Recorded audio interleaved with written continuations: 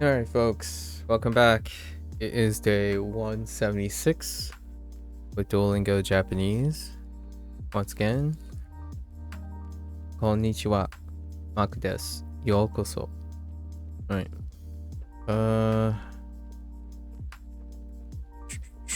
We concluded Unit 39. This should be quick.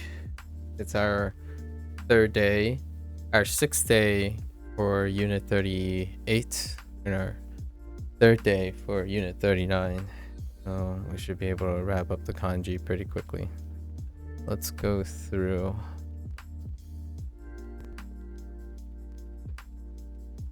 So we have Unit 39. Actually, let's go from 38 to 39. Let's swap the order up. So 38.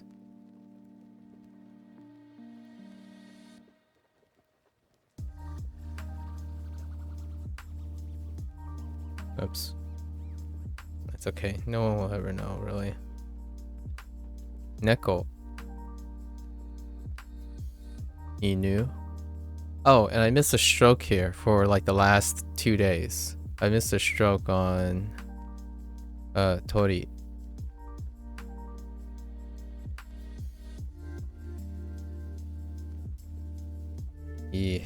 Let's try that again. I didn't quite get the stroke length that I wanted.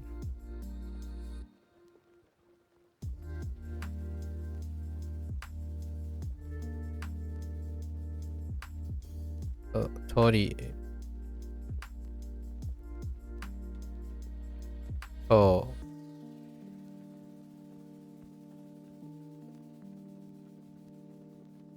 Wa. The counter wa. So we have Niwa. Samba. Nanawa. Hachiwa.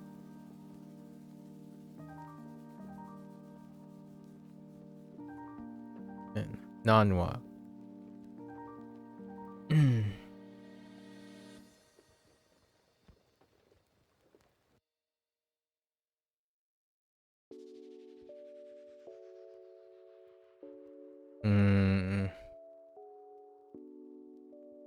Okay. Bigger, bigger, bigger.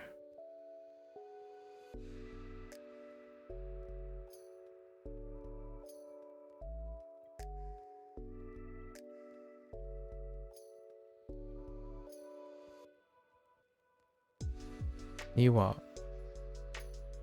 The other Niwa.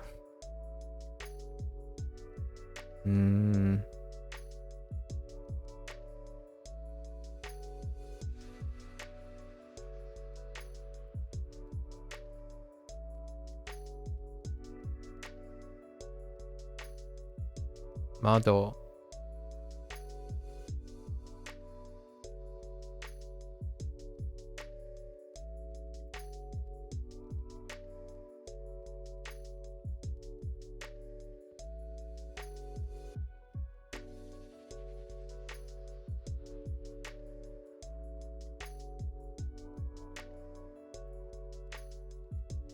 Isu. Isu.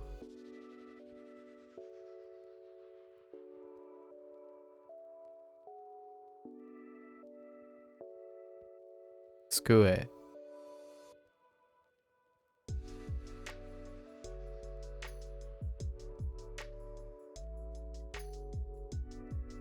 I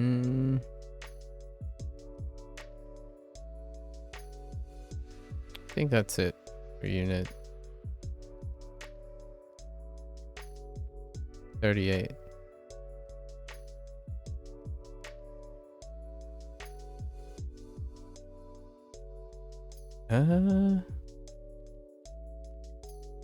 Yeah. Yeah. Start with the proper nouns.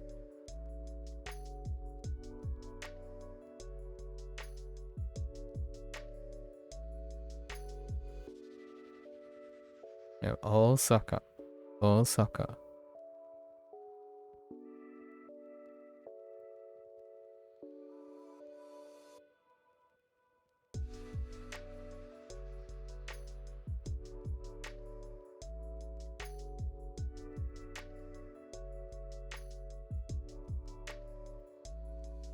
Kenta. Kenta. Kenta.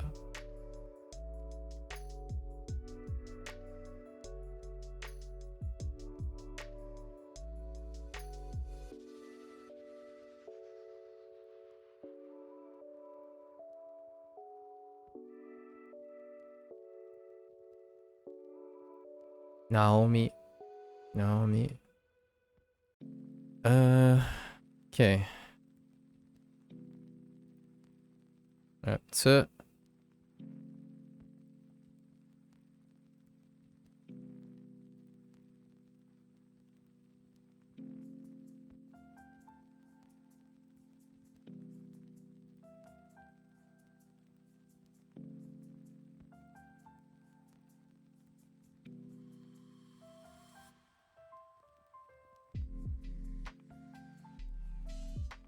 Sai.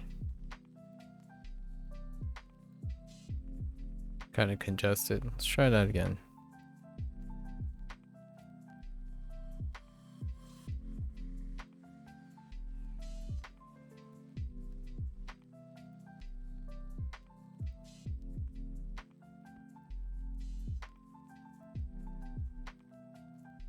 Sai.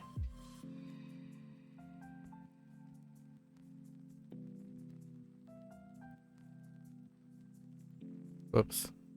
No one will ever know. And ko are 3 counters. So let's use ko this time. So iko. Nico. Nico. Nico. Sanko.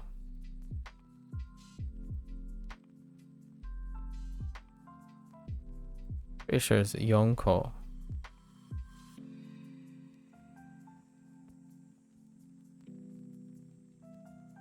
Goko.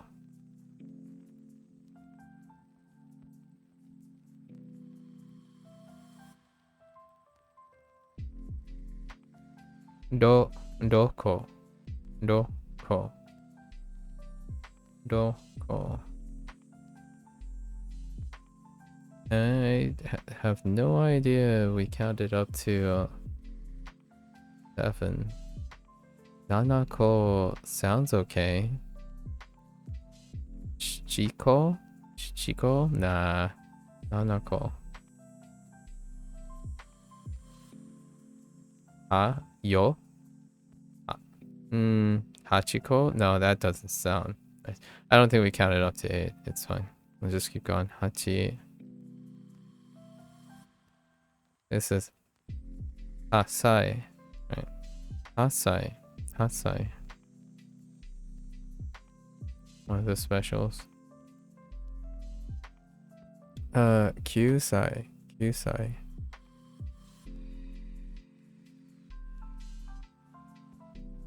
10. Jusai. Jusai. Jusai.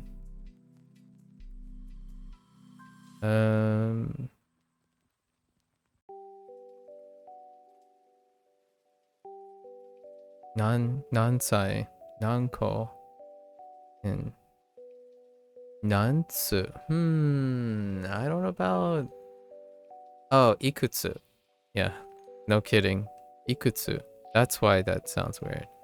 Oh, that makes sense now. Why they brought back Ikutsu. Because of Nansai and Nanko. Ikutsu is the phrase for how many of those. And then we also had Hyaku.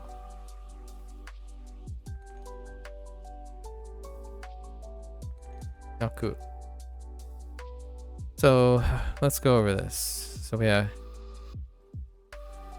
Totsu, Gatsu, Mitsu, Yotsu, Itsutsu, Moika, Moika, not Moisa, Mutsu, Mutsu, I'm thinking of days, Mutsu, Nanatsu, Yatsu, Yatsu. Kokonotsu. Kokonotsu. And actually, we didn't count up to 10. And then ikutsu. Hello there, Blair. How was your rest? How was your sleep? And then we have Isai, Isai, Nisai, Sansai, Yonsai, Gosai, Gosai. No, this is Rokusai, Rokusai, Rokusai. Nanasai, Nanasai works. Asai, Asai, Kyusai, Jusai, Jusai, Jusai, and Nansai. And Ko, we already went over Ko. That's fine. Okay.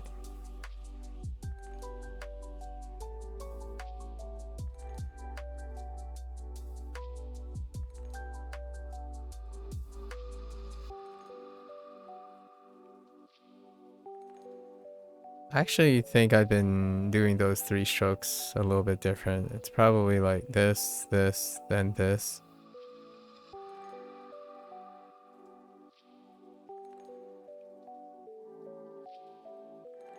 So,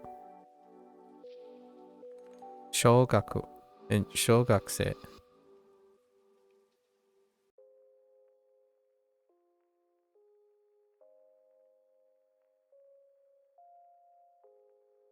No, I don't have to write the rest over and over again. Chugaku and chugakusei.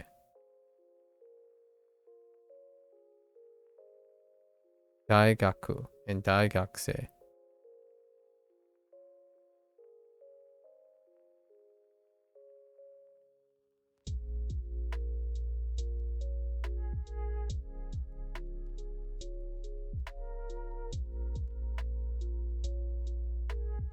Ryugaku and ryugakusei.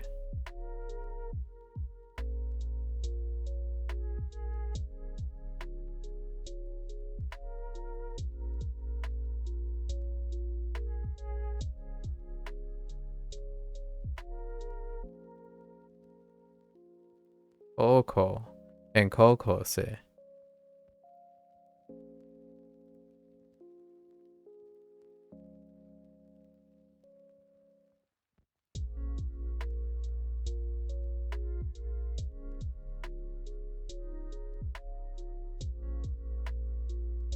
Yeah, gaikoku and gaikokujin.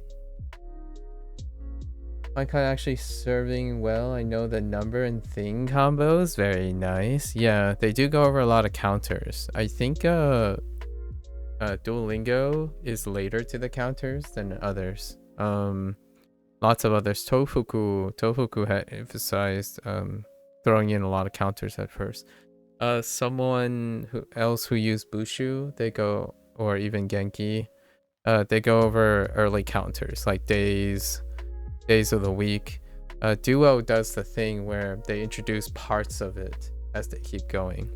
So like for example, only this unit did they add whenever you review all the things again is because I want to review all the things, but largely they just added after nanatsu.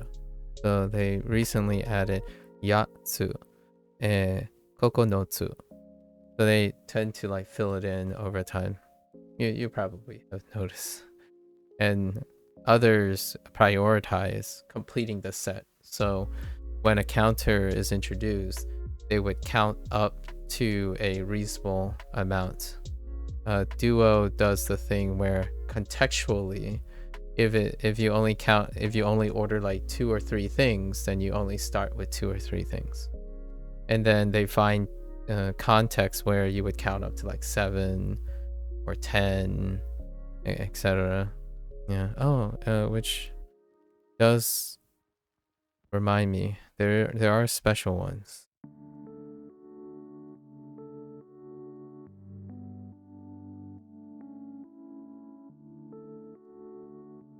Gotta remember the special ones.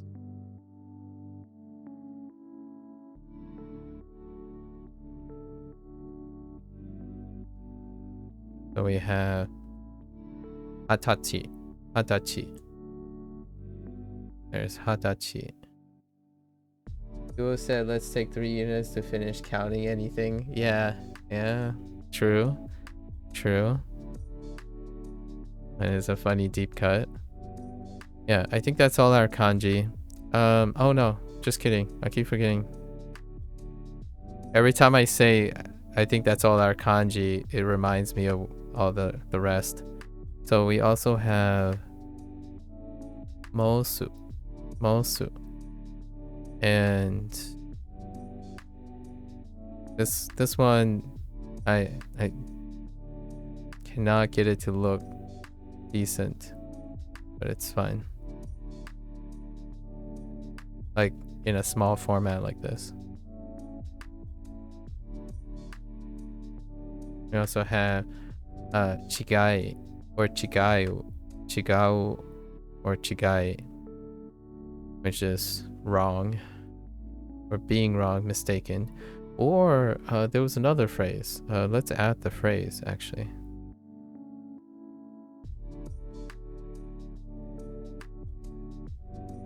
I like the phrase.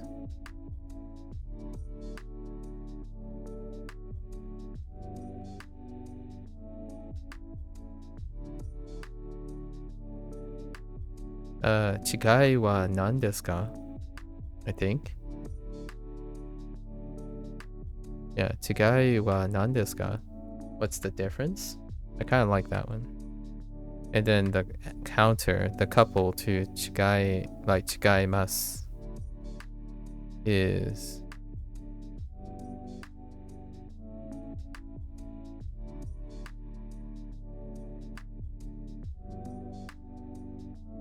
I guess I'll write it in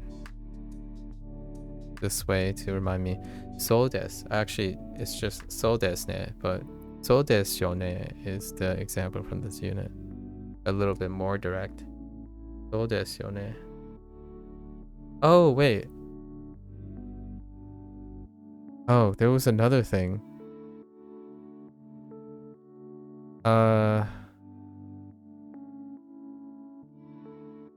I remember making a comment about this. So nan desu ka? So nan desu ka?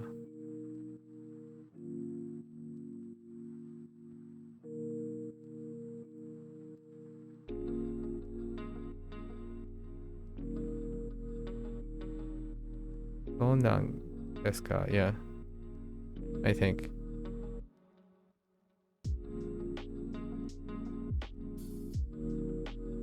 So nan desu ka?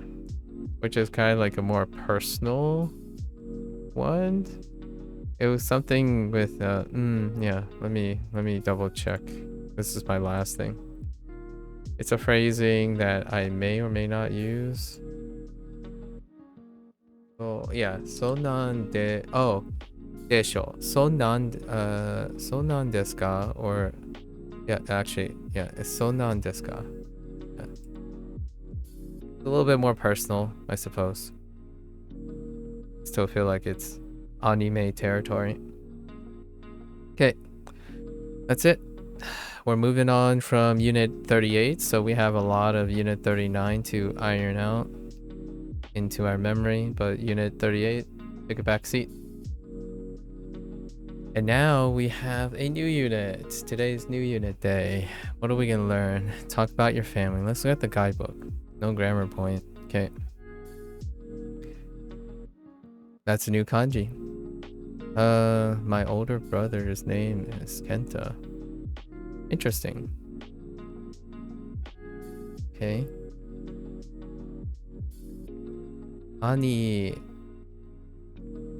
no namae wa Kenta desu.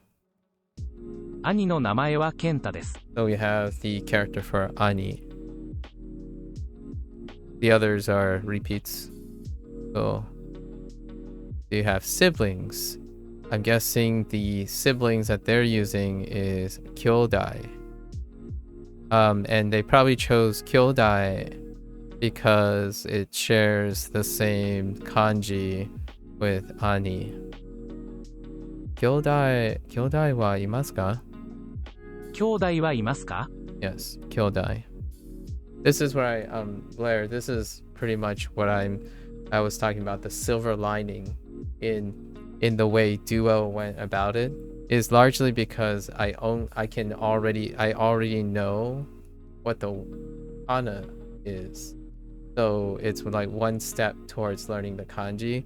Meanwhile, when you're thinking about how other people learn it, they vanilla it. So they learn the kanji as the read, as opposed to the other way around. And it's different. I think it still reaches, either way reaches the same goal. But yeah, this is how I pick up kanji most of the time. I look at whatever context clues there are, and then whatever translational clues there are, and then know the read. Then all I am focused on is looking at the kanji and then making kanji connections. Let's see, younger brother. Oh. And Duolingo delivers again, right? So it's showing you this, right? So kyodai is a combination of ani and ototo. Interesting. It's kind of like a sofubo. Yeah, sofubo. I'm wondering, are they gonna go into sisters and young older? We'll see. Okay. So this is probably ototo ga takusan imasu. 弟がたくさんいます。 All that in one symbol. Which also this not to be really confusing here, but this is actually the character for older brother in Hanzi. No, just kidding. The younger brother. Just kidding. Younger brother. Gaga is entirely different one. Older brother is entirely different character, but you can use the younger brother still. I misspoke. This is D. Which ototo actually kyodai. No, it's close enough. Not close enough. So ototo ga takusan imasu. And in my opinion, if you're sticking to Duo, right, this would be a review of all your kana now. So if you're ever worried, in my opinion, say someone says, oh, well, I prefer Duo or something. And if you're worried, like, oh yeah, Duo never goes, in my opinion, go back to old vocabulary. It's in the long game, you're gonna end up going back through all your vocabulary again because of the missing kanji. And all the ones that are still in hiragana, like the particles and all those phrases, they've been used so aggressively that you don't ever have to remember them anymore, like takusan. Takusan is everywhere, right? Or is in a lot of the sentences consistently. So ototo ga takusan imasu. We are sisters, okay? Watashi tachi. Oh, I forgot to make mention of the watashi tachi. Watachi modifier. Watashi tachi wa sisters. Oh, interesting. It is a combination. The first, the left kanji got swapped again, and that must be the left kanji for older sister, probably. Yep. So it's the same. So the left kanji is for older sister, and just like Chinese, the right is probably younger sister. Younger sister, Mei Mei, and it's the Hanzi for younger sister, but the left one they changed, just like older brother, same relation. I don't. This is new vocabulary actually. I don't know what sister is. 私たちは姉妹です。 Shimai desu. 私たちは姉妹です。 Shimai. Okay, that's onyomi, probably, because it's pretty close to meimei. The meimei would be pretty close to mai. Shumai. 私たちは姉妹です。 Shimai desu. Yeah, that's probably onyomi. She's my older sister. Ooh, we have she, like the pronoun she as well, which is new. 彼女は私の姉です。 Oh no, it's not. Oh, kanojo. Wait a minute. 彼女は私の姉です。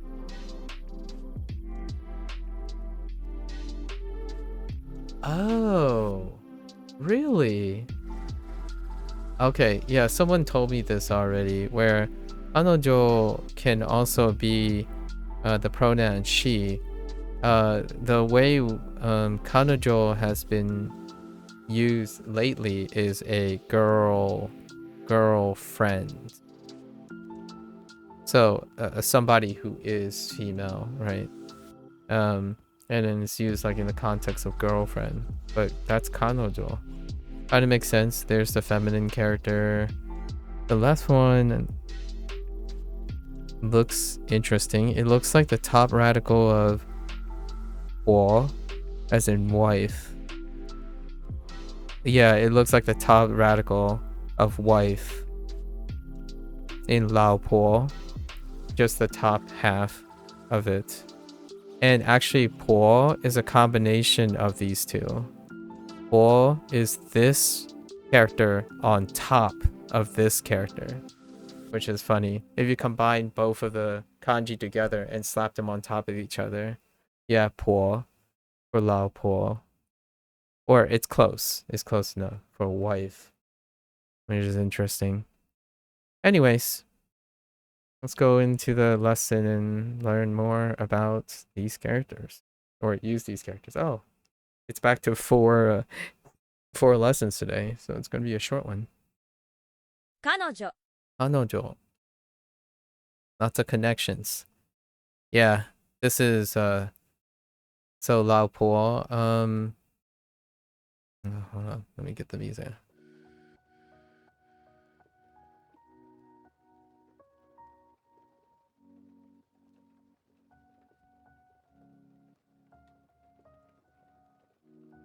Yeah, so lao po has one additional radical. And outside that, it's the two. So it has the watermark, right? So they added a watermark. I like doing this. This stuff is why learning Japanese and Chinese is wonderful. So you take this,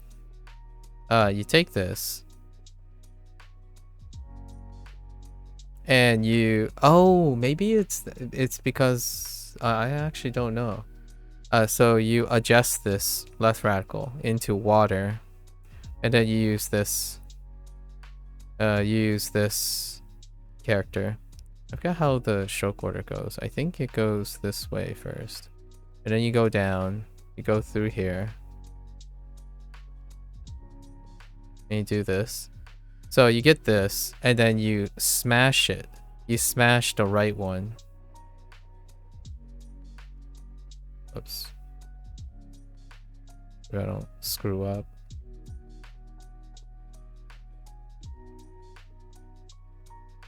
Wait, that's not the right stroke order. I'm like, that feels so awful. Yeah. So this is a po, the right hand, the wife modifier, the wife character. So the only thing that changed was the left radical. You slam this on top of this. Oh, hola, ¿cómo estás? Estoy bien. ¿Y tú?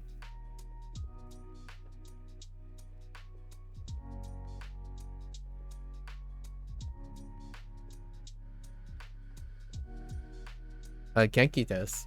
Yankee desu. Lotus-san wa. Same deal. Molte bene. Molte bene. Molte bene. Gracias. Okay, I see what you're doing there, Lotus. Man, you're really leveling up your Anhao. Mucho comprendo. Anhao.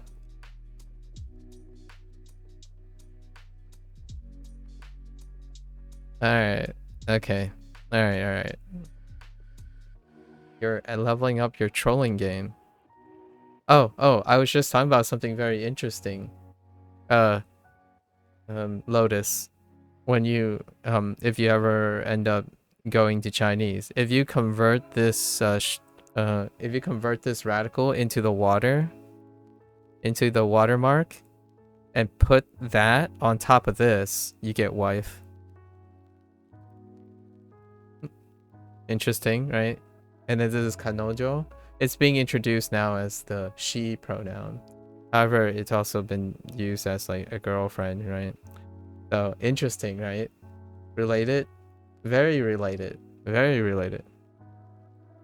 Lots of layered nuances. That's what's a graduation from, what's the relation between a girl? Oh, it is? Oh, they swapped up the top radical. Oh, they went with that one. Okay. That's fair. And then they kept the bottom part. Ah, nice. I didn't get wife yet in that yet. We're describing family, but their wife might actually be in here because Duolingo wants to repeat the same radicals, so there's a chance we'll see wife. There is a chance. We have the kana read for wife. So maybe. Haven't used it in a long while though. Actually both wife. I think we've used both phrases of wife. Oksan and Oksan and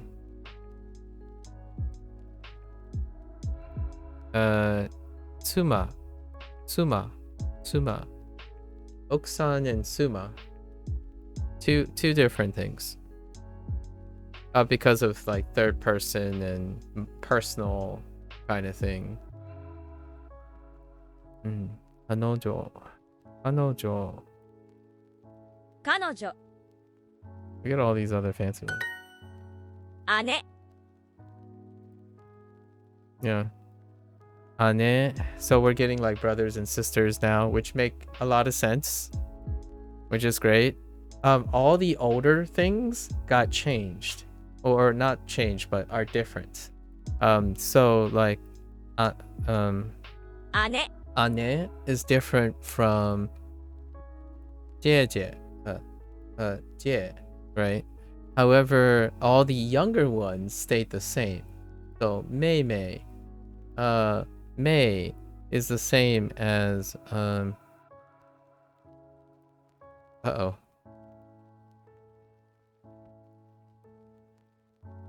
Imoto, and ototo stayed the same too. Indeed, but ani changed. Interestingly enough.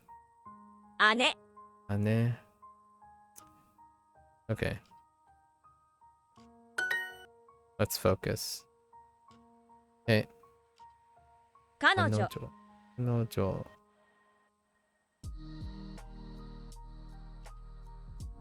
Oh, wait. 彼 Kare. Interesting. Kare. Oh. Okay. I see. So they're introducing all the separate reads as well at the same time. Okay. Yeah, makes sense. 彼 Kare. Okay. What are you? Are you related to saying who? 誰 Oh, dare. Oh, yeah. Yeah, sort of. And then 姉 ane, and then 日本 nihon. 誰ですか？ Yeah, dare desu ka? The reason why I know dare desu ka is because the simplified version is also the same or similar. I actually don't know if this is a Japanese shokora I'm using. I'm not sure about the Chinese one, but this is simplified, right? So this is immediately I know that this is this. So this is shay, who. So dare desu ka? Same meaning. Same meaning. Who? Shay. Dare desu ka? 彼はかっこいい。彼はかっこいい。かっこいい。Oh, oh, 彼は really? Well, that's a little bit confusing.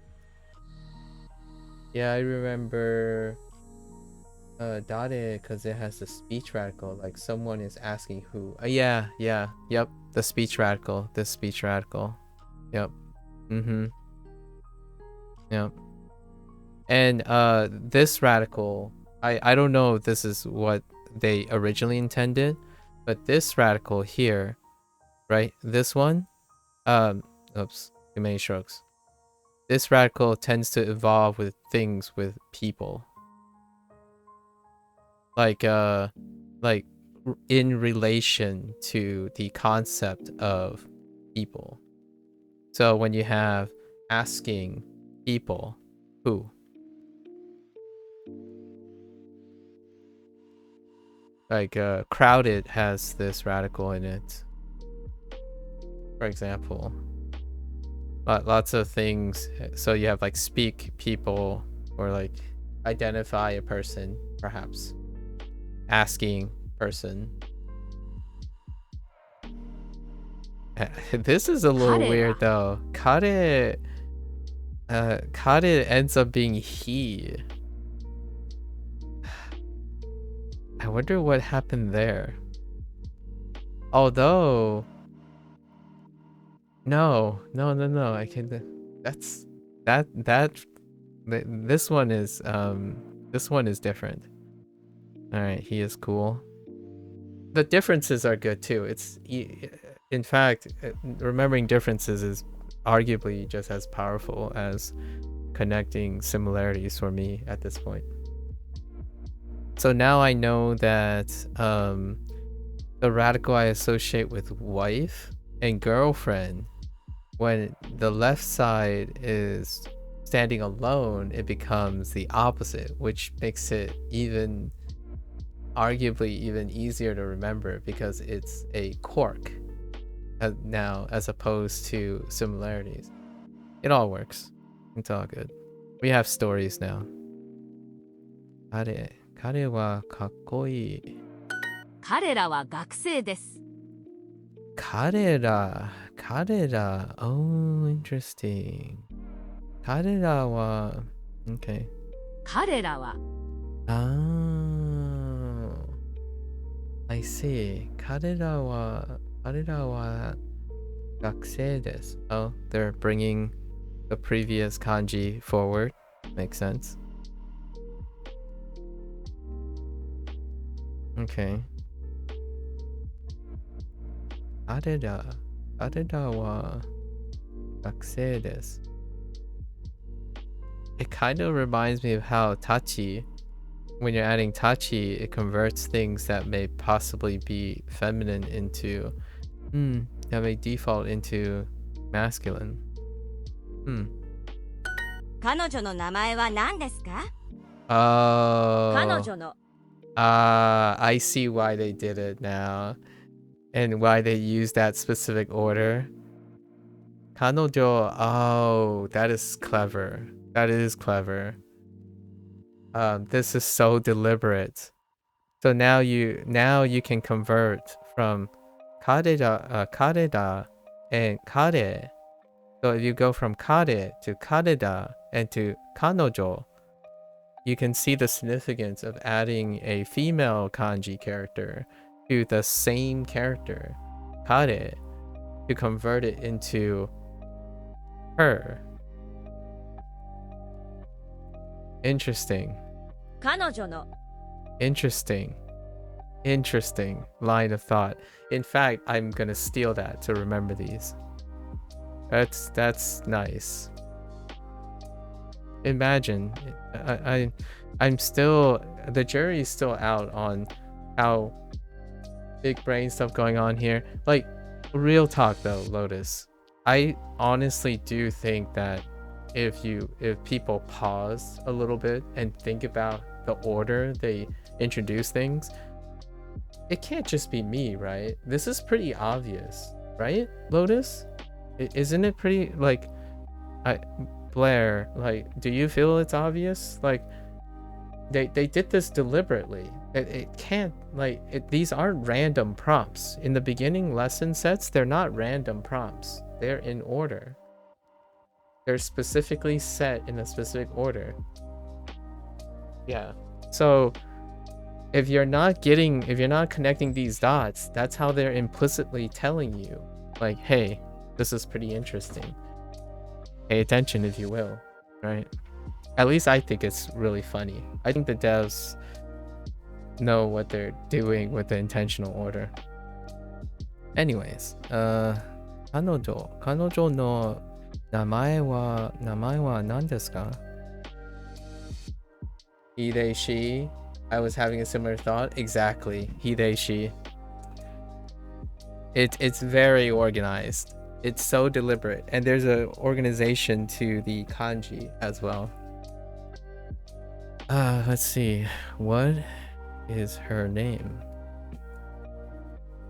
彼女の名前は何ですか? 彼女は誰ですか? 彼女は誰ですか? And then now they're combining everything. 誰ですか? Makes sense. Right? They're gonna loop it all together. 彼はトイレにいます。彼は what? Okay. Alright. 彼はトイレにいます。Sorry. I took it literally. I didn't, like, what I mean is I basically pictured someone saying oh, he's on the toilet, but I forgot that toilet can be like generalized to like inferring the entire room. Immediately I just think of someone getting a phone call. It's like, oh yeah, he's on the toilet, which that's fair. Come on, toilet. Welcome back, toilet. Anyways. これは姉のパソコンです。これは oh, yep. Here's another thing. I'm thinking too much into this. I might be thinking it. So now they're using kore and sore. They don't necessarily have to get like different phrases, but they're doing kore and sore because of dare. Dare, in case you get mixed up with the de giving it away, right? Like, you can't, they don't have to do korewa here. Just little touches, in my opinion. I almost want to say they do more with little. They try to do more with less a lot of times. And I totally get that people want more, right? More details, more complex. I totally get that. However, I think they really do be hyper optimizing their incredibly short sentences, where it's as short as it can get. これは姉姉のパソコンです。姉。姉。I haven't looked at like the cards in a long while, and I'm just これは wow. You know, パソコンで I す。 hadn't noticed これは that you could use like the arrow in a long こ while. れは Okay. This my also there are only 4 lessons, so I'm taking my time. My sweet time. This is my sister's personal computer. All right, fair enough. 姉。 Sometimes like so the reason okay, I know this is a stickler and some people will find this stickler, but this is another Duolingo thing, and it's that for better or for worse, okay? For better or for worse. What they're demonstrating implicitly a lot of times when they're dropping like older or my is the idea that 姉。 anytime you have a card that has things in parentheses. Parentheses is suggesting that contextually it can be my big, my elder, my older sister. And you're supposed to know that. Now the question is, without context, which is their simple sentence, it can be any of those things. So it's up to you to know that. Now they could triple the volume of their triple the volume of their prompts and then cycle through all of them and then show you that with more context you'll know either they're referring to my sister or my older sister or just saying generally my sister. So there's quite a lot of like これは things they certainly can do. However, the cards do have some way of telling you like this one, right? This one, right? So it's technically can be this one, and in this case it これ is は this これ one これは because korewa like kore is the これは topic, これは right? So it's this one this time. It can be just this, as in whatever this is, when it's not the topic. That's kind of how I interpret it in English, where like this one is when it's the topic because it has to exist, right? But it's parenthetical. I don't know, some things like that. Since they give you the phrases koko to soko to remember the differences that make sense. Koko to soko. That's a good example. I wonder if twins use oh, interesting. If they're seconds apart, interesting. Yeah, that's a good question. If they use age separation things, if they're twins, that's a good cultural question. This is my sister's personal computer. 彼女は私の姉です。彼女は私の姉です。姉です。彼女は私の姉です。私の姉です。彼の子猫は綺麗です。彼のI remember this phrase. I remember this phrase specifically, but now they're adding this stuff. I get it. Yeah. 彼の子猫は綺麗です。Alright, fair enough.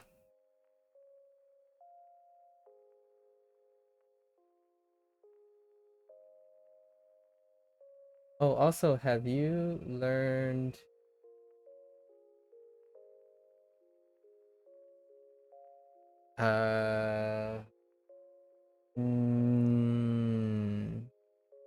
not that I can remember. It's a combination of two things though. It's probably a version of hen. It's probably hen though. I see the female modifier and then what looks like hen or close to hen. Actually, apparently means wife. Oh, but it's daughter in Japanese. Wait. Oh, wait. Is that chitsu? Wait. Hold up. Did I get something confused? It also means I have 2 wives, but it's neither of those. Hold up. No. Chitsu. Are you talking about... Oh, maybe it's simplified. Oh, you know what? I just realized. Chitsu uses wife. Okay. No. I just realized the character that you gave me for wife is wife, but the other wife in Chinese. Wait, is it this character? Hang on. Let's double check.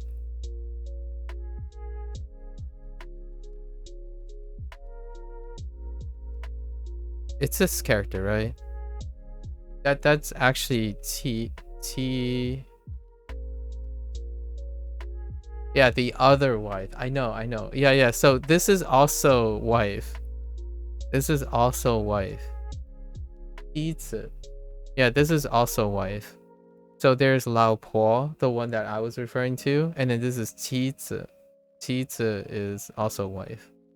I don't actually know how to distinguish the two. I actually hear them both very commonly, but I haven't gotten that wife. The third the third wife character. Let me see if it's in here. In this dictionary. No. Yeah, I don't know what that character is. Huh. Interesting.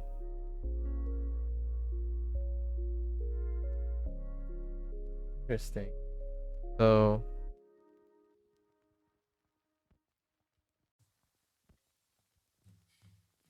it's probably like this. Yeah. No, I haven't gotten it yet.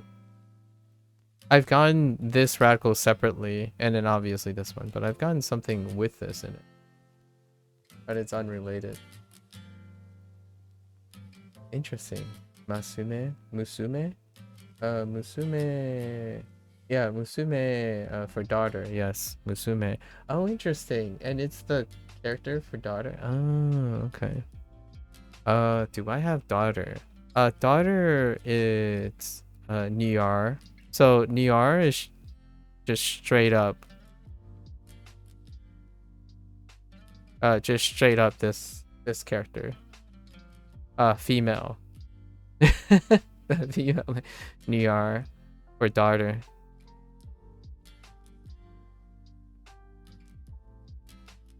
Like female child. Yeah, I know. It's confusing. I know. You would think it's this. But they swapped it out. It's this for child. I know. It's not the ko. It's not using ko. Yeah, I know.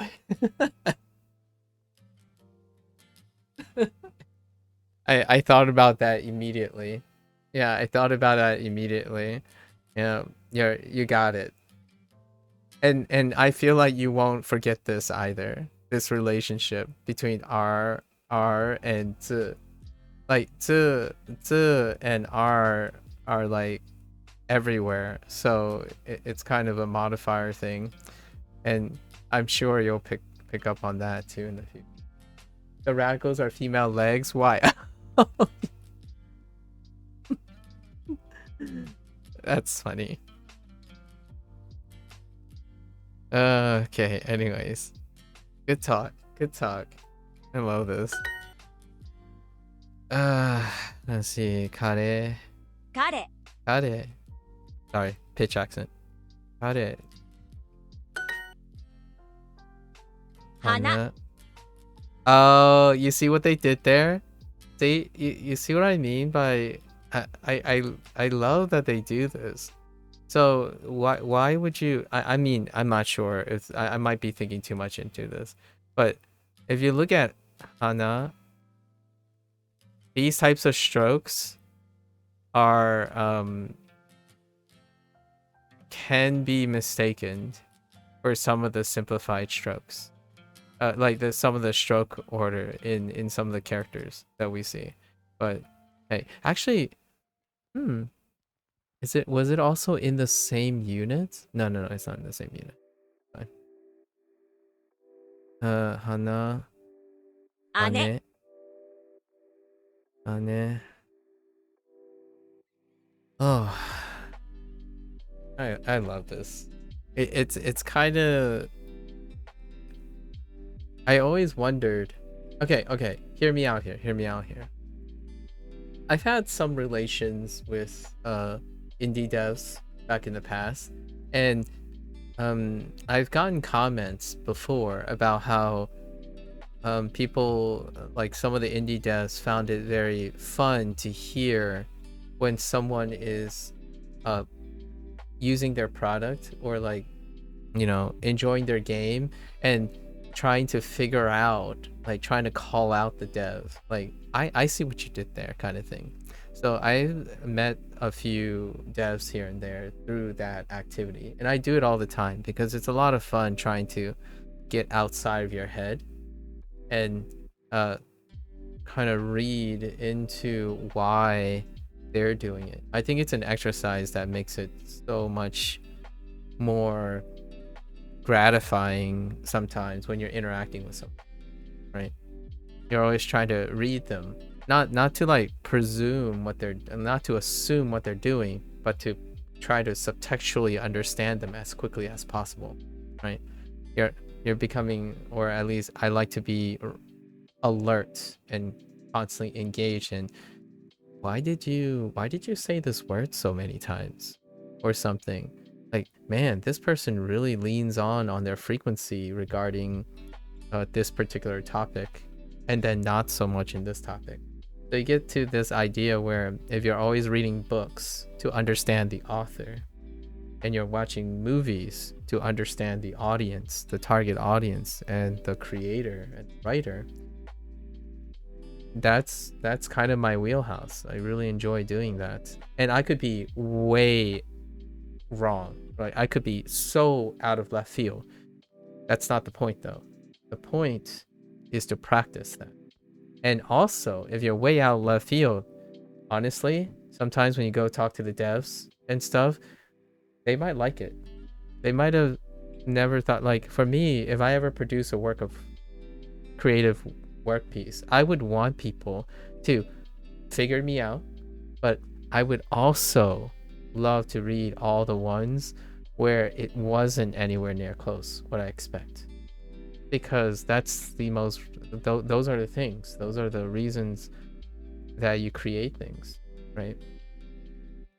There's something to be said about creating a work and everyone having the same opinion about your work, and then there's something to be said about you're doing your work and everyone has a different opinion. And even beyond that, everyone has a different opinion that is all the same. That's not your opinion. So I kind of like it when there's a piece of work that's transformative. It's emergent, right? So it's like everything, at least in my opinion. Sometimes hyper-objectivity is a little bit overrated. And you can definitely tell that there are more than one dev that makes Duolingo. I'm just saying.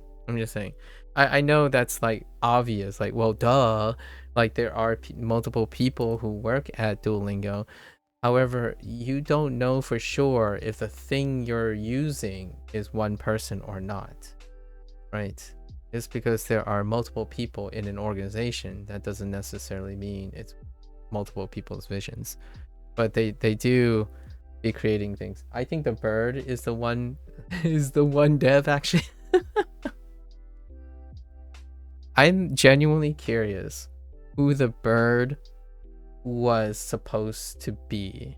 Like what I mean is I would love to go to Duolingo, like have a tour, and I would ask like maybe the CEO or something, who was the bird supposed to be? Like who did they model it under? Like what was the influence for the bird? Or like Falstaff and Zadi and Vikram and Oscar. Like are there actually people that were inspired those characters? Like I really would love to hear their take on how they decided on those archetypes, especially the bird. Second duo. all right. Anojo. 彼女 Anojo. I keep Anojo. Keep doing that. Got 彼 it. Got it. Got it. Need to know the souls behind the characters. Exactly. I think it would be remiss. Is that the word I'm looking for? I think it would be I would be doing myself a disservice if I try to separate a creation from the people who created it. And I think there's a lot of that happening all the time. Like there's a dehumanizing of a lot of things.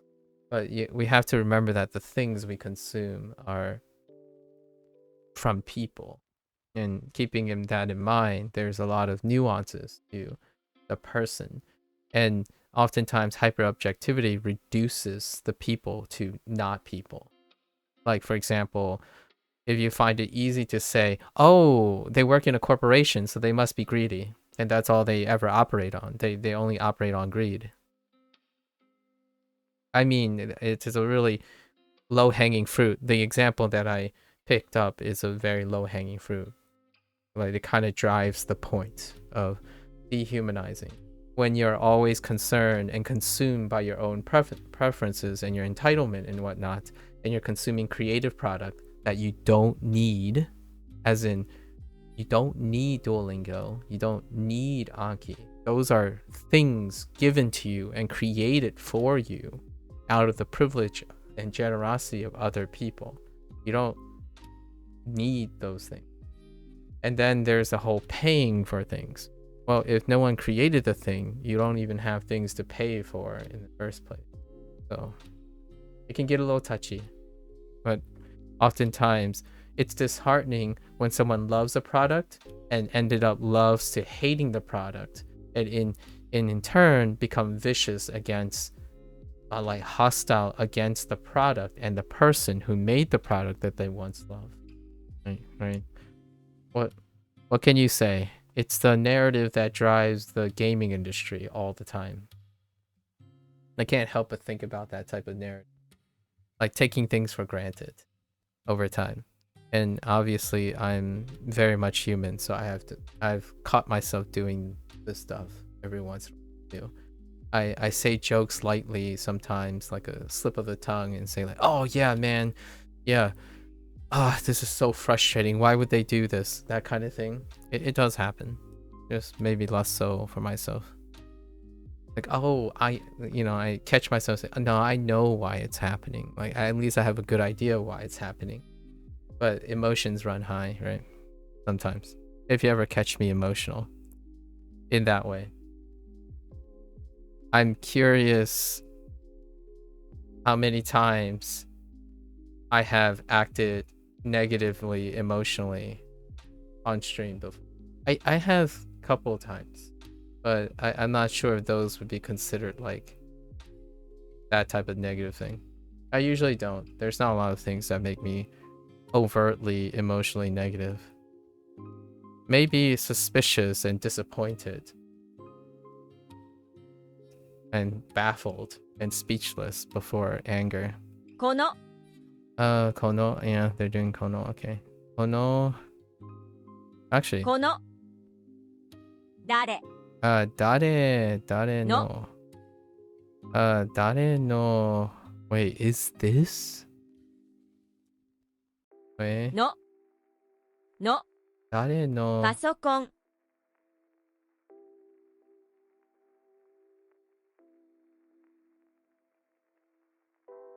パソコン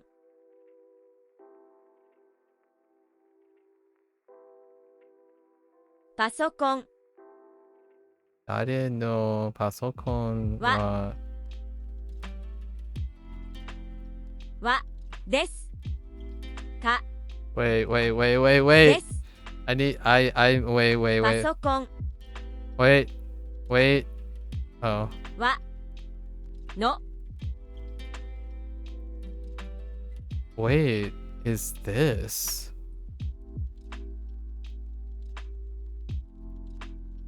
What the heck?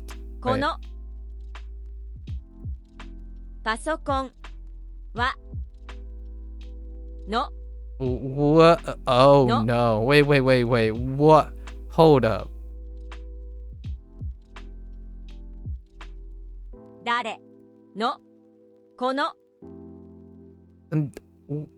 Wait. 誰の Wait. Wait. Hold.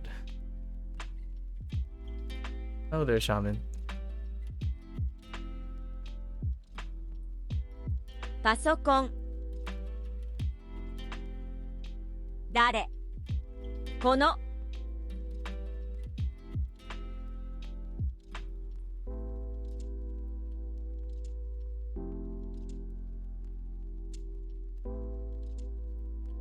Hold up. Okay. はこのの My inclination was What? more like は誰のパソコンはこのこのですか? この I have no idea. Hold up.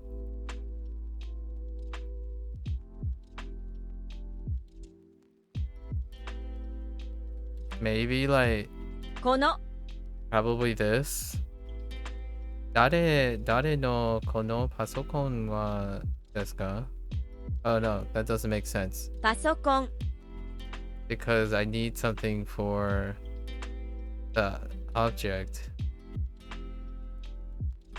この Maybe that would be interesting if that works. Because you can do Noah and Niwa and stuff. So 誰のはこのパソコンですか?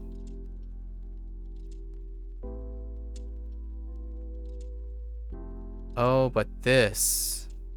こ So の誰 oh no, but wait, の maybe this. このは誰のパソコンですか? Because it's whose computer, and then the topic is this, right? Or this is the topic. Oh no, maybe it's not. So maybe 誰のパソコン what if we made What? this the topic? And this is the direct object. Oh no, desu ka? Like it's one or the other. I'm just gonna go with this because of how it's read, but my heart says it's probably the reverse direction because it sounds nicer.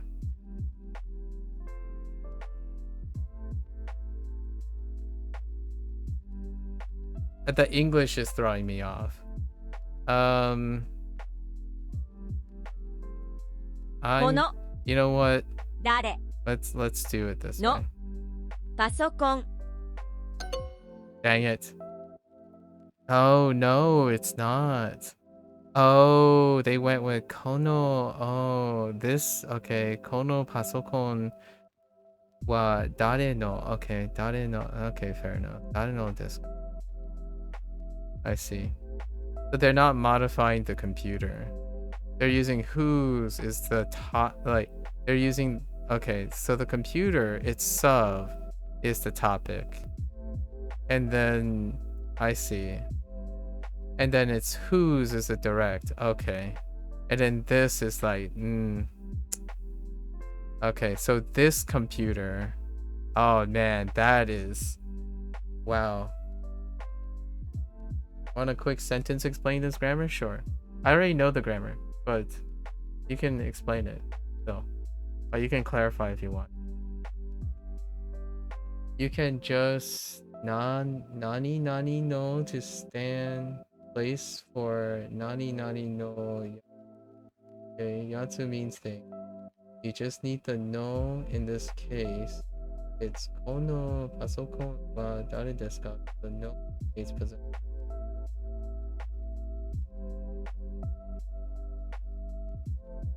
Yeah, I know. I don't think that was the problem. The problem I had was if you said the other way, were they okay too? Do you think this is the only way to express that?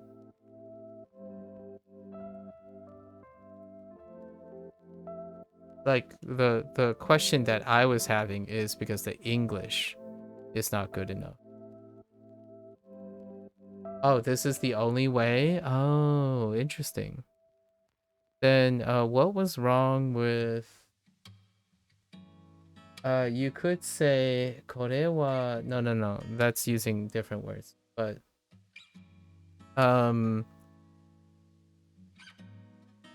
but they only yeah. So kono. So what was So that's not the grammar that you're citing is not the reason why I was confused. The grammar thing that I was confused in was in this English sentence. What was the subject? Not because of possession.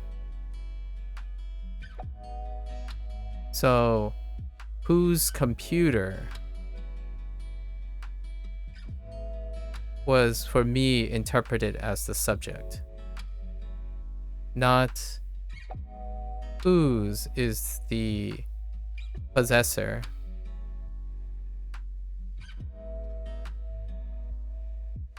And then the computer is the subject. Or the topic, sorry. The topic. So that was where I was stuck. That's why I was keep going back and forth. The possession, indicating possession is interesting. Our brain works differently on this project. I'll leave you to it then. But do you know what I mean? Like in this sentence, what is the subject? What is the topic? What is the Japanese topic in this English subject? Is it whose computer, or this?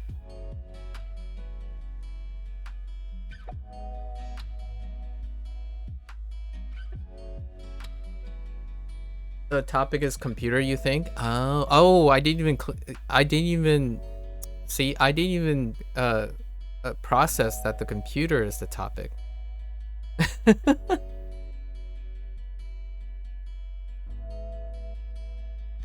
Oh, okay. That actually clarifies things. So the computer was a topic, and if I knew the computer was the topic, inherently I would have gotten the same phrasing that. Okay. Yeah, because that's what the sentence that you wrote indicates. That the computer is a topic. So if the computer is a topic, you can use kono because it's this computer. It's this computer, which the way the English is done is makes it feel like this particular computer being this is a separate thing. It's like a separate thing. So then if the computer is a topic, then this computer has to be the topic of which whose it belongs to. Yeah, I get that. Okay. Interesting.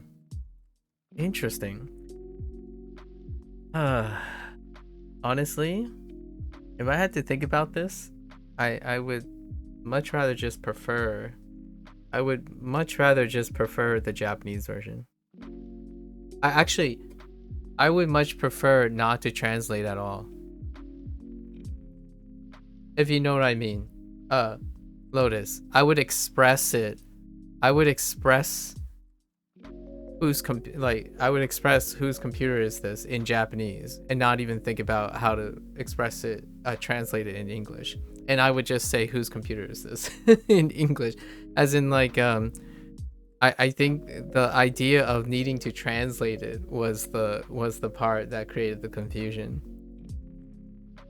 Like, yeah, the act of translation is messy. Yeah, that's kind of cool though.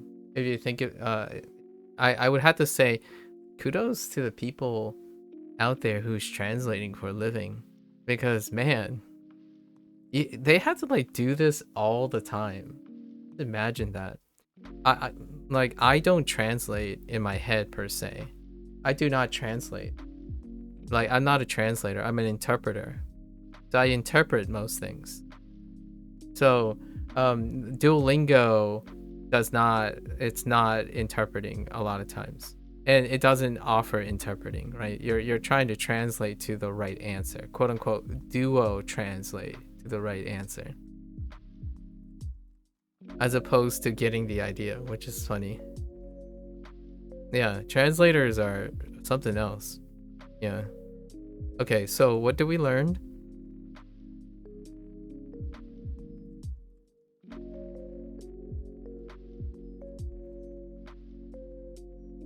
So what if you just wrote, do you need the kono? So if you said pasokon wa dare no desu ka, does that work? Or do you need a do you like, let's ignore this, right? If you said pasokon wa dare no desu ka, do you need the kono? You don't have the kono, it's a bit weird. Oh, okay, so you do need a kono. Okay. Like computers are whose. Okay. I see. Fair enough. So you need oh, because whose needs ownership. So this is reflexively determining no. Ah, okay. No, I get it. Like, because you're already asking whose, you need to defer to a very specific computer. Whose computer is a very specific computer, right? So in this case, they decide to use kono, but you could use like sono and ano and stuff. But because you're saying whose, you need to specify a very specific computer. If it's like any computer, it's a little weird, because you're like, it's weird because you're saying whose and you're deferring to a specific computer. So you need something to also identify that it is a specific computer in pasokon. I get that. Okay. All right. I think I have that all sorted out in my head. I think we're good. Well, like for example, like computer could be like multiple groups, But basically, it's non-specific. It's how I feel it's weird. So, like I don't know. Lotus is right. Like when you say Lotus is computer, it is a very specific computer. So when you're asking whose computer, in my opinion, it's not just anyone's computer. Is this whose computer? So in my opinion, if you use pasokon just floating, in my opinion, I can kind of feel the weirdness where like, oh, so is you're asking whose computer, but it's any computer. Like you're expressing any computer, just nonchalant computers. Anyways, that's cool. I actually, that's the longest time that I've ever gone with having a grammar related thing. I think it's been I think it's been at least 100 days since I've been confused on a grammar related thing. That's interesting. Back to basics. All right, it's time to quit Japanese in the process because Lotus basically made me feel inadequate. So I'm just gonna quit Japanese tomorrow. It's ruined. My experience is ruined. I'm just kidding. I really autofilled that as 100 years and went, wow, 100 days. Oh wait, did I say 100 years or did I say 100 days? I don't even know sometimes because lots of streamers, I understand a lot of people feel inadequate next to you. My lack of self-confidence could never. Yeah, fair enough. I'm in the same boat, Lotus. I'm in the same boat. No, you stopped and said days, but like it was hilarious. Okay.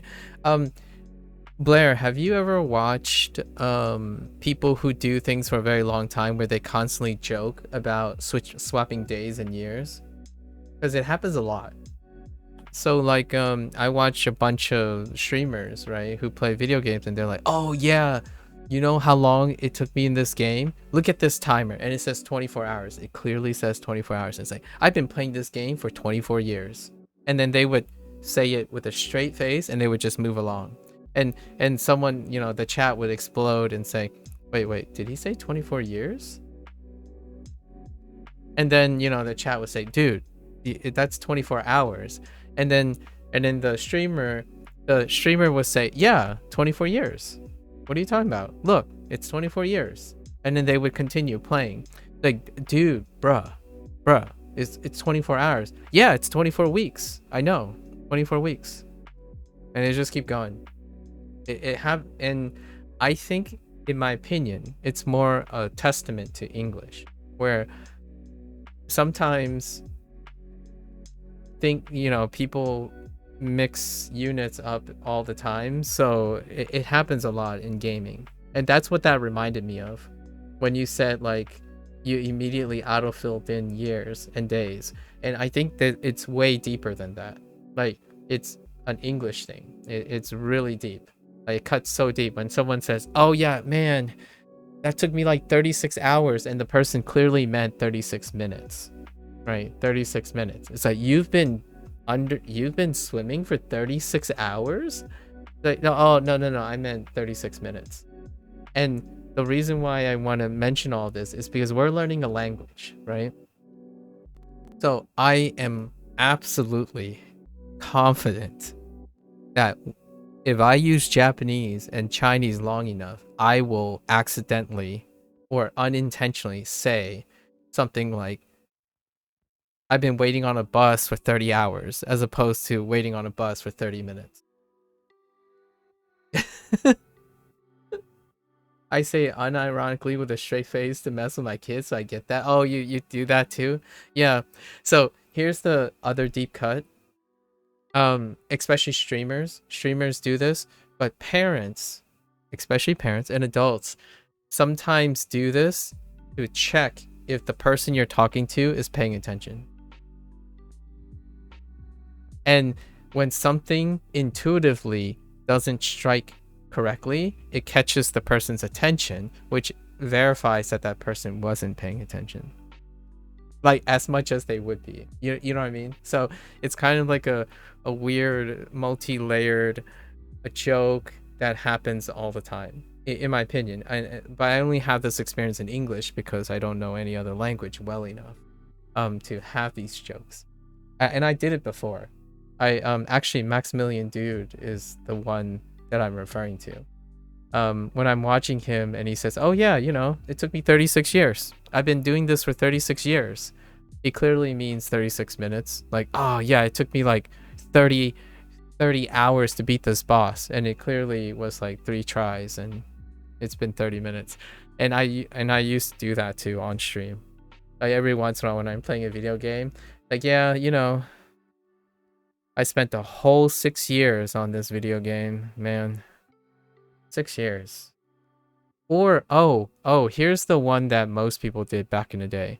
Twitch subs. The one of the earliest versions of this is Twitch subs. When someone says, "Oh, hey, thanks for the sub." Man, 36 years. We have known each other for 36 years. It's actually 36 months. Like, yeah, thank you for subscribing to my channel for 36 years. Man, it has already been, or like they would say like, "Oh, you're my 10-year sub baby." And this is months. But they everyone knows. It's like months, not years, but yeah. I still remember all this. It's hilarious, in my opinion, when you start thinking about it from a language perspective. Me and my 4-year sub in 4 minutes. Yeah, it's 4 minutes. Yeah, exactly. So sorry, I just had to get that out there because after streaming for over 5 years, you definitely see this all the time. Like now I can literally say there are some people that I've known and have been in a, like in a partnership or a relationship for more than years now. Back in the day, it was like, "Oh yeah, isn't it great? We've known each other for 3 years," as in months. That kind of thing. And then soon it'll be like knowing people for decades. Like, "Oh yeah, you know what? Lotus and I, we go back 4 decades." As in 4 years. Not, oh man, things get so wrapped up. What the, oh, are you telling me all the units? Okay, hold up. I haven't gotten the first unit yet. There's minutes. Okay. On the E. Yeah, shoe. Ski. We're just gonna use ski because there's a moon thing in it. Oh, gatsu. And yeah, nen, right? Nen. What is, oh, nensei or ninsei? Wait, what is that? What is the hito and sei thing? Is it nensei you're going for there? The closest thing I know is nensei, which is the other kanji character. Oh, life. Jinsei. Interesting. I haven't gotten Jinsei yet. And what is the last two? One kind of reminds me of money, but probably not money. Or like not, it's probably not time. All of these are time things, so it's probably not money. And then I don't know the last two. I know I know minutes and hours. Yeah. And then you know day too, Blair. I know you know day, which is this box. Because you've seen it in probably days of the week. Days of the week. Early in Wanikani and all that. They probably taught days of the week very, very quickly. And it actually uses this meaning. Oh, and months. Probably months too. Yeah, for Saturday and Sunday. Yeah, Saturday and Sunday are very early on. In Russian, a month is same word for a crescent. Oh, like moon. Oh, a crescent moon. Oh, that's neat. That's really neat. Yeah. I've learned from language learning that the moon thing is because it's 29.5 days for a moon cycle. I kid you not, I did not know this. I mean, like, yeah, I know. I'm a scientist, but I'm a biologist, so I don't know these things. I'm not excusing myself. I should. This seems like something I should have picked up at some point. Yeah. So that's that's something recent. Ski, right? And it came from a conversation about someone said that a lot of people, when they say months, when they hear months, like from outside, like non-English speakers, they would say, "Oh yeah, moons," right? It's been 6 moons, or 6 moon. I'm like, oh, okay. And then I thought to myself, wait, is it just because the moon cycles around. Because I know about the lunar calendar, like the solar lunar calendar. So I'm like, it probably comes out to like 30 days. So it turns out it's 29.5 days, and I'm like, oh, okay. It's gonna be very difficult to forget.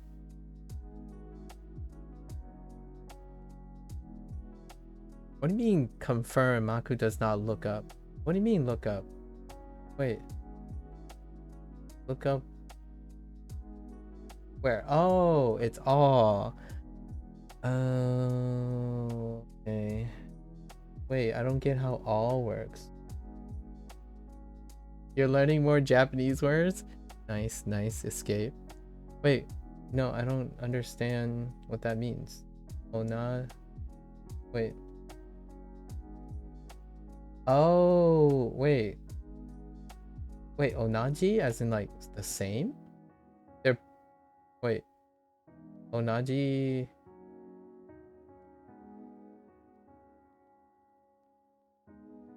Isn't onaji same? And then zenbu and all. Like at the moon. Oh, they don't look at the... I was trying to say some cringy anime boss stuff with that line. Oh. Well, I did miss your messages. Lotus. Okay, real talk. I think you were unintentionally funny here. Because when you said confirm Maku doesn't look up, I thought you meant I don't look up on chat.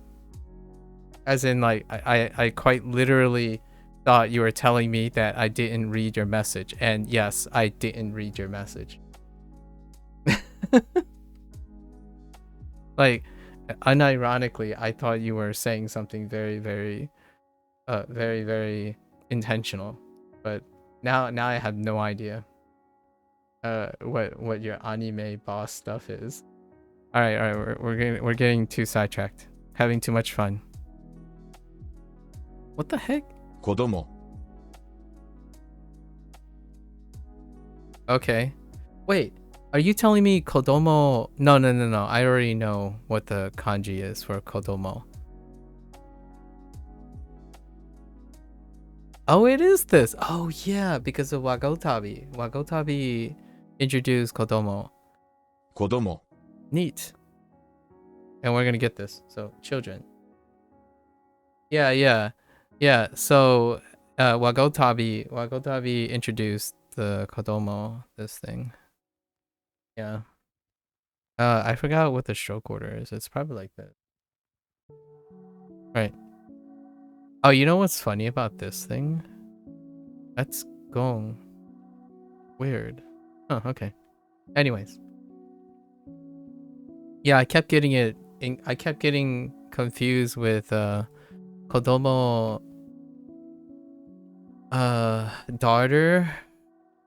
daughter, son, and child in Wagotabi. Because they don't like SRS around the thing too as often.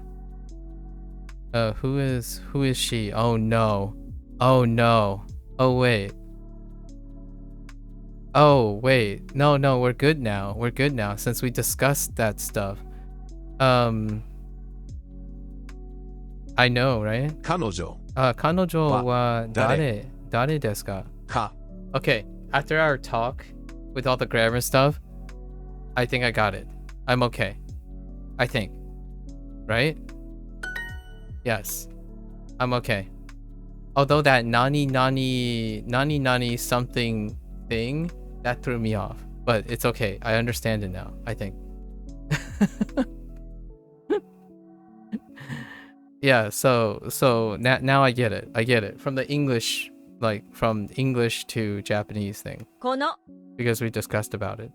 Kono パソ pasokon. コン Pakoso は誰の no dare no desu ka? Do you know how to write Sue in Duolingo? It keeps taking my hearts. Sue? In Duolingo? This?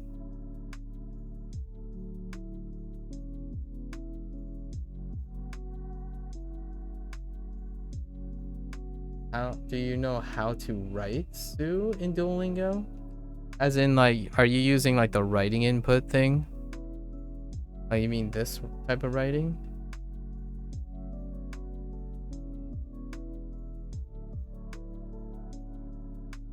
Uh.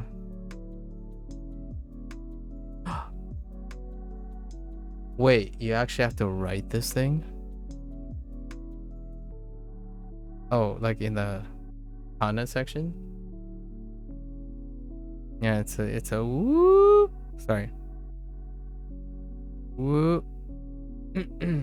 Oh, you're on the phone? Yeah, this is Sue.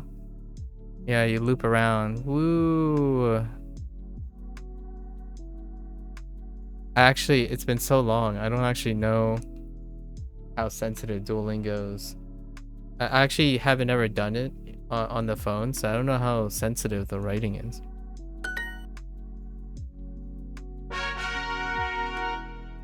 Also, welcome.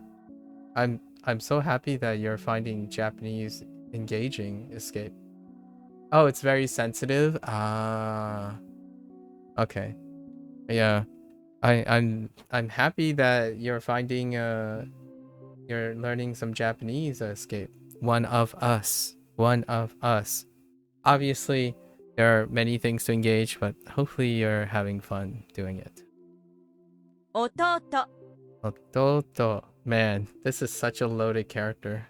Ototo. Learning hiragana more than usual, TBH? Ah, nice, nice. Yes. Hiragana. First entry. What the heck is this? 弱 Yaku. 弱 Interesting. We don't know what that is yet. So. 弟 Ototo. 妹 Imoto. Imoto. 妹 Kodomo. Oh, there you go. There you go, Lotus. Kodomo. There it is. Wow, they're really throwing it in your face. 子供たち Kodomodachi. Okay. You're on section 1, unit 7. Way to go. Way to go. Escape. Way to go. 彼は私の兄です。 Ani desu. 彼は私の兄です。私は彼の妹です Nice. I'm glad you found the solution to your Sue Hirakana thing. Very nice. Very nice, Escape. Problem solver. 私の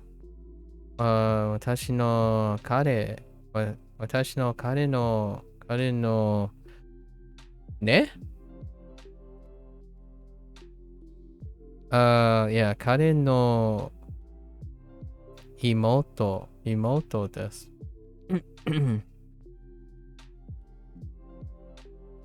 Oh, it's time for your daily Wani Kani plug because more lessons. Nice, nice. You go destroy those Wani Kani lessons. Honestly, okay, low key. I don't know if Tofuku devs ever or the people at Wani Kani ever spectate Twitch stream things. If they totally told me it's fine to stream Wani Kani, I would totally be up for plugging and sponsoring. But there are a few things that I'm okay with nowadays. I would totally take a sponsorship from Wani Kani. I think it's a beautiful companion SRS thing. So I already mentioned Tofuku many times earlier on, way earlier on. That used to be my grammar source. Nowadays it's I try not to make it a habit to look for grammar, but more figure out and feel grammar. But Tofuku, the site, was where Wani Kani's project started. Tofuku is the overall, like, I don't know what you call it. Maybe it's a company. I don't know if it's a registered liability partnership or something like that. But they're the ones that initiated the Wanikani project. 15 lessons and 21 reviews. Get to it. 私は彼の妹です。Oh, which Lotus? I don't know if Lotus is still here, but there is a weird thing that's going on, and I'm not quite sure how to process this. But suddenly Duolingo just doesn't use honorifics for people and stuff. Like the whole last unit when they were using like Kenta and Naomi, like the honorifics just disappeared. I don't know if that's a thing or what's going on, but I still find myself saying the honorifics out of habit. But I don't know what's the deal with that. I don't know if it comes back later on or not, but that's interesting as well.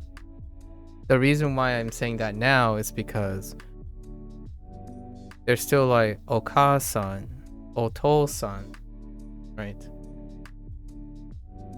Love Ken-san and Naomi-san, yeah. There's still like Oto-san and Oka-san coming up at some point. That's relevant to describing family. Watashi wa... Okay.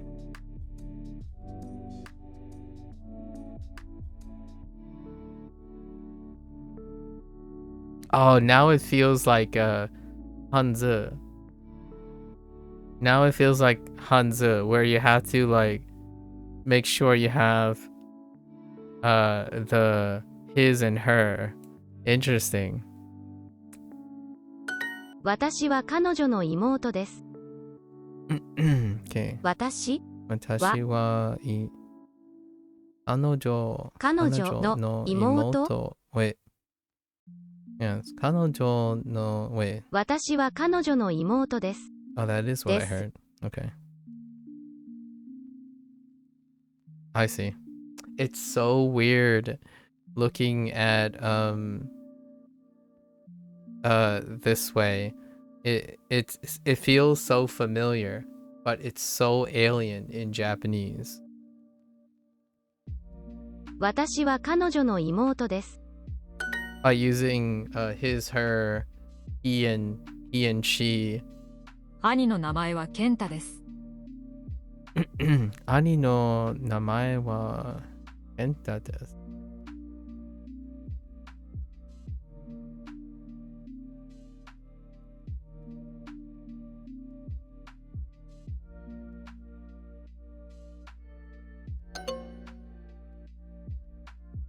Son of a... Oh my Duolingo, please. I don't need this Duolingo.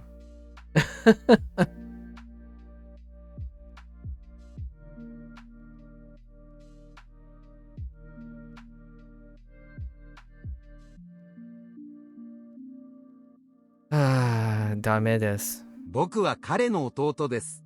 Boku wa... Oh, hey, they threw in Boku. Because of watashi and Boku. Boku wa... Boku wa... Oh, gosh. Kare no ototo desu.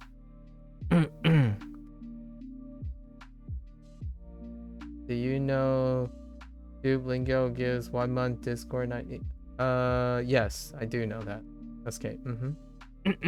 I know Duolingo gives 1 month Discord Nitro. Yeah, there's a partnership between them.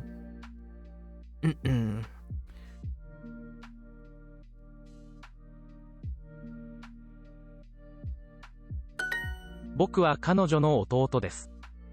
僕は彼女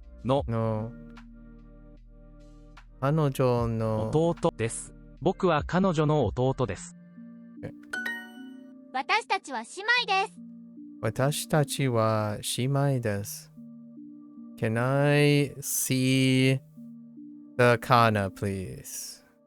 Just to Shimae. Yeah, Shimae. Oh, Shimae.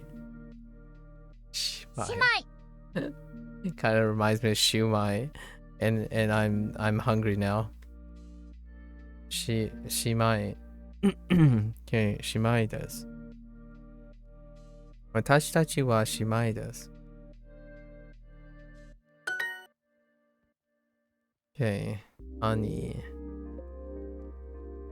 姉 That's. 兄 I don't want to talk about it.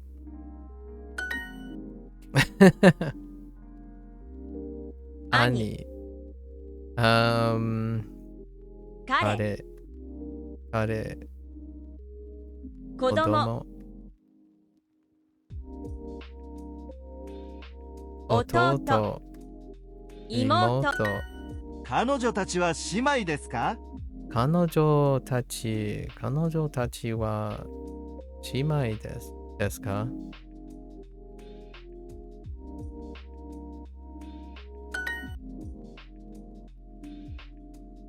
彼妹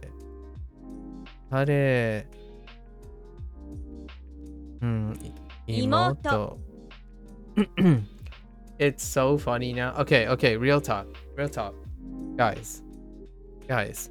This is what I mean by translating and using target language.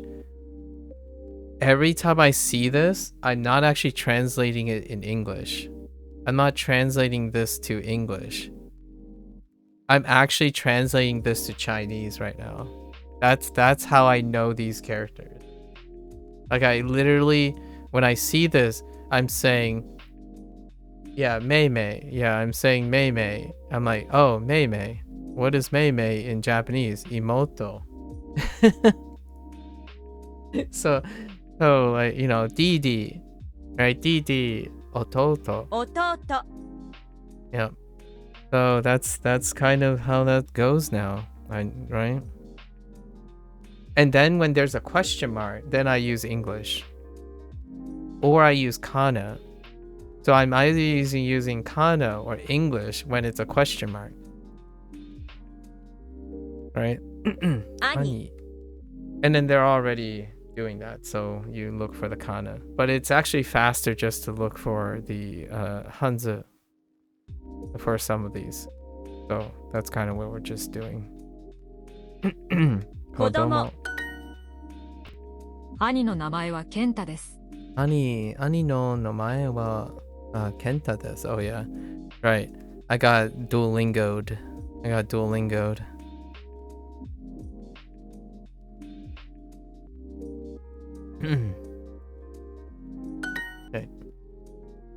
Don't get Duolingo'd again. 両親 Ryoshin.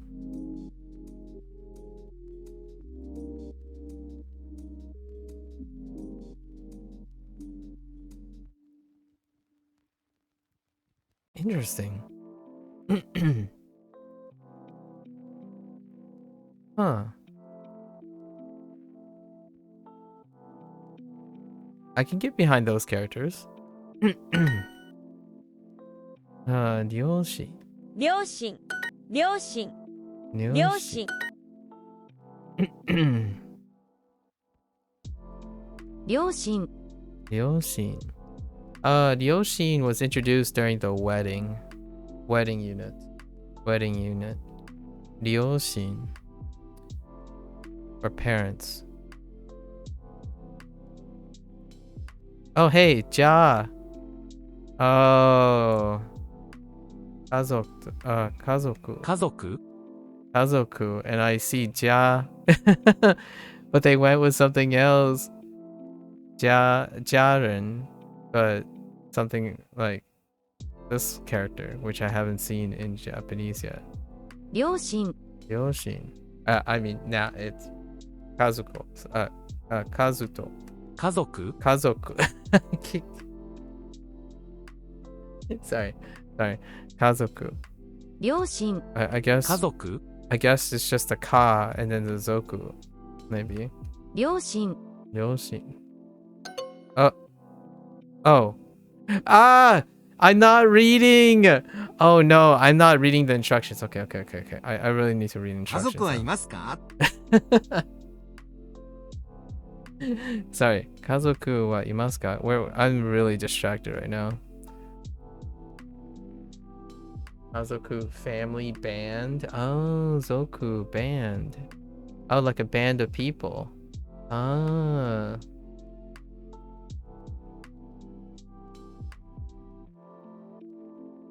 Yeah, Kaizoku pirates. Yeah, band of people.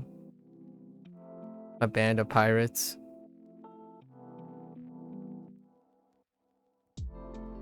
Or a band of like a group.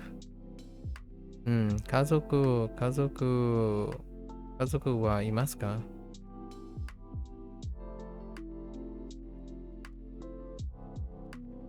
What? I mean, that is what it says. Okay. I don't want to think about the dark implications of that question. I don't want to think about it. But not in. We'll think about it in the lighthearted way. Do you have a family? As in, do you have an immediate family? As in, do you have a significant other with children? Right? Do you have children and stuff? That type of question. Do you have a family? Not the other type of family. You know, like legacy family. 両親両親兄弟ですか？兄弟 Yeah, 兄弟ですか?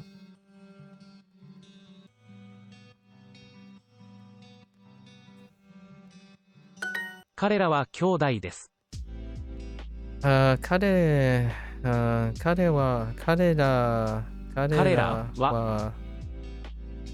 らは兄弟です。兄弟です。兄弟です。ご両親はどこですか？ Yep, there's the honorific. ご両親はどこですか?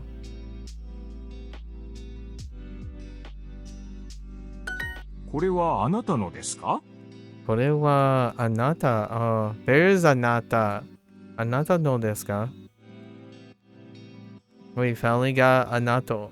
It's time to retire. I'm done with Japanese. That's the last element of Japanese. We finished Japanese. It's time to retire. We've been working on Japanese for 176 years, right? I practically lived 2 lifetimes already.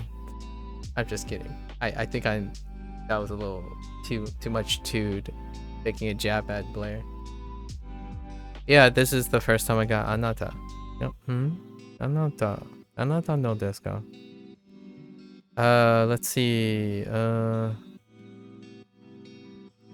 これはあなたのですか?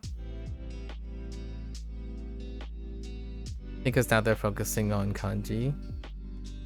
And then they're distinguishing it from hiragana phrases. So that kind of makes sense. あなたのお母さんはおしゃれですね。あなたはおしゃれの what? おしゃれ what? あなたのお母さんはおしゃれですね。のお母さんお母さんはおしゃれですね。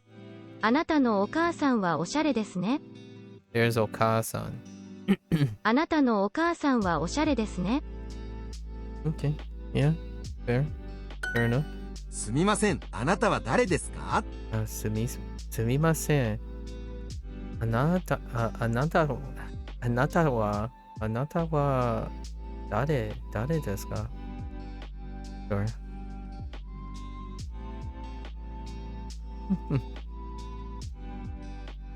あなたは誰ですか? 彼のお姉さんは大学生です。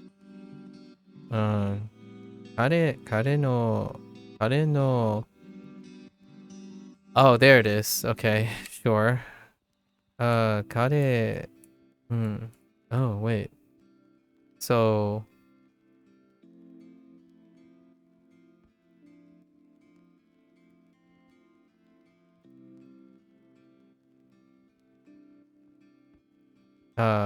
お姉さん。お姉さん。いや、お姉さんは大学生です。彼のお姉さんは大学生です。お姉さん。That'll be a little adjustment, actually. 彼のお姉さんは大学生です。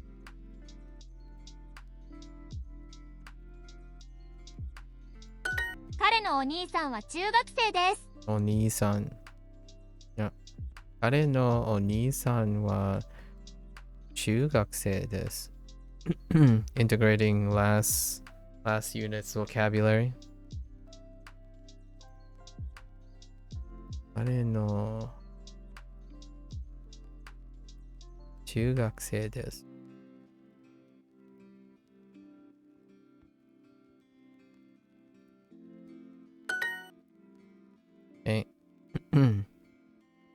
家族。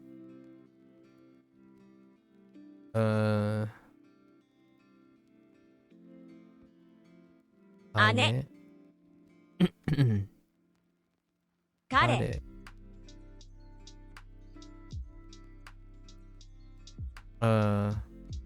妹。両親。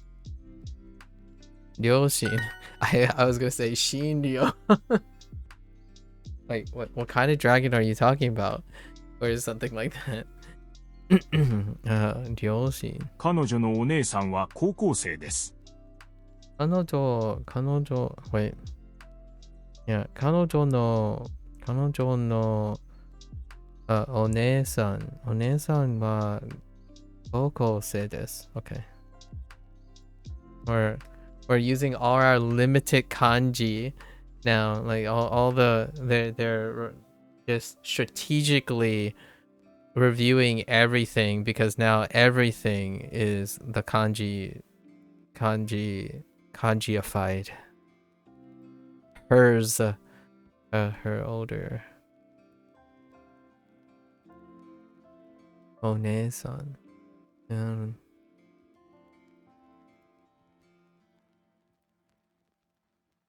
高校生。彼女のお兄さんは小学5年生です。いや、yes, that. 彼女のお兄さんは小学生。小学5年生です。小学5年生。Okay, it's still go. And we hadn't actually count up to 5th grade. So, I can't automatically assume that all the nenseis are not changing, or non-changing. 彼女のお兄さん。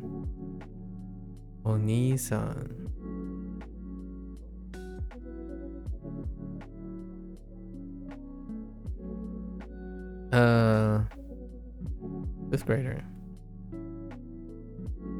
小学5年生です。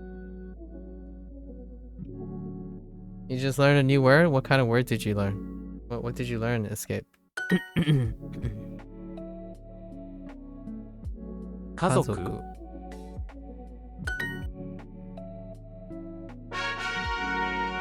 Bum bum. Okay. 家族。Yeah. I wasn't paying attention. I don't read instructions. 兄の名前は健太です。兄の名前は健太です。Yes. I got Duolingo'd here.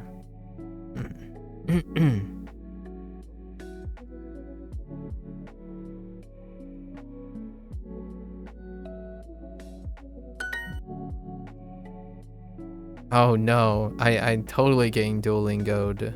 Actually, this one was Ernest. I think Chugaku 1 is standardized as 6th. Oh, okay. So 6 through 8? Okay. And then 1 through 5 is shogaku. And then koukou is 9 through 12. Okay. You learn korera. Okay. Nice. Nice. It's a very, very useful word or element, really. このパソコンパソコンは誰のですか？ Okay.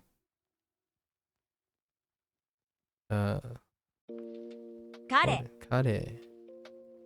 Every time I think of kare, like he, I'm thinking of kare, like kare as in like food related kare. Not specifically Japanese, but the sound kare reminds me of it. What do we have? Imoto. 妹 Ani. 弟 子供。彼の弟は誰ですか？彼の弟は誰ですか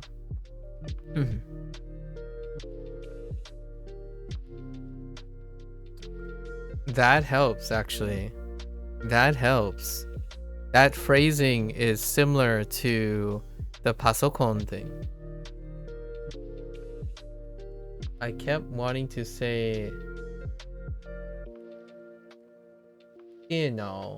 or pasokon, but Japanese use it as like cybernetics. Yeah.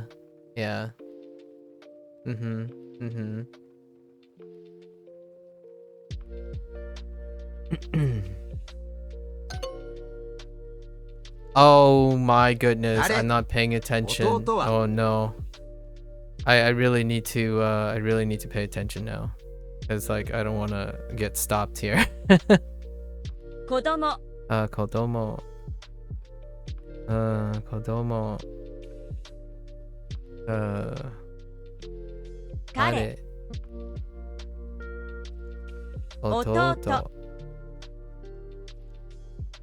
Sorera, yeah, Sorera, escape.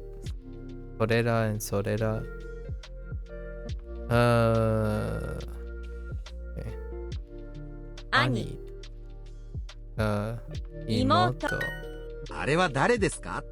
あれは誰ですか？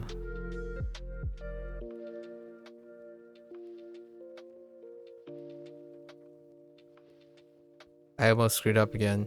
あれは誰ですか？彼女は私の姉です。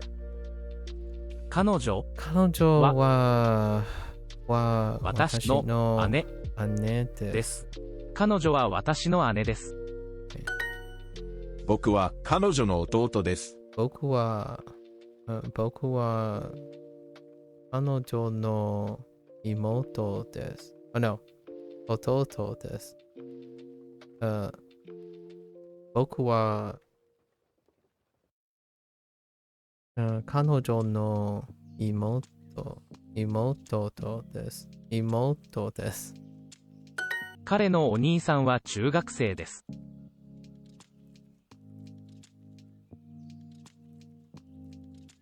彼ののは彼女の兄さんのおのです。彼のお兄さんは中学生です。は彼のお兄さんです。彼女の彼のお兄さんは中学生です。彼のお兄さんは中学生です。彼のお兄さんは中学生です。彼女のお兄さんは小学5年生です。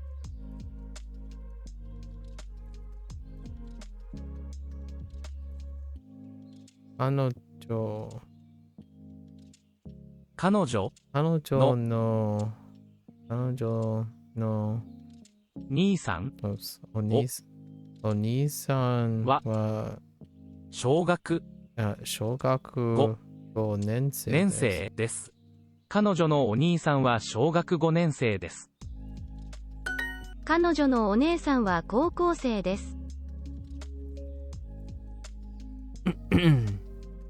彼女のお姉さんは高校生です。彼女のお姉さんは高校生です。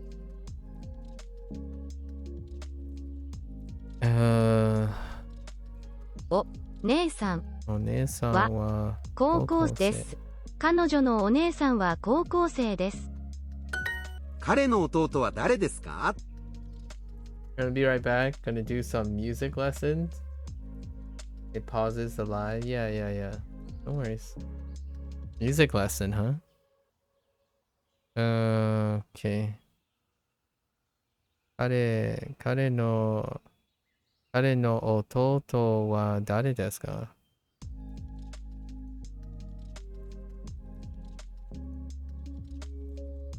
？Stop doing that. 弟. Alright. Let's do our kanji. What's our kanji? Ooh, okay. Alright, cool. Neat. Okay. 彼女.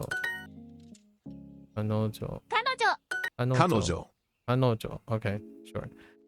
Okay. 彼女 Yeah, I can see that. 彼女 Okay. 彼ら彼彼女彼女彼ら彼 Okay. 彼ら彼ら彼女彼女彼女彼女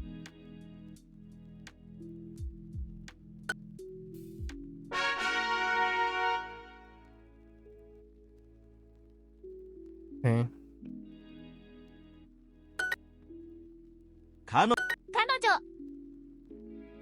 彼女彼女彼女彼女彼女彼女彼女彼女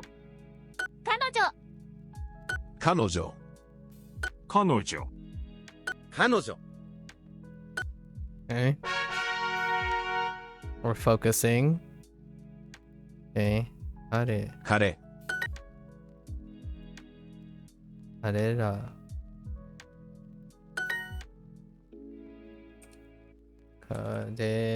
ら彼女彼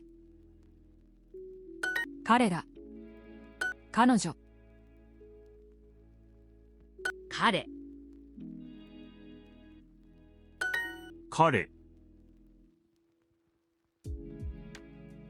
彼ら彼彼女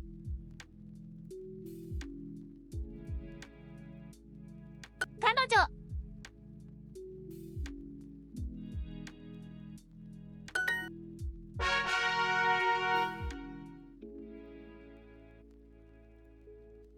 Okay. 9つ Interesting.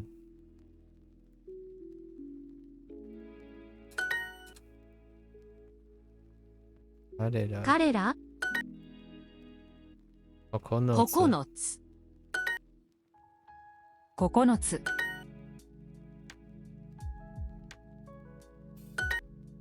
Okay. 古い彼ら9つ6つ6つ Oops. I'm thinking of something else. 5つ9つ9つ9つ Okay. 彼ら。彼ら。 9つ。ここ。彼ら。 Okay. um.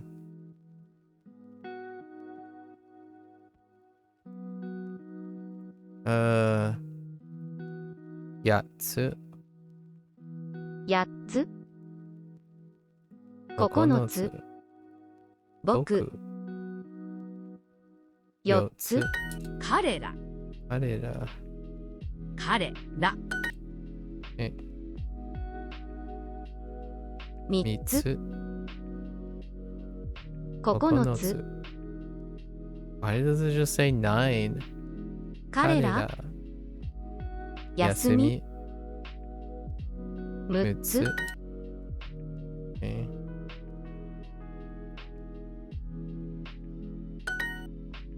Okay. 9 Oh, there, XD. Welcome back. Escape.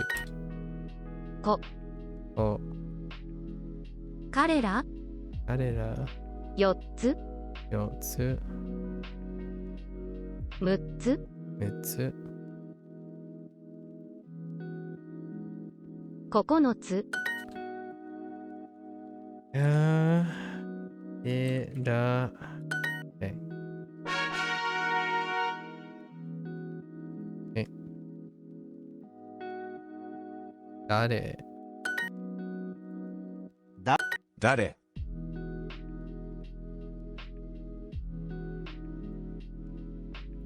誰。誰。誰。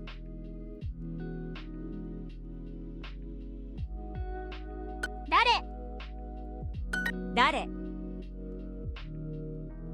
誰。誰。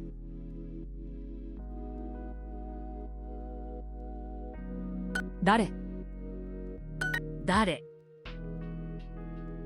誰。誰。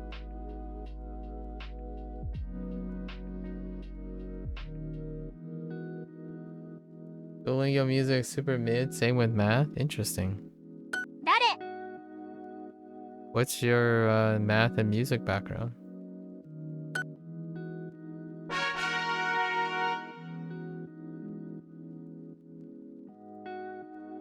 Okay.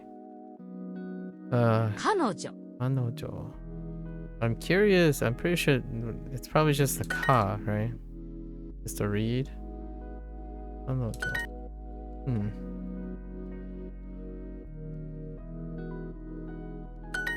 彼女。 For a moment there, I wasn't too confident about the Romaji. 彼女。彼女。彼女。彼女。彼女。彼女。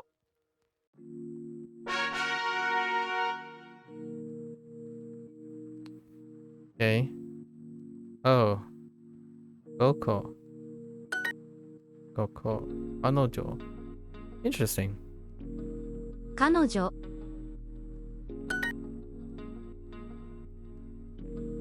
5個。 Goko. 5個。 Anojo. 5個。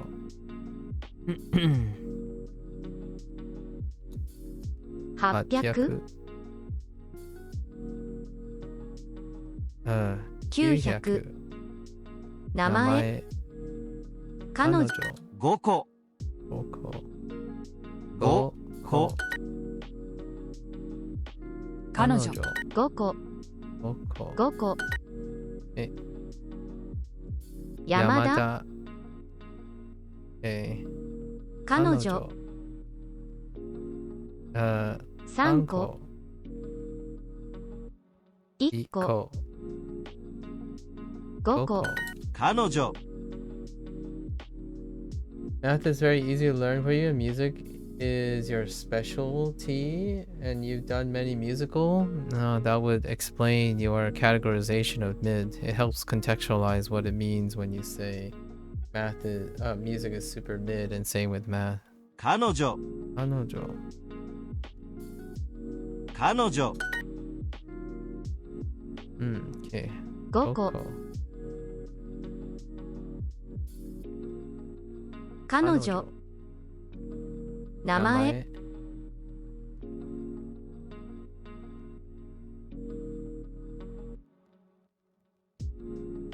Yeah, that is Shay. Mm-hmm. 1万。 11。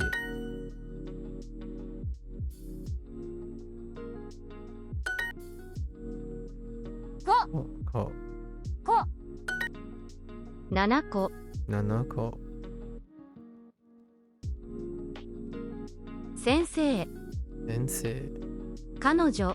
彼女。2個。2個。5個。5個。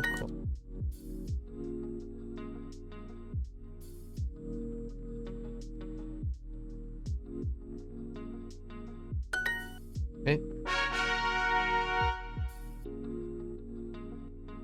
ん彼女彼女。彼ら。彼ら。彼女。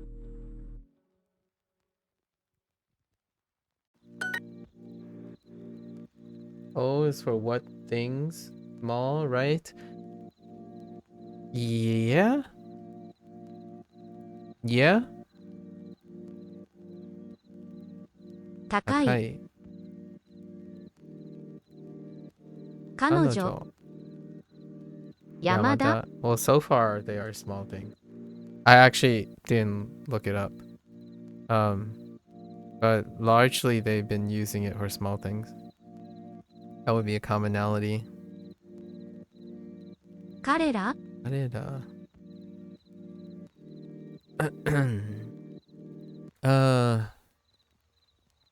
6分。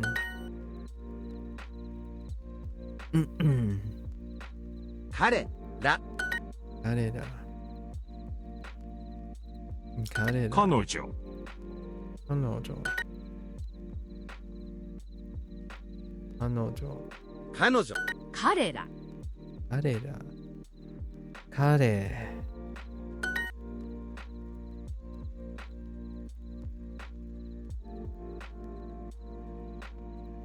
3分。3分。3分。来週。Sorry. 近い。彼ら。彼女。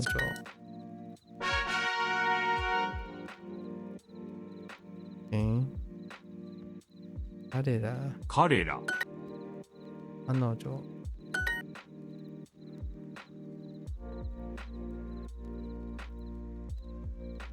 彼女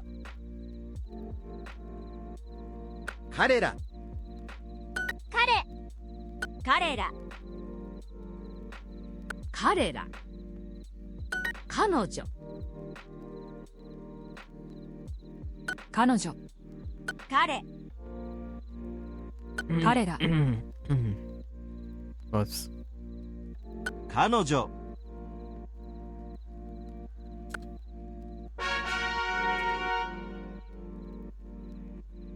Okay. 姉。姉。Okay. That's interesting. 姉。姉。Interesting radical choice. 姉。姉姉。姉姉。姉。姉。姉。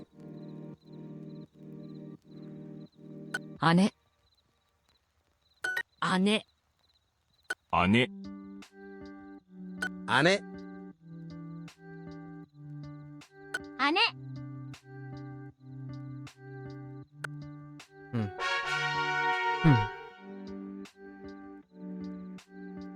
誰。誰。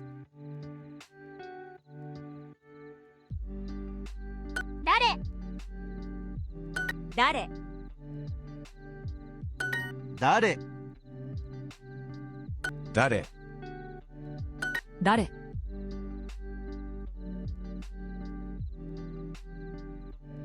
誰、誰、誰、誰、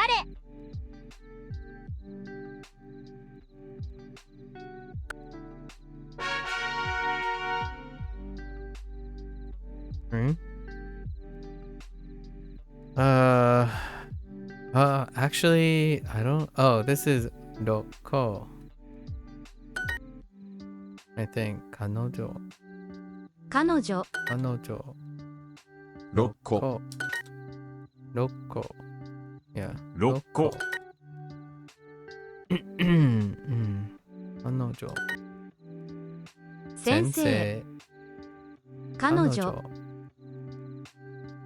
4000、6個、200、 6個、6個、彼女、 6個、 6個、 6 7個、 Okay, so that's fine. 名前、彼女、彼女、 6個、3個、彼女、1個、6個、先生、彼女、7は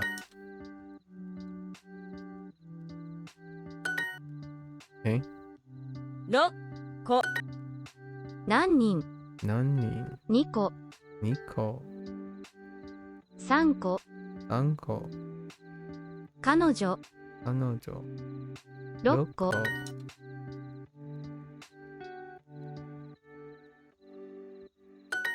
Okay. Alright, 15 minutes is up. So here's the moment of truth, right? Did I feel comfortable last week? I kind of felt comfortable last week. And what was that? 9 characters? 9 characters again? Okay, so they're really hitting the 10 mark, right? Looking like it's the 10 mark.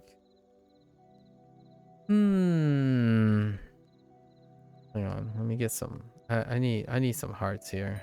Give me some hearts.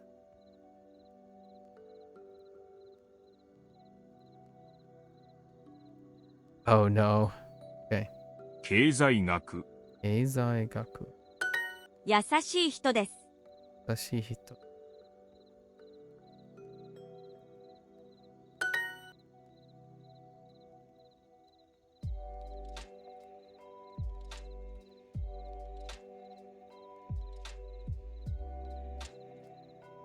Oh, ポイント、oh my gosh, ポイントカードが欲しいです。かっこいい人です。かっこいい人です。Okay.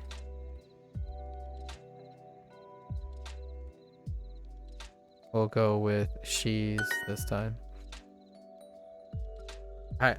It's kind of funny. Yesterday, you finally know what does Ippo mean? Yeah, Ippo. Yes, Ippo. I'm guessing you brought that up because of Hajime no Ippo. Yeah. Now you probably know what Hajime no Ippo mean, right? Which is the anime that I took my alias from, Hajime no Ippo.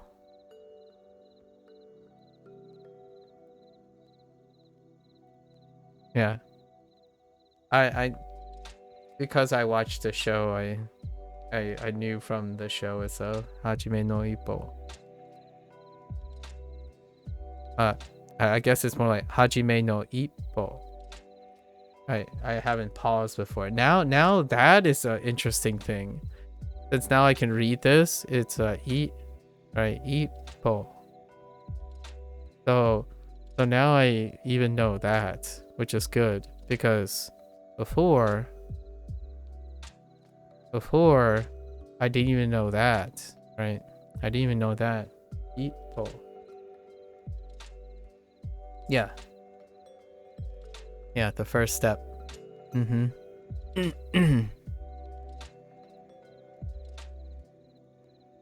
東京に帰りましょう。晩ご飯は辛いチキンでした。晩ご飯 oh my gosh. 晩ご飯 look at 晩ご飯. 晩ご飯 oh my gosh, that's actually really tough to see. 晩ご飯は辛い辛い what? 辛いチキン oh my gosh チキンでした。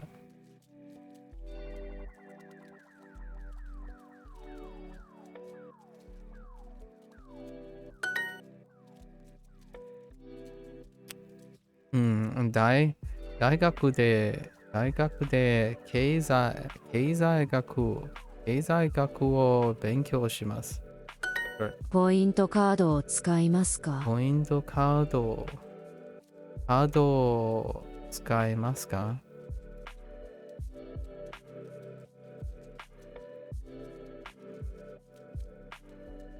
Dang it.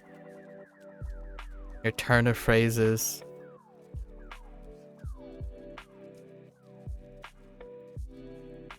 Yeah.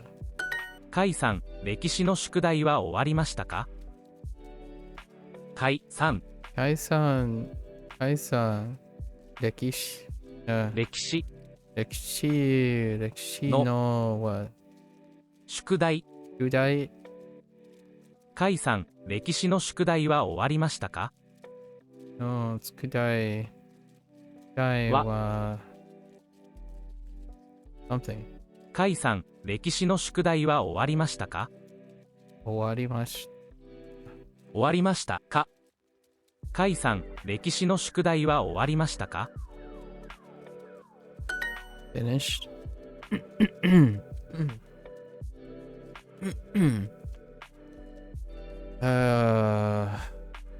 Right. Penny.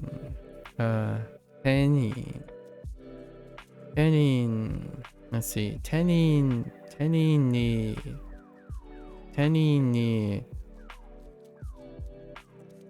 書きましょうか？聞きましょうか？店員さんに聞きましょう。聞きましょうか？アレックスさんはもう家に帰りますか？ Must be nice studying a language with only aspect markers.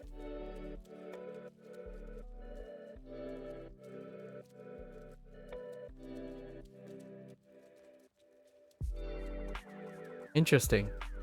That's an interesting comment. Doing a Russian review, verbs have both tense and aspect. I see. Interesting. Again with the jargon, but huh. Is it nice though? What isn't there?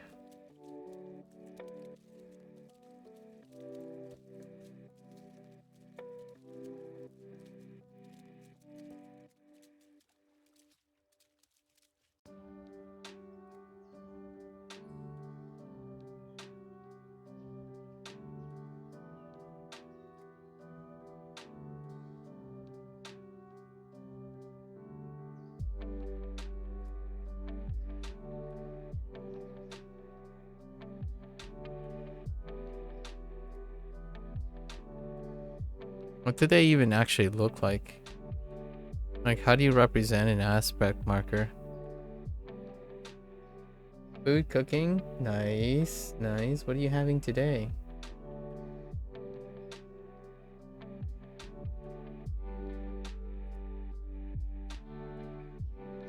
I need an example of an aspect marker.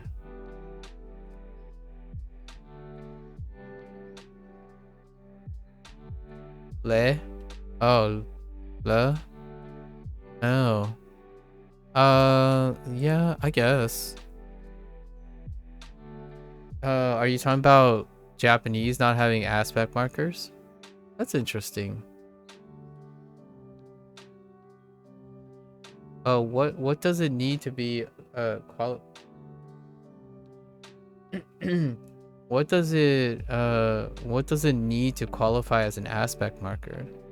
Because functionally when you're studying a language, whether there is a marker or not, there is things that reflect aspect. But I guess Japanese, yeah, I can see that. I wouldn't say I read Japanese and suddenly don't think of aspects. So whether they're there or not, it's not particularly nice. I'm like indifferent. Japanese ta marks aspect, not tense. Alright, but they have things that mark tense and not aspect. So... And that's why I'm asking about what it qualifies as a marker. Because for example, how do I demonstrate this? Or how do I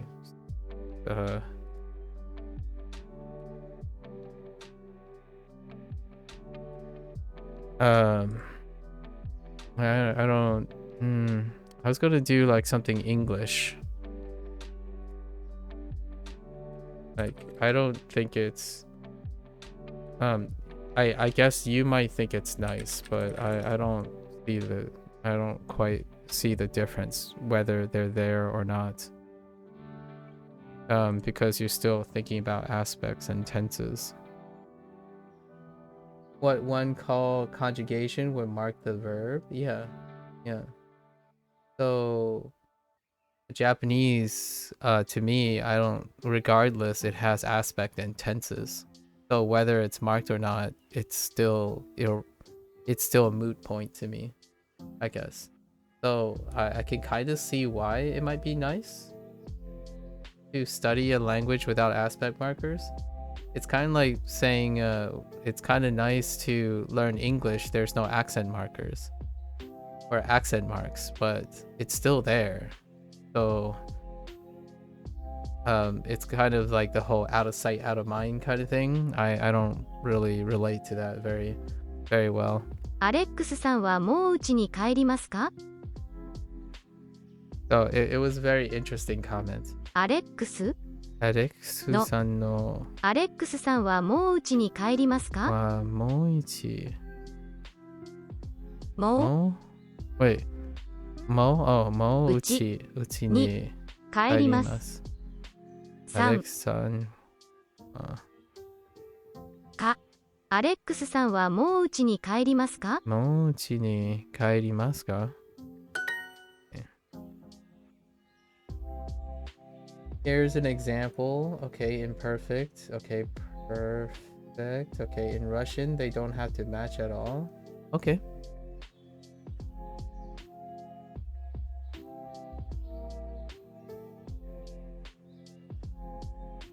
I understand. They don't match. So, fair enough. It doesn't impart a niceness or a difference for me. I can't relate. I don't actually understand how it's nice or not nice. はい。 I'm just sharing like my thoughts on that comment. はい。 Let's see. Bangohan. What does Bangohan look like right 晩 now? ご飯 Oh, there's Bangohan. は Bangohan wa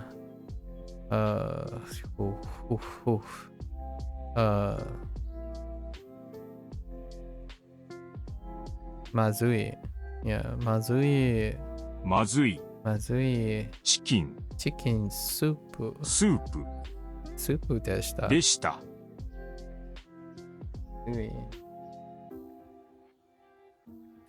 この帽子はとてもふわふわです。この帽子はふわふわでです。どうはです。この帽子はとてもふわふわです。どう？とても？この帽子はとてもふわふわです。What the? What? Alright, I can add. Are you finished with the English assignments already? わかる。わかりました。No, 終わりました。Okay. Okay. Cool. 課題。Okay, 英語。What does 英語 look like? Okay, 英語の課題。課題はもう終わりました。終わりましたか？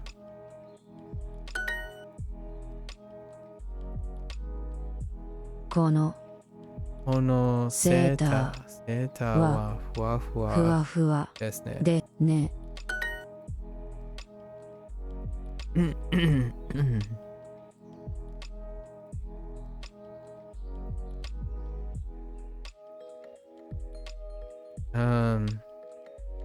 Salesperson.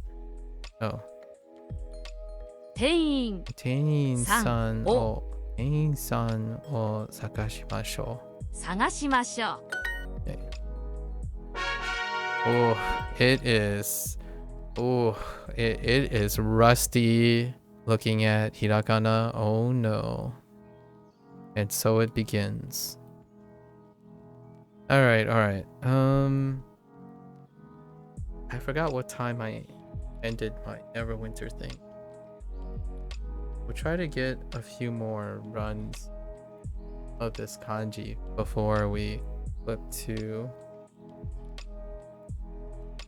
like 30 minutes. We're skipping hiragana. I'm not too confident of skipping hiragana. Oh well, it's fine. Okay. 彼女。Okay. 彼女。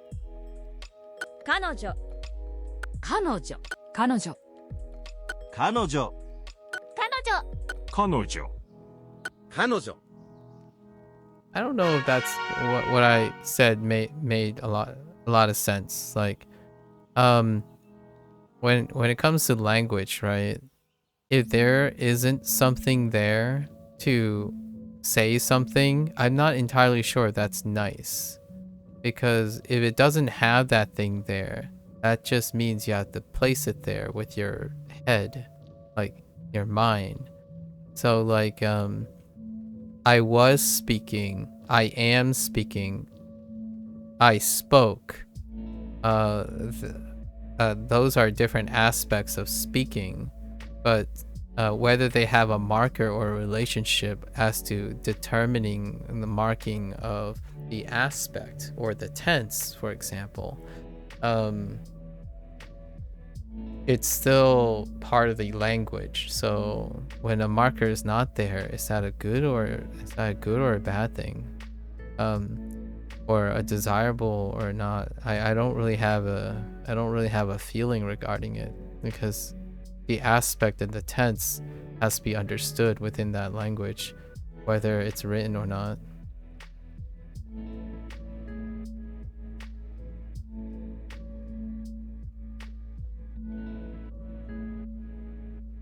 Let's see. Ane.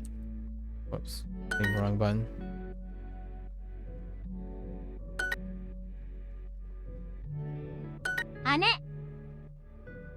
Whoops. Short quarter. 姉。 I think the closest thing I have to capturing that feeling is when someone says stroke order is not important because they're not writing. So it's not there. Stroke order is not there because it's not relevant. 姉、姉、 Oops. 姉、 Whether you see the stroke order or Ane. not, I suppose. That's probably the closest thing I can relate to some other people. When I see a character, I see the stroke order, whether it's written there or not. Right. So like this here, I since they don't mark the stroke order, but I still see the 1, 2, and 3 with the direction. And I wrote the numbers are at the starting place.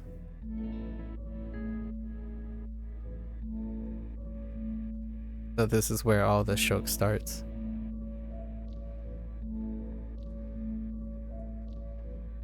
Let's see. Kare. Dare. 誰 彼、 Dare. Dare.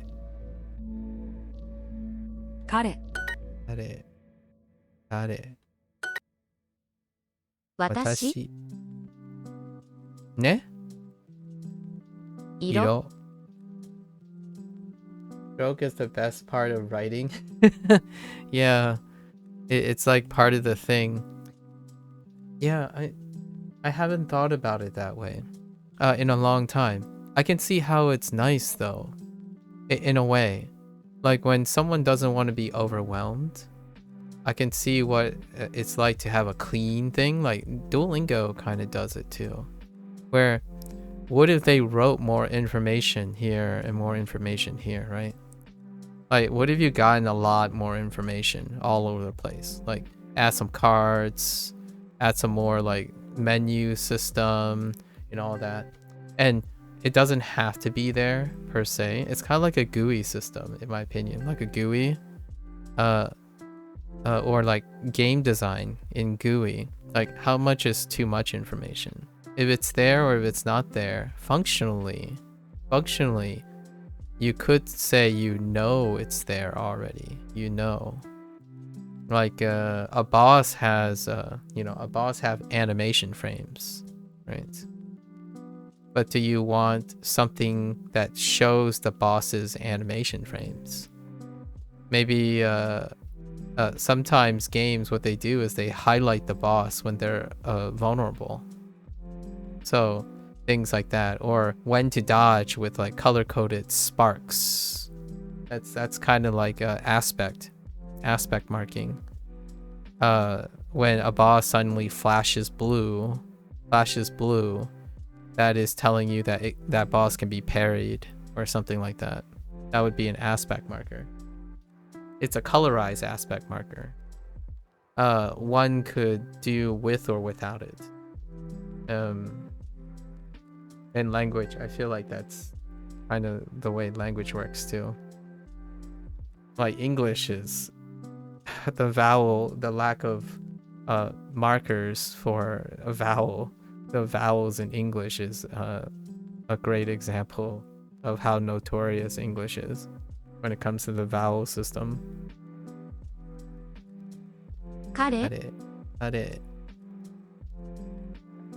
誰 Oh. 彼、 Dare. 彼、誰、 彼 Dare. 彼私 Watashi. 人 Hito. 彼 Dare. Oh, hey, 誰 I should not do the shortcut. I just momentarily, the moment I clicked on this box, I said, "Oh, there's there," and I'm like, "Wait a minute, there's there here too." I paused for a split second. I'm like, "Wait, we gotta read the whole read," because Duolingo punishes you pretty hard for relying on looking for differences or uniqueness versus the whole thing. So if you're like taking shortcuts and you're like, oh, there's a de here, go look for a de. Well, you have two choices. And sometimes you get lucky, sometimes you don't. 僕 So I'm trying not to do that, but it does happen Dare. sometimes. And it causes me to pause. Like, whoa. 誰 Obviously, the great thing about the highlighting that is because in kanji, because of kanji, you don't have that situation. You are less likely to have that situation, or less frequent to have that situation when everything else is written as opposed to writing everything else in kana, which is funny that it works out that way. That the way they're teaching, the way they're implicitly testing kana and kanji challenges people to, at least in my opinion, challenges me to understand that. 私、私、 8、 8、 誰、 彼、 彼、 姉、 姉、 彼、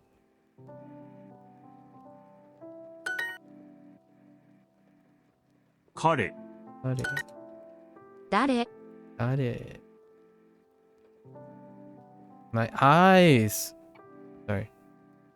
窓、窓、子、子、彼、彼、人、人。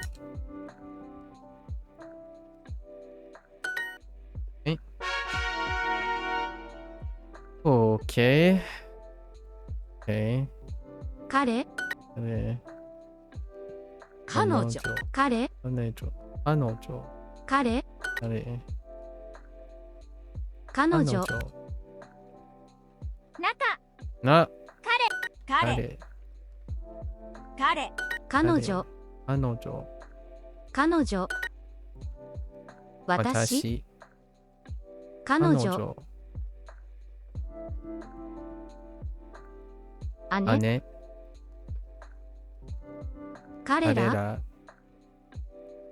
彼、彼女、か彼女、彼女、 12時、 12時、 30分、 30分。Where are these coming 今 from? 週末、 Oh 彼、 my gosh, it's just going all over the 彼、 place. They're probably related by unit. 彼、私、私、僕、僕。That one's related by meaning. Okay. Okay. 彼女、彼、彼、姉、姉、彼女、彼女、か、彼、彼、彼女、彼女、 1個、 1個、 4000、 4000、 新新しい、しい。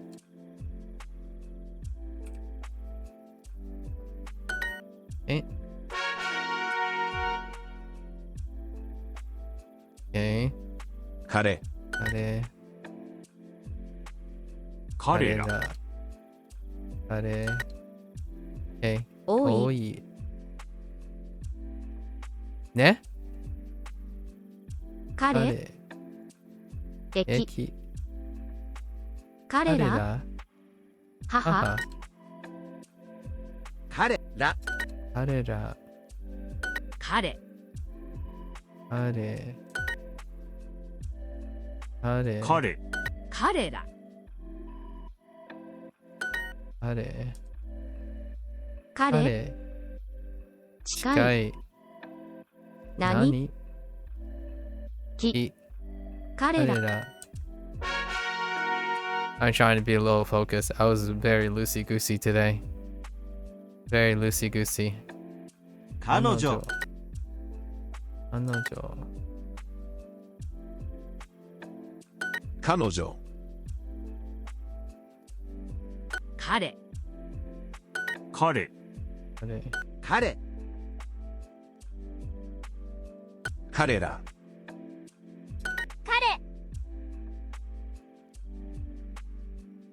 彼、彼女、彼、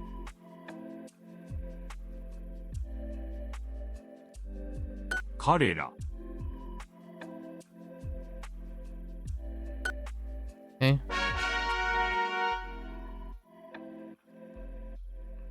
誰、誰、誰、誰誰誰 Sorry. 誰 Short order. 誰誰誰誰誰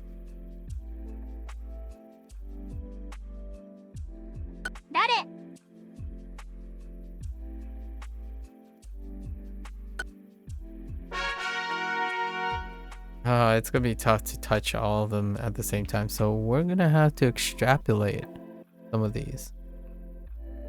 I'm sure I know most of these, but we'll have to double check because I don't have enough time. 彼女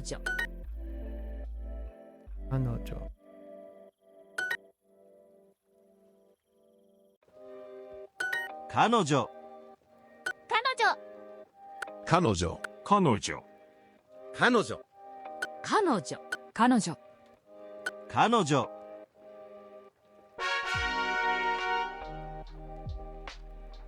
Okay. Ane. Ane. Ane. Ane. 姉 Ane. 姉 Ane.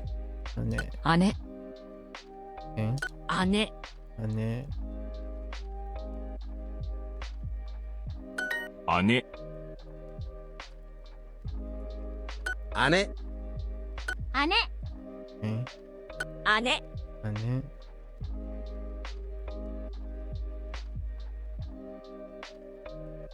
For a moment there, I spaced out. 姉 Dinner went well. What did you eat? Wait, did I already ask this and I wasn't paying attention? I'm sorry if I missed your response to what you were making. Oh, why is that thing not moving? Huh. Ani. Ani. 兄兄 Okay. 兄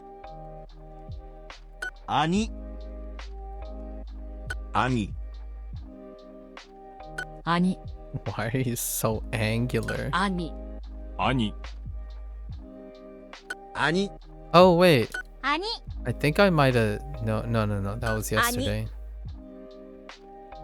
兄 Oven cooked pork tenderloin with butter, rice, and green beans. Man, you have such wholesome, balanced meals, which is nice to know. Meanwhile, you know, like somebody would, you know, when I asked, somebody would hit me up, it's like, oh, you know, 3 servings of mac and cheese and 2 pepperoni pizza, slices of pepperoni pizza. You get that from how your mom cooked as a kid. Oh, okay. Yeah, that sounds delightful. Really well balanced. You know, the other flip side is like, oh no, you know, I just throw back no meme at all. I just throw back a Mountain Dew, 3 bags of Doritos, and like two servings of Easy Mac.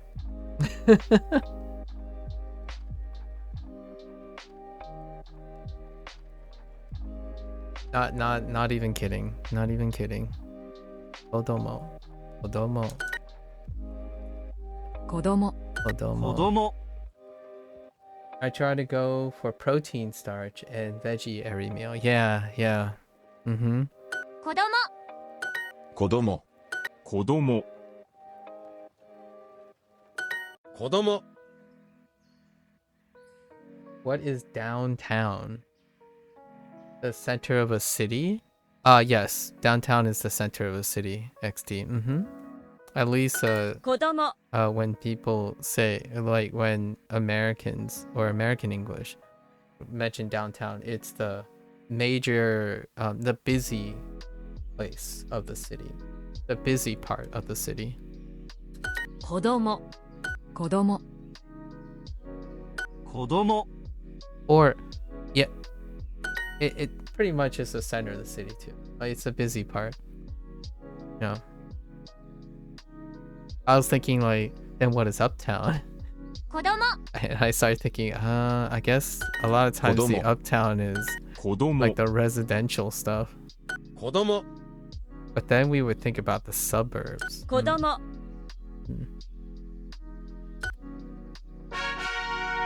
Why you ask about downtown? Did you just learn the phrase for downtown, XD? Like the Japanese phrase for downtown?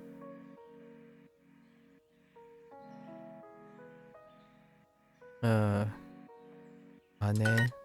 ane, ani, 兄 ane, 姉 ane. 姉 Yo, right now, oh, so you learned the downtown? Interesting. Is it downtown? Oh, that would be hilarious if it was like just down and machi. Like something machi. Like centered, like Naka machi or something. It's actually down plus town? Oh my.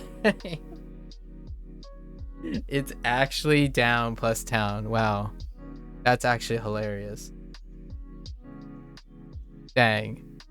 Wait, then is it pronounced the same way? Is it read shitamachi? There's no way it ends up shitamachi. Or something like that. Maybe shitatoshi?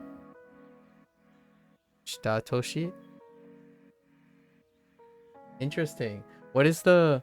Okay, so it's the yeah. Shitamachi? Oh my gosh, it is shitamachi. Alright, I dig it. I can get behind that. Shitamachi. Downtown. Literally downtown. Shitamachi. Interesting. Interesting. You made my day with a new word. Shitamachi. Okay. Ani. 妹 Imoto. 彼 姉。姉 兄 父。父 姉 Okay, 姉。姉 Okay, 兄。兄姉姉。姉姉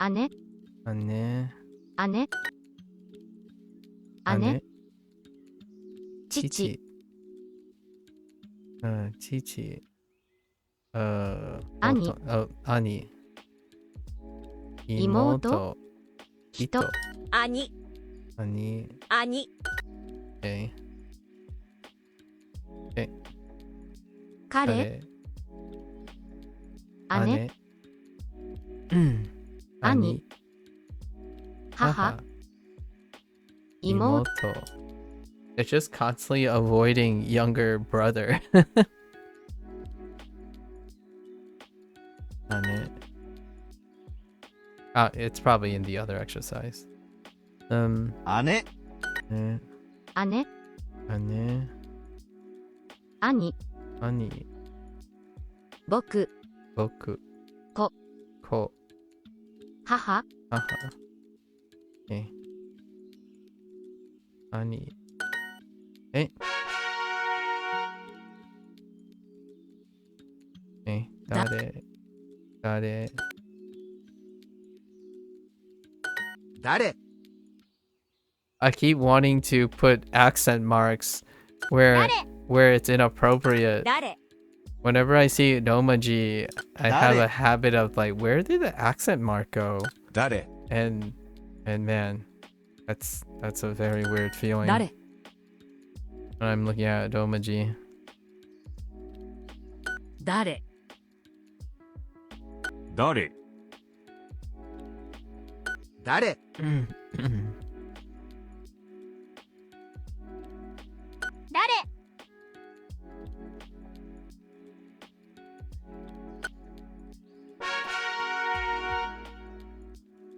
Okay. Yeah, we're gonna go till 9. Cat was trying to lick your plate? No, what do your cats eat? Blair. 彼女 Kanojo. What do they eat usually? Karera.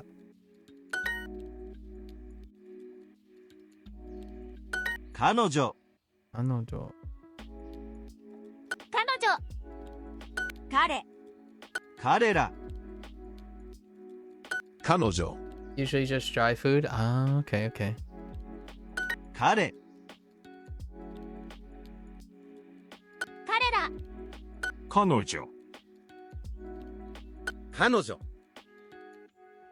I was thinking like, 彼ら perhaps you're also you also prescribe to the crazy cat lady, unless it's unseasoned meat. I don't give them any. Okay, okay. Like I'm saying this in a endearing way. Like I often imagine like, oh yeah, crazy cat lady. So I don't even like, you're prepping like fillet of fish for your cats. I mean, I find that incredibly endearing, but also incredibly difficult to keep up. But I can only imagine how like extravagant. If it wasn't super expensive to have gourmet raw food for them, I absolutely would. Yeah, exactly. That's kind of why I asked. I'm like,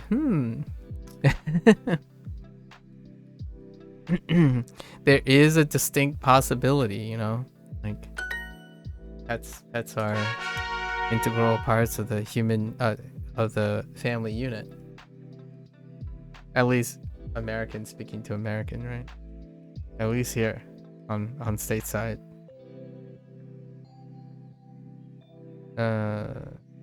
Imoto. Oh yes. This is Shimai.姉妹 Shimai. Oh my gosh, that sounds weird. 姉妹 Shimai. It really do be sounding like shumai though.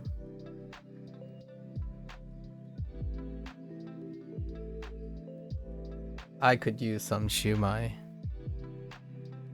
They yell at me and whack me in the face to make me feed them. I don't need to give them an excuse to be worse. Yeah, understandable. Discipline. 姉妹 Shimai. 妹 Imoto. 姉妹 Shimai. 姉妹妹 Yep. 妹妹姉妹 Shimai. My. 姉妹 My. 妹妹 Oops. 妹妹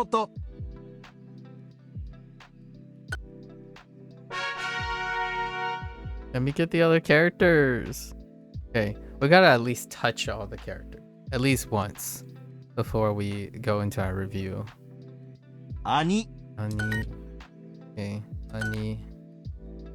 兄 I don't know how long that's gonna take though. 兄兄兄兄兄兄兄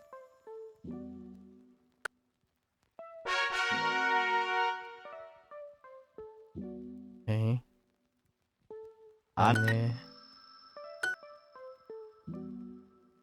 Ane. 姉 Oops. 姉姉姉姉姉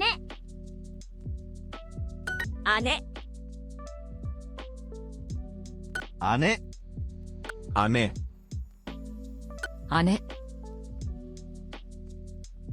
姉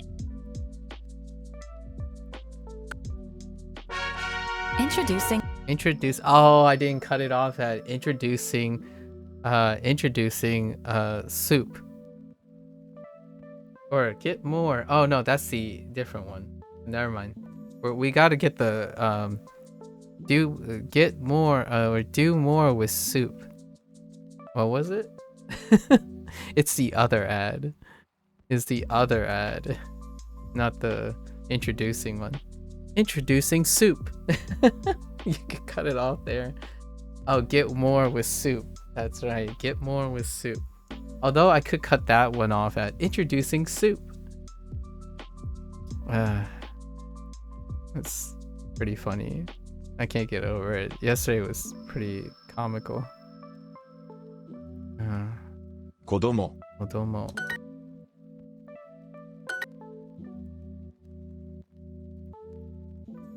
子供。子供子供子供 Okay.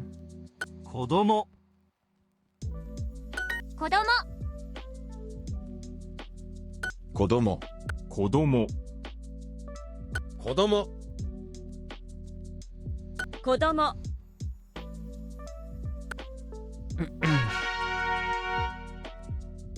Okay. 彼女。彼女。彼女。彼女。Save me. 彼女。彼女。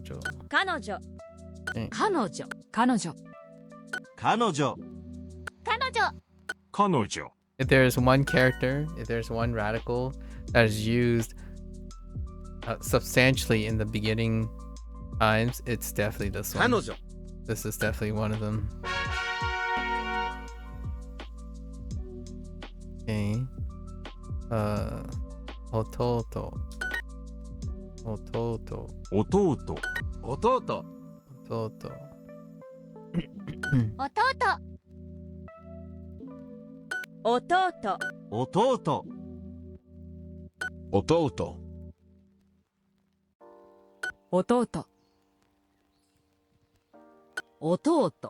弟。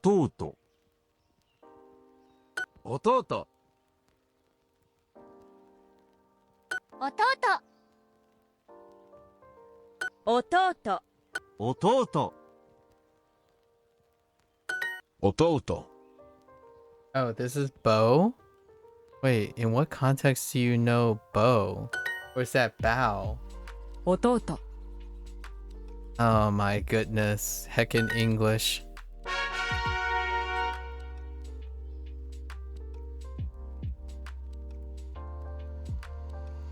Imoto. Imoto. Bow like a bow, like archery bow. Okay. You see what I'm talking about when it comes to English?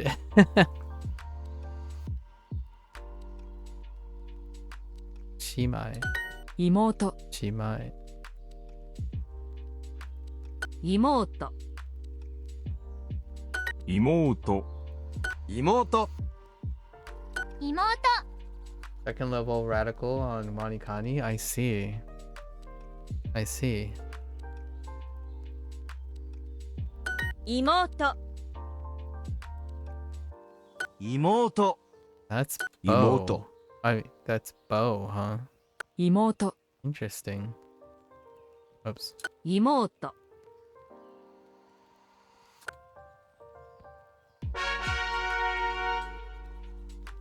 Okay. Da- Got it. 誰。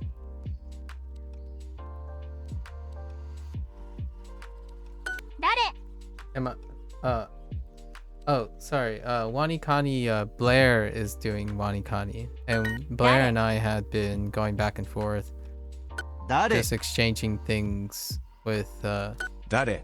what she's learning in Wanikani. Because she's juggling Wanikani and Duolingo. I haven't actually used Wanikani at all. 誰 I've seen demonstrations of Wanikani. So I've seen other people demonstrate what Wanikani does and like give an overview of it. 誰 誰。 I said this earlier, not jokingly at all. I am most definitely 100% 誰。 willing to do a sponsorship if that means allowing me to stream Wanikani. 誰 I would be really open to it. Like I would even tell people like I'm very comfortable in testing out if I'm allowed to like demonstrate. I mean honestly there are very few things if you put it in my hand that I wouldn't find redeeming qualities about it. It's like I make things work. It's not because I always want to look on the good side of things. The idea is if there's a product, it has pros and cons. I would probably state them, like things that it doesn't do and things that it does do. Meanwhile, because I know what it doesn't do and what it does do, I often then add what one may do more in addition to it, or complement it more. So generally speaking, it oftentimes, I'm not really dependent. I'm not a person that's dependent on my predilections. As in, oh, this product looks terrible, because a lot of people say it looks terrible. However, if someone solicits me to try that product, which is they themselves who create the product and whatnot, that's where I feel like I belong. I'm a person who likes evaluating, looking at things, and then developing methodologies and stuff to either achieve a different question or answer questions and learn results. To this day, technically, I have been affiliated with a couple things already that involved some form of input from me. However, some more form of feedback from me, but I haven't to this day been in a position where I actually had an actual impact, as in it hasn't ever been in a situation where I have produced something that was I have precipitated something that felt like it was fairly obvious it was attached to something, some feedback that I have. In terms of content creation, I haven't ever garnered that amount of influence ever. So it would be interesting if that time comes. I can earnestly say I will likely find ways to make it a professional thing. To this day, the reason why I comfortably can say that this is a hobby, this is a position, this is a thing that I'm going to do that can disappear tomorrow. I will never know. It's a tenuous, temporary thing. And I love to have the privilege to share my temporary thing with everyone. I do want to keep everyone in line and understand that I could disappear tomorrow, like from all of this. And I hope that that's not because I don't care about the people along the way, but generally speaking, I am quite adaptive at dropping things in order to make a difference somewhere else. So I like that part of my lifestyle. So if Wanikani, if Tofuku is ever interested, I will most certainly would love to do so.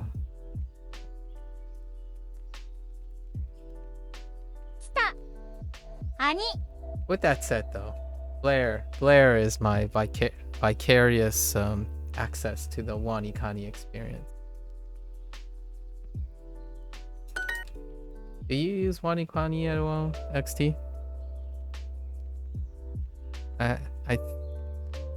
I know you use other things, and you're aware of a lot of other things. I don't know if you use Wanikani. I quite like it, like the design and the philosophy behind it. That's a lot of also pedigree as well before that was created. With Tofuku and stuff. Ani.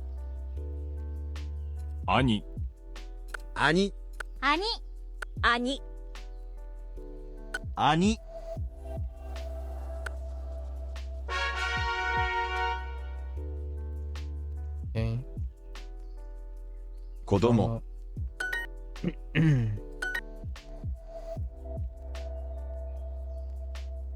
供子供子供子供子供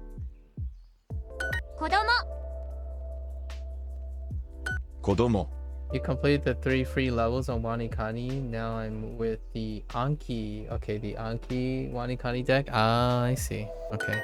子供 Fair enough. 子供 That's how it works. Indeed. Introducing Oh, I didn't cut it off at the right part. You use. Oh, hey, Timmy. It's been a long time. Been a what do you Californians say these days? It's been a I don't know. Here in California, I don't remember. I think you might be. It's been a hot minute. I just kidding. I'm being a little pedantic. It's been not a hot minute. It's been like use Wanikani for about a year, and then you switch to Aki since it was free and arguably better. Fair enough. That's kind of what most people settle on. The phrasing as well. 誰 何 姉 Okay. So how have you been? How has life been? And by life, I'm obviously expecting a more detailed response than I. All right, we're not playing that. We're not playing that game here. Give me some deets, some details. 姉 Don't hold out. Don't Ane. hold out now. 姉姉姉 Life's been good. You have one semester left until you graduate with an English degree. It has been that long, Tim. Wow, Timmy. It has been that long. You're ready to graduate. What are you thinking? Got a full-time job as a game tester and is very flexible? Dang. Holy. This is the juicy details that I 姉 姉 Has it been more than 2 years since the last time we exchanged any form of direct? Has it? I feel like it's been more than 2 years. I'm glad to see that you're getting the dream.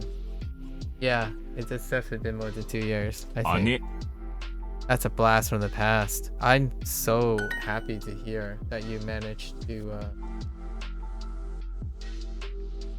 I imagine this is the path that you had going for you, right? Game tester, it's flexible, full-time job, English degree. How does a English degree fit into the whole thing? But what's the draw behind the English? Are you deciding to do some writing? Maybe integrate some form of writing, professional writing into your starting career as a game tester. Planning to get teaching credentials in a year. Oh, and then teach English in Japan. Oh, I see. You want to teach high school English as your career. Oh. Living the dream. Why in the world does population AI have the same reading? I don't know. Timmy might be able to help. Oh, that would explain your Japanese language learning comment. I see. So I imagine you kept up on your Japanese studies as well, right, Timmy?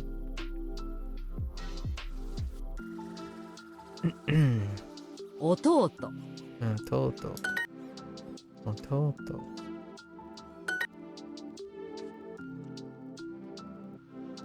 弟 How it feels to be young. I forgot how young you were. 弟 I forgot that we're like a Ototo. generation apart. Dang. 弟 I guess that will never change, really, Ototo. because 弟 and not as much as you would like, though I am a big proponent on immersion study. I mean, I imagine you've studied multiple years already and you've already crossed the fundamentals. So immersion studying, active immersion study with 弟 the natural step until you make your move to Japan, right? So that sounds very reasonable. I'm already taking into consideration that you probably have like 2 or 3 if not more years of active fundamentals. 妹 Imoto. Shimai.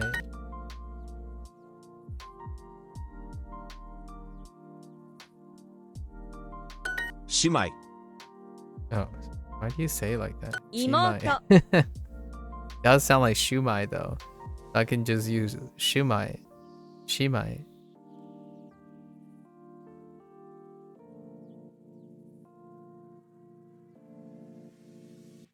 妹。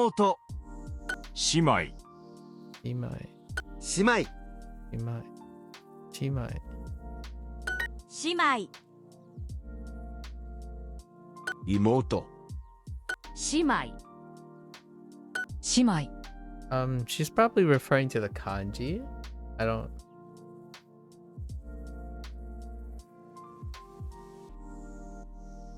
Or AI. Wow. Inko. 姉妹。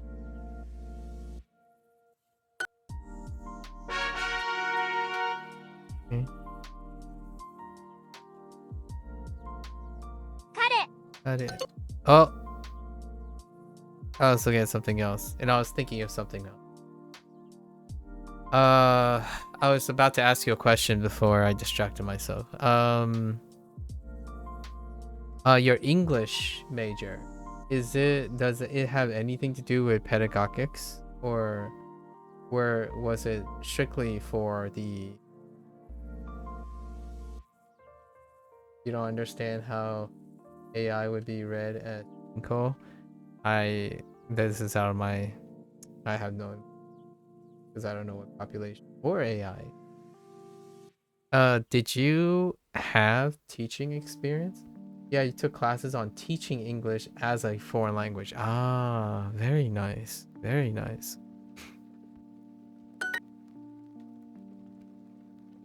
兄。 Ani. 兄兄兄。 Well, you are Ani. all set. 兄兄兄。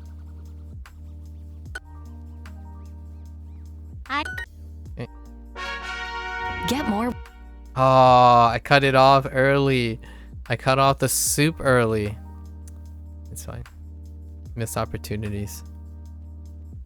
Okay. Kodomo. Kodomo.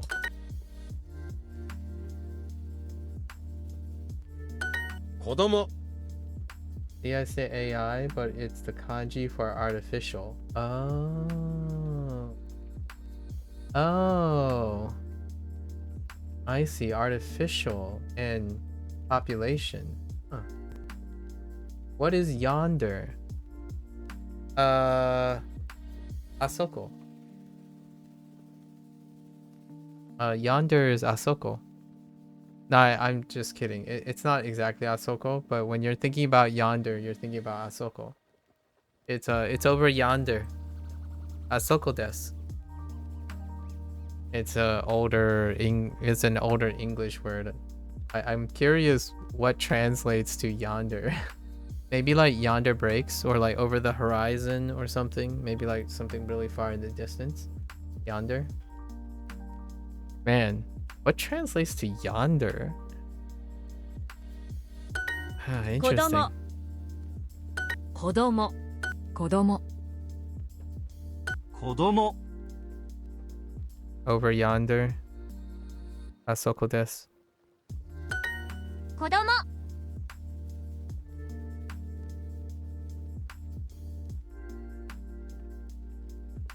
Human mouth. Human made. AI. Oh, that's kind of funny. It kind of looks like it. Why don't it be above the sun or something? Oh, yeah. True. True. Yeah, like the two characters, like shita, tayu. Tayo. Wait, is it tayo? Probably tayo.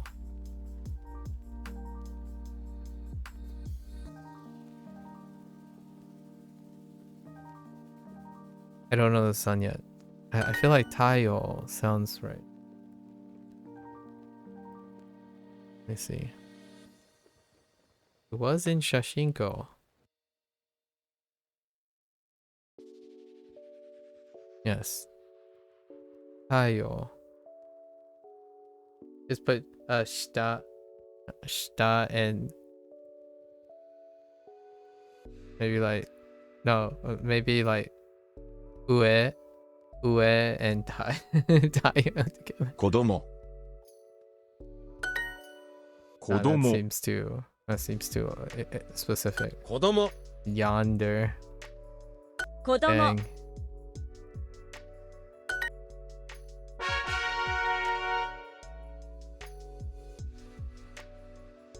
Okay. 弟 Photo. So, how does one go from here to...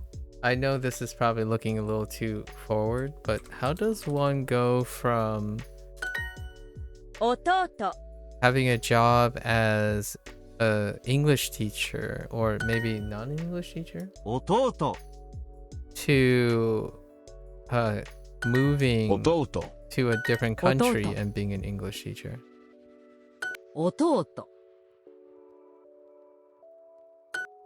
弟 Although I do have to admit, I will have to pick your brain in the future when you actually start teaching English as a foreign language, 弟 because I am certainly indirectly very, very curious about the contemporary formal strategies versus the internet strategy, right? Like colloquial strategies, monetized strategies, like business-oriented strategies, and their contrast in comparison to the current contemporary formal strategy, like institutional strategy for teaching English. Yonder, apparently. Oh, interesting.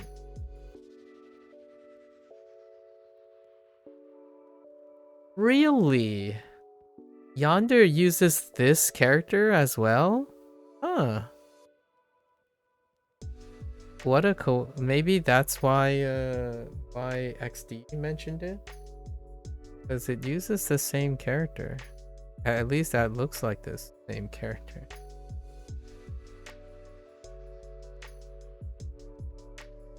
Yeah, I'm pretty sure it's this. And then you add, oh, I see. Huh, Yonder. Basically, teachers just create lesson plans to interact with the language in certain ways, like reading, input, or writing. Yeah, we need more details than that, though. Unfortunately, that's too basic. We're deeper. We're these several tens of days. Man, I don't know, man. Listen, you're an English teacher. Come on. You're a scholar too. Intellectual. What do you think? Okay, I know this is a rhetorical. It's a little passive aggressive. What do you think I was doing for the last 176 days? I'm just kidding. Teachers can do literally anything with a lesson plan. Interesting. So you don't have a fixed curriculum? You don't have standardization? Yeah, I'm an academic. So naturally, all I ever think about is how to teach the things I learned. That was pretty much my entire life. Everything I learn how to contemporize and contextualize the learning, and I'm always collecting new ways, because here's a low-key thing, right? If you're really excellent at teaching, it's not that far away from teaching someone and coaching someone how to like live their lives better for themselves, right? So there is a great bridge between a very natural bridge between being adept at teaching someone and mentoring someone, for a quality of life as well as for any form of skill development. I mean, I guess you have to hit learning goals, so as long as your lesson plans do that, you're good. Interesting. Did you learn anything about like variances in country and cultural standards, or is that something like a little bit much further down? Like I imagine in some way you thought about looking in the background of the Japanese educational system, so you probably had like some classes comparing and contrasting the institutionalized educational requirements, like how Japanese comparatively underlie like the differences and similarities between the current educational system in the United States and the Japanese educational system. I remember learning about contrastive rhetoric, which was mind-blowing to your English brain. Interesting. What part of contrastive rhetoric really resonated with or mind-blown per se? I'm sure it was mind-blowing then, and now you're more like, ah yes, that's my favorite buzzword. Time to throw in my favorite buzzword. What is uneasiness? XD, when someone comes up to you and they hug you, when a stranger comes up to you and hugs you and you have no idea what happened, but it kind of feels good, but it kind of feels weird, uneasiness. I just kidding. But you know, imagine if someone came up to you and they're like, "You're amazing," and then they walk away, and then you have no idea what's going on. That's kind of uneasy. It's basically not easy. I'm not gonna say basically, but not easy feeling. Or unsettling. I don't know if unsettling is I don't know, unsettling is more complicated than uneasy. But unease. Random act of uneasiness, basically. If someone just randomly comes up to you and hugs you and say, "You're a wonderful human being," I would be kind of uneasy. Although it would feel great, but you can still feel really uneasy. Yeah, random acts of uneasiness. Different language speakers have different ways of writing essays and conveying ideas. Yes, I would say I like to believe that is axiomatically acceptable. Different language speakers have different. The idea is oh, you're talking about like contrastive rhetoric? Yeah, but I'm looking for more specifics. Like, do you have a specific contrastive? I don't know about contrastive as a word, but do you have a particular example? I know this might sound a little pedantic, but when a instructor or a teacher constantly say it depends and it's always varied and it's more complicated than you can understand or I'm willing to express, that's kind of unbecoming of a teacher. You know what I mean? How are you gonna answer your students' questions or provide a compelling example? Give me an example. Just means they're bad at teaching you if you can't teach it. No, Claire. Okay. Foreign writing values being flowery and not to the point, whereas American writing needs to be straight to the point. Interesting.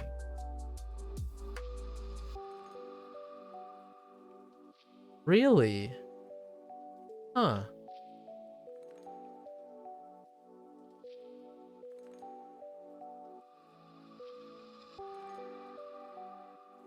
Unfortunately, I don't know any language on a literary skill to actually know if I can appreciate that comment. Because maybe the writing needs to be straight to the point in American is uh the idea of having to be descriptive, right? Having to describe things explicitly instead of focusing on subtextual nuance, which I could definitely see in terms of like not being direct and not being to the point. Although I don't know what type of literature and stuff we're talking about, or like, oh, we're talking about language learning actually. So the use of the language. I agree with that actually. If you're talking about like direct, passive versus active language construction.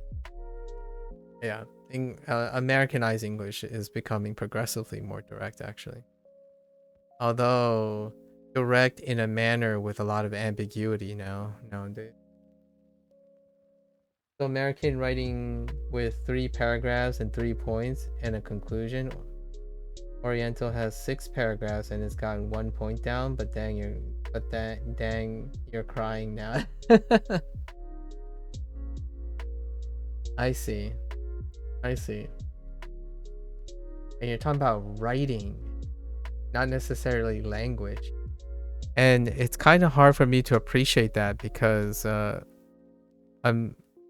anything that's associated with American literature, the depth is I can understand why. Constructive rhetoric is the study of how a person's first language and his or her culture influence writing in a second language, or how a common language is used in different languages. Yeah. Different cultures. Yeah. Yeah. And that's your example. That makes me think. Here's my 2 cents, Jimmy. I understand what that means. Thanks for clarifying. I don't write like that, but I am also American. So I can also appreciate your comment when you said different people write differently based on their what was it? Different language speakers have different ways of writing essays and conveying ideas. I am American, but as you said with constructive rhetoric, I don't even think it has to deal with writing. If you're listening to the way I speak, it's probably heavily distinguishable from American colloquialism, right? Like I speak at lengths with multiple topics intersecting, and then I would naturally web them together and then return to a previous topic a lot of times. If I'm progressing down a topic, I would review a topic and then progress forward again. Didn't actually realize that writing was different culturally as well, but that's not surprising. Yeah.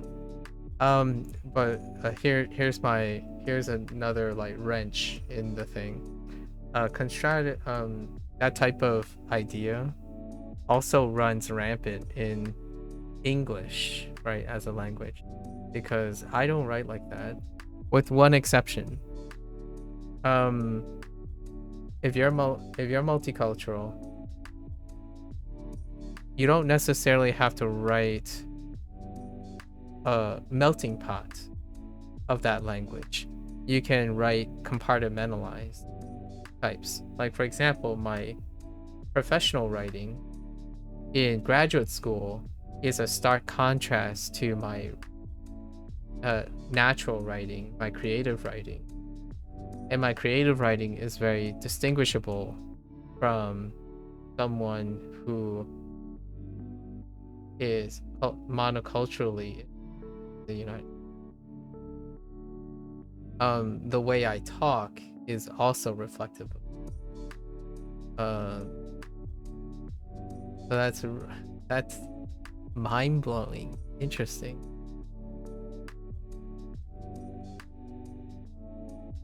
Do you feel, actually that's a good question. Do people feel that when they write English, most people write English the same? Like say like Actually, now I'm kind of curious, Timmy. Have you read your peers' stuff? Like, I imagine at some point in university, you would have had to exchange between your peers. Do you feel like there is a substantial similarity between everyone's writing prompts? I feel like that's very difficult to conservatively justify that, or even objectively find patterns in writing, especially if you're in creative writing process. I could understand it in the sense of like colloquialism, like common speak or common writing, like the way people write text messages or something. There might be an inherent pattern, and I agree with that observation. Where like if you take a English, if you type like an English comment, it would have this somewhat very noticeable directness than someone else who's writing in a different language, like say Japanese or Chinese. I can appreciate this. However, I can appreciate when it's spoken. So when someone speaks, the way they speak and how they speak, regardless of the language, it's influenced by their culture. So you can pick out someone who is multicultural, for example, versus someone who's monocultural, even within the same language. There are individual differences, but barely any cultural differences in the writing. Interesting. Barely any cultural differences in the writing. Wow. Oh, how does this come about? Like this belief, like this idea? Like, is it based on some sort of survey or like some linguistic parsing of data, or like some big data abstraction of like monitoring many, like sampling an entire population of different populations or different subgroups of writers? You really see the difference when you read Russian translated literature? Yeah, but that's Russian translated literature. I have so many questions. 妹 On account of, I don't necessarily agree with the idea that there aren't cultural differences in writing. However, the whole individual difference thing, that's fine. Like, obviously there are individual differences, but you could make an argument that there's not a big, it's not correlating with cultural groups. So then there wouldn't be, like, cultural groups themselves would not be as variant as between cultures. Okay, there might be a statistical significance between, say, all the group constituting as Russian writing versus a group constitute as American writing. There'd be a larger significant difference between the two. I can see that. I can definitely see that. If you Google, there's a very neat graphic that explains itself. That's not kind of what I'm getting at, Tim. I'm getting at more what is the empirical data behind it. So like, we're not necessarily talking about what it means or how it means. I'm actually really curious about the methodology of how one came to the conclusion that there are negligible cultural differences in writing. I'm almost conservatively saying this is a very bold statement. It's a very bold statement. However, I do not have the expertise of saying that. It's incredibly bold to say there's negligible cultural influence in writing. And I'm having trouble finding out who could say that so confidently.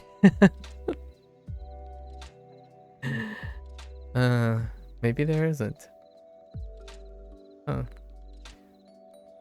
But you can, and then you're saying you can see the difference when you read Russian translated literature. So it's not like it's not negligible. Are you suggesting that Russian translated writing is not that different from American when it gets translated?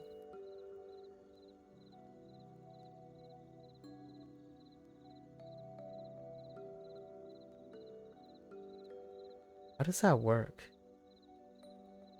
It's not a cultural difference between English speaking countries, but foreign language. Not a cultural difference. English speaking countries, but foreign language speaking.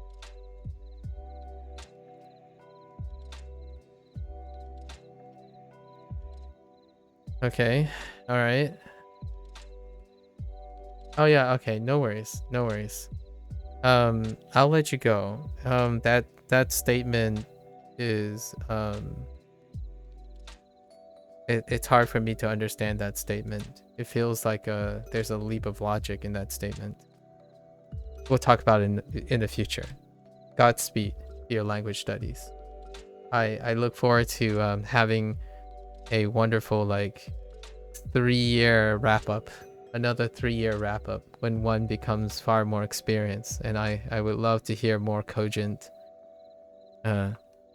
explainers of all this stuff.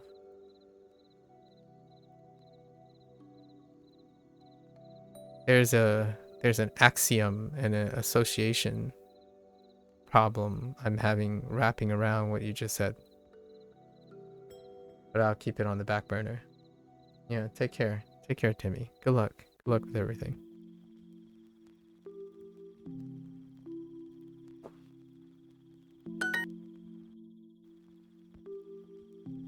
Okay. What the? 妹 Well, that was very pleasant. 姉妹 And then I just lost my attention span. Okay. We still need hearts, so we gotta get our hearts back. And then we're gonna switch gears to Chinese. I just basically decided not to pay attention there. 玉ねぎ。変なスピーチ。変なスピーチよ。猫。猫。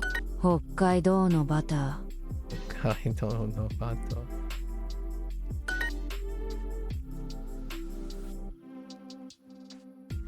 2010.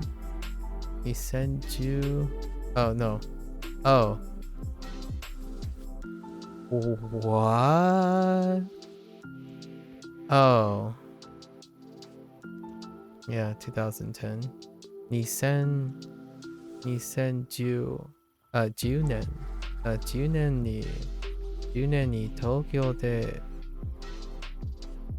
東京でアパートを借りました。Rent ー。この服はダサいですか？この服はダサいですか？ Yeah, just to clarify something that confuses me is because culturally, cultural difference, right? We're talking about cultural difference.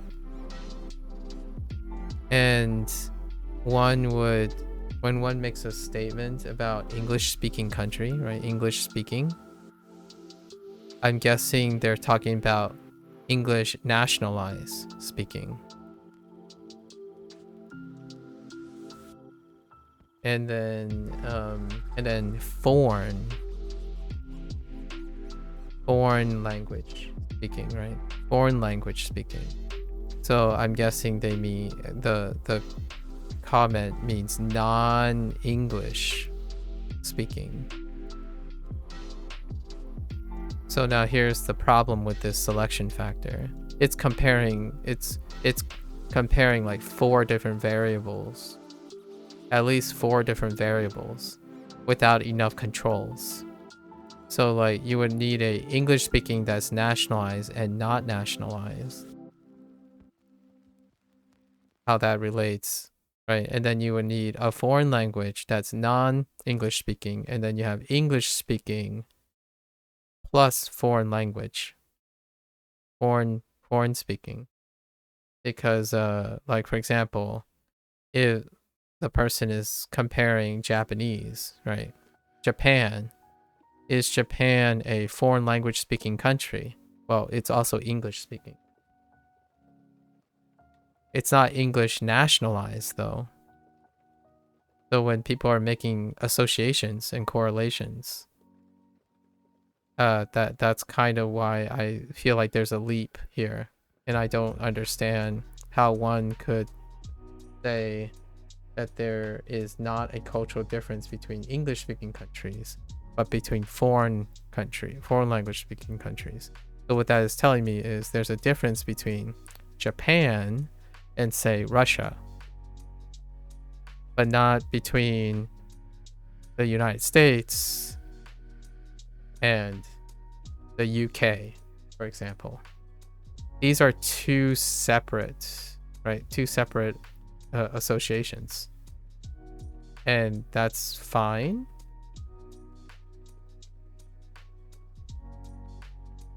But if either of these are not true or true, it doesn't reinforce the idea that there's less cultural difference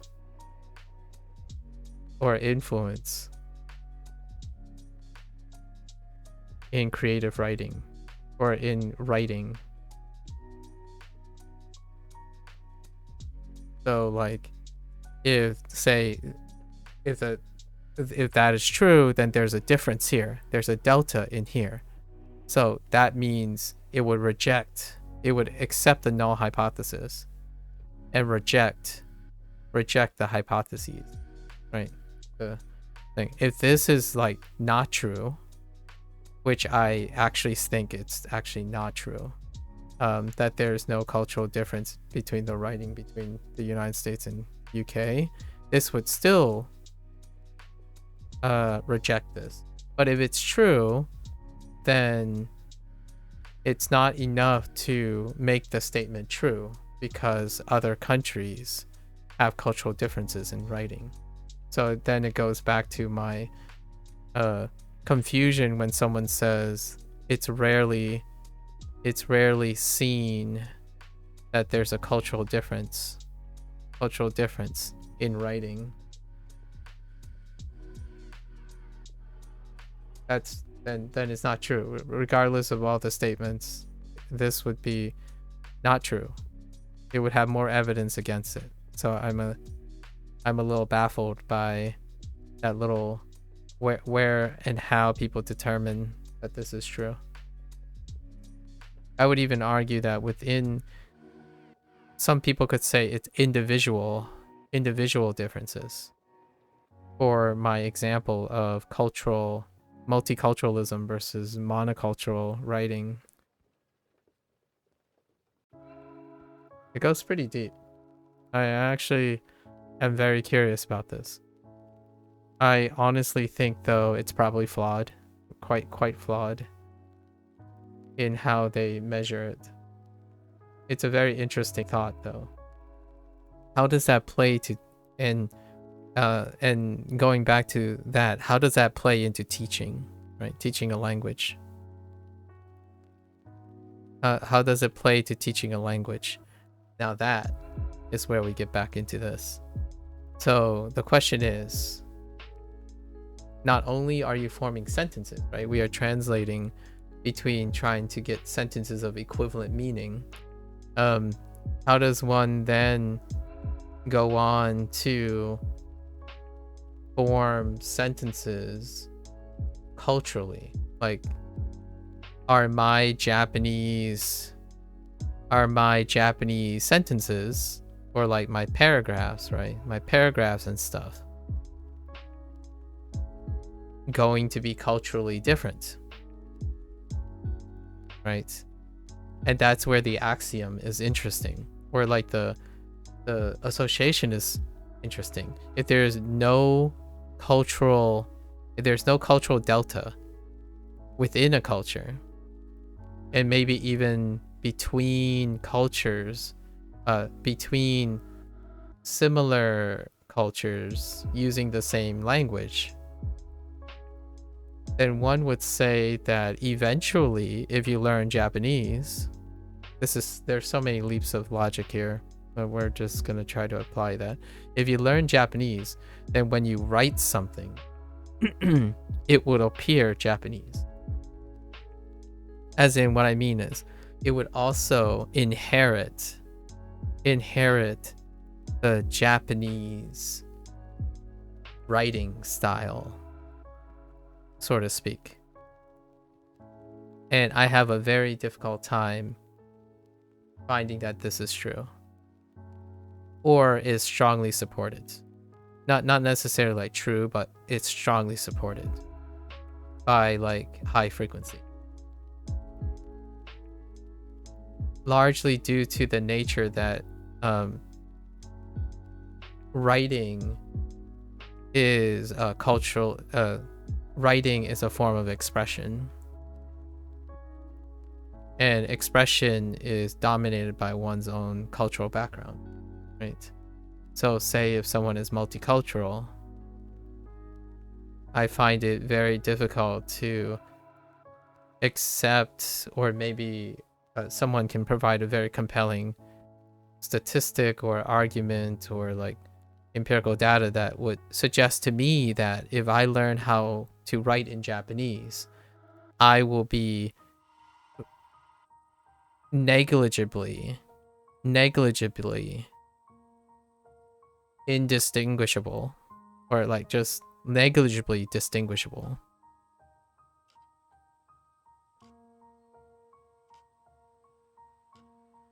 from another Japanese person, from like maybe another Japanese language learner or something.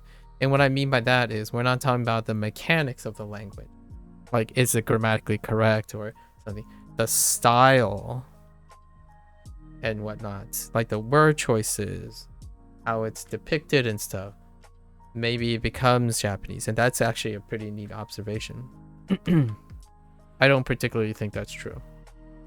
It's very hard for me to accept that, especially and then we're specifically talking about writing, right? So now speaking is more intuitive. We already talked about accents, tons of accents, right?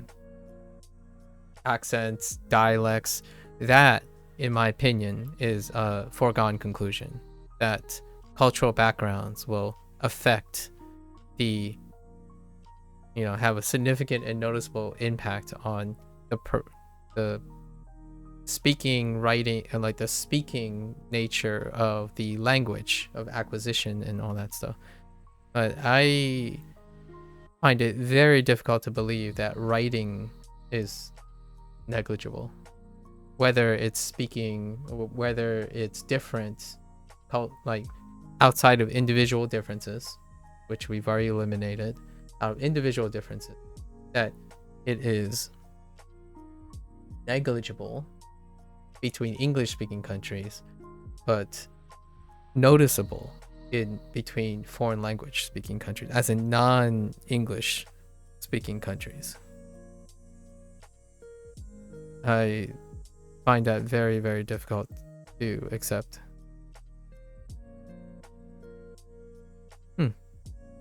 Deep thoughts. こ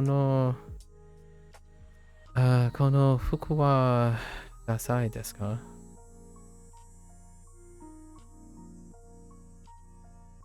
Or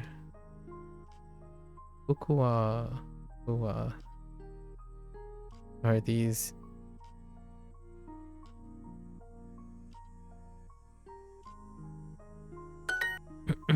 okay. Let's see. Something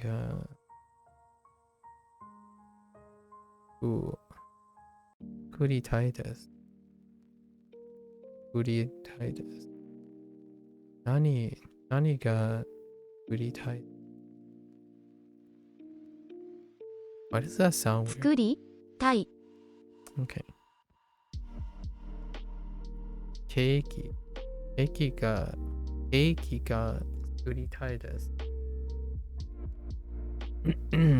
バターはいりますか？玉ねぎのサラダ。玉ねぎのサラダ。のサラダ。 Sure.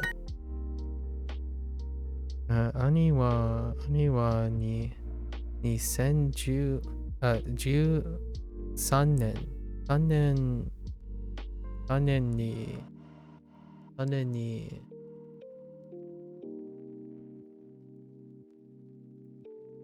イギリスの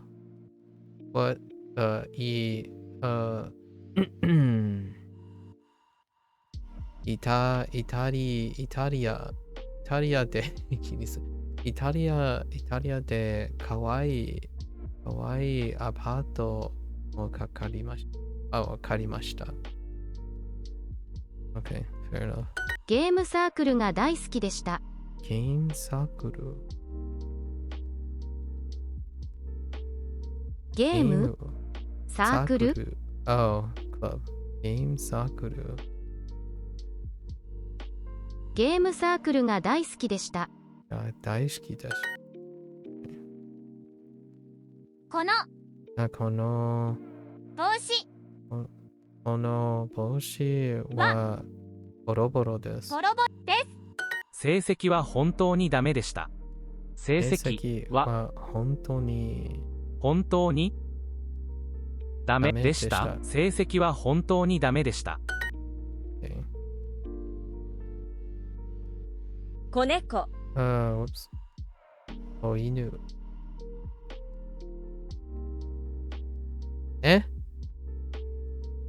What? ね Oh. 子猫。犬犬と猫がいます。新郎のお父さんのスピーチはつまらなかったです。新郎の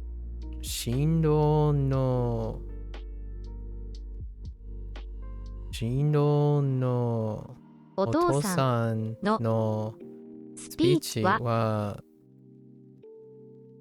新郎のお父さんのスピーチはつまらなかったです。つまらなかったです。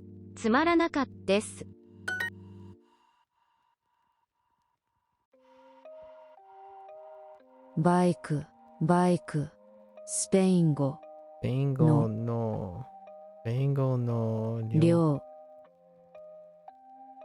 の授業はダメでした。I'm like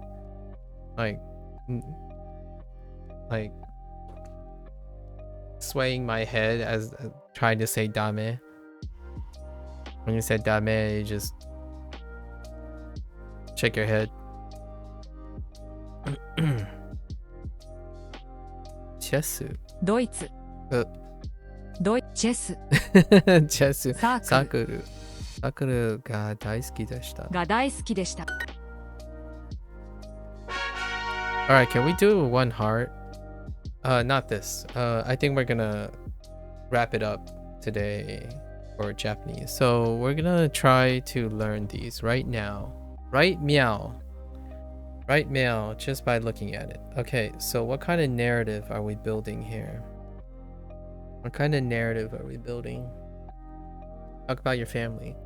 So we just rattle out the family things, right? So first we start with family.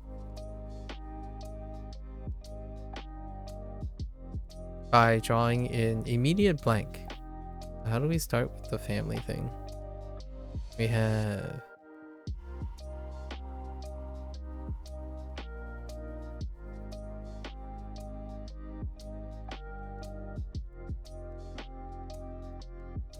what do you want to learn? Why do I want to learn how to write kanji? I don't know. It's It's a dimension of understanding the language.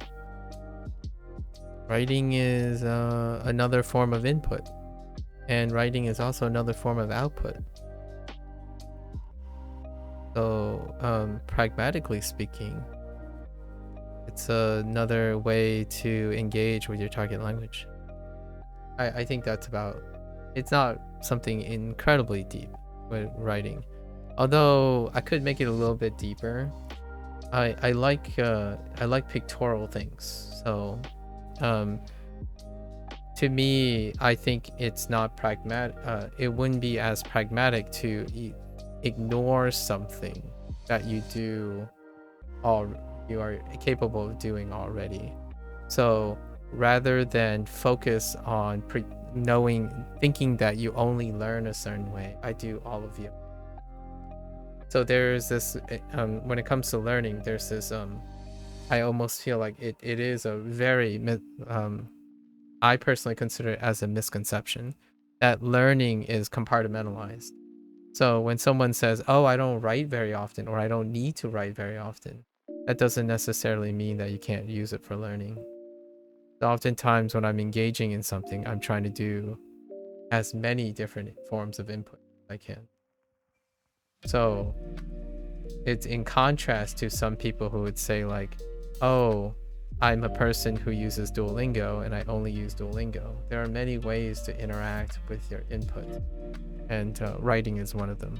Writing is incredibly dynamic, much like speaking. So that's probably the longer answer. Why do I want to learn how to write kanji? Japanese language is represented in written form and speaking form, right? Or like can be output in writing and speaking. I naturally do it because there's another way. Okay, but that explodes the time you will have to take to master the language. I'm not here to master the language. So you have to presume that that doesn't explode any time. Learning a language involves writing. So if you're saying mastering a language involves not writing, then you haven't mastered the language. If your goal is to master the language, then you haven't mastered the language if you didn't write it in the first place. So making the argument that you want to master a language, which is not my goal, by the way, but if you're talking to someone who says they want to master the language, by not exploding their time with writing, they haven't mastered the language. Language deals with writing. So that is a paradox. What you just said is a paradox. With that said, I'm not here to master the language. I'm here to engage in the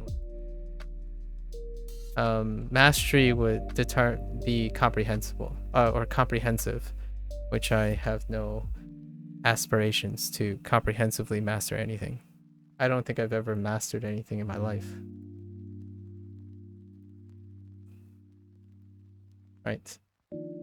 If you don't know how to write, you haven't mastered the language. Unless you choose to say that's optional, then that's fair. I don't want to define master for anyone else. For me, it would involve writing. So whether it explodes the time or not, it's part of the objective. Can you ever really master something if it's always evolving and you seek knowledge? Yeah. So most of my skills are not finite.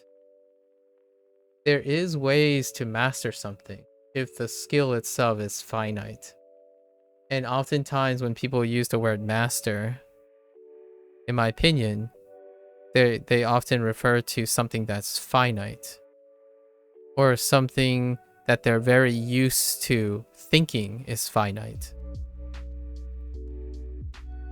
For example, 100%ing a game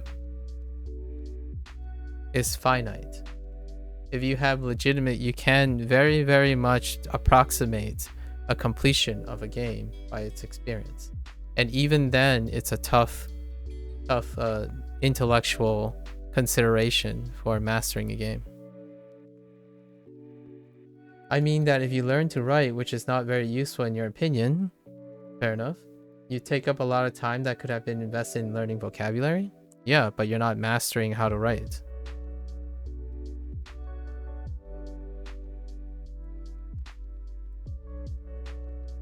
You're saying mastering a language. Well, here's the thing. When you learn a lot of vocabulary, you haven't learned how to write any of them. So you're not actually learning all of the vocabulary. And you have no way of knowing if me writing is helping me learn the vocabulary with less time invested. Yes, exactly what Blair said. This goes back to me superseding what you're trying to insist, that people learn very specifically. And I already answered that question first. Writing is a component of learning. So if you consider unpractice in learning, in writing, then one would say it's a waste of time. I agree.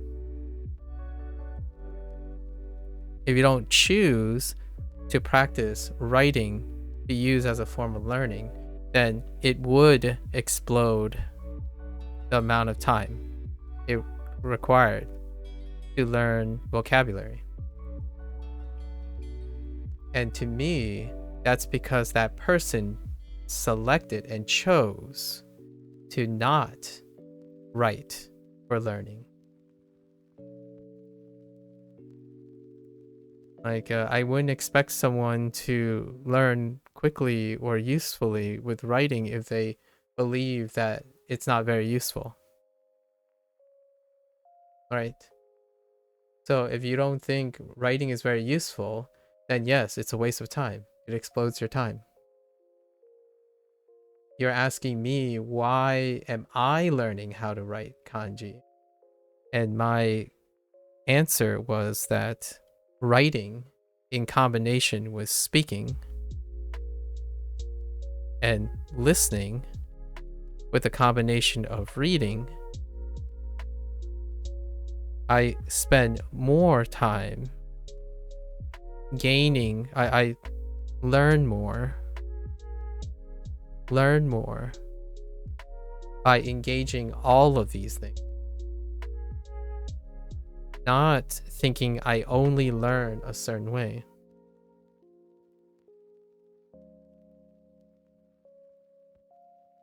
The question is, what am I learning? You're saying vocabulary is the only metric of learning a language, which that's not true. Writing is learning language. How to write is learning a different aspect of the language. It's not your raw vocabulary words.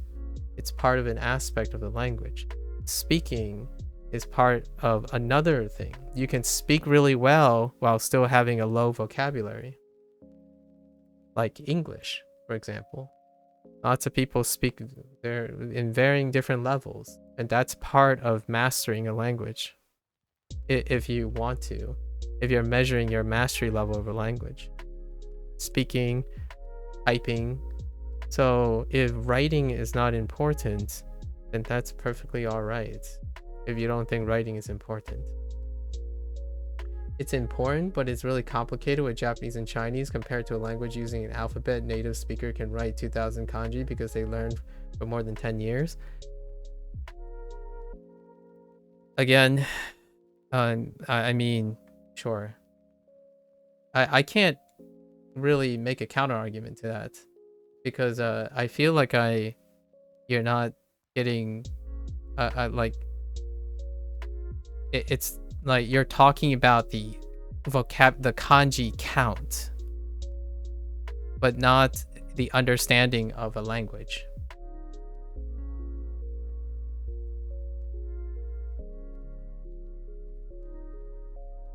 Like when you're saying 2000 kanji,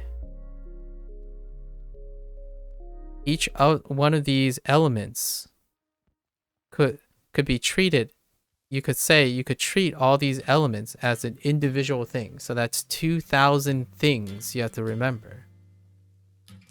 But since you don't care about writing, perhaps, and you don't care about anything else, you don't know what these 2000 things are considered when it comes to knowing them.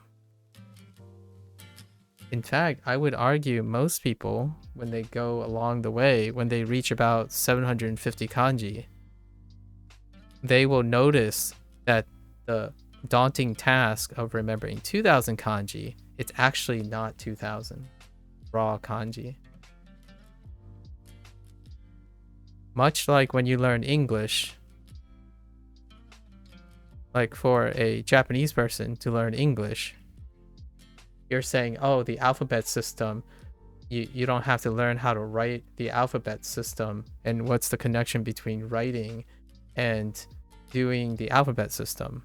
Well, the order of the things do matter. Yes, you're creating these strokes, and actually in the long run, all these strokes composes all of kanji too. They're strokes. So if you want to reduce it to strokes, it's the order that matters. It's the relative composition of the things. Even an alphabet system requires that you understand that kanji characters are composed of strokes in a specific order in a space. Like kind of like drawing something, right? These are two different kanji then. If you get someone to write tough and though, this is really complicated as a writing element. The idea is writing is part of the language. But if you don't think it's important, then you wouldn't have that weight at all. Is it important to understand how to write though and tough when you say though and tough? Well, some people, if they can see and write this, they can probably distinguish between the two. I see kanji as a set of strokes. The mechanics behind remembering that kanji is not dissimilar from the alphabet system. It is dissimilar when you're talking about your method, your approach to thinking that the 2000 kanji have to be remembered separately or felt separately or something like that. I think while you're thinking about that, you're thinking Japanese in the context of an English speaker. And I don't really resonate with that. Like, the alphabets, they're different, right? And there are different ways to be important. You're suggesting, in my opinion, that writing is the same between languages. And therefore, you can treat it the same way. The alphabet has only, 46 characters? 26 characters. I said 46. Is it 25 or 26? 26 characters. So you're treating them that the writing is the same. So obviously 2000 kanji characters is greater than 26 and 25. You randomly popped up on YouTube? Well, welcome, Gigi. Gigi. Are you studying Chinese on Duolingo? I am. I'm about to switch to Chinese after I finish this wrap up of my kanji characters. I don't think these things are the same. They're not comparable, but I get it. I understand, and there's no way I can refute this. 2000, if you think 2000 kanji characters are greater than the alphabet, yes, they are. That's true. That's it. Like, I can't argue with that. When you're telling me that I learn less or I'm wasting time writing kanji, that's a different story, because these aren't the same. To learn these kanji is not the same as learning the alphabet. So writing kanji serves a different function than learning how to write English. English, when you learn to write English, it has a different complication.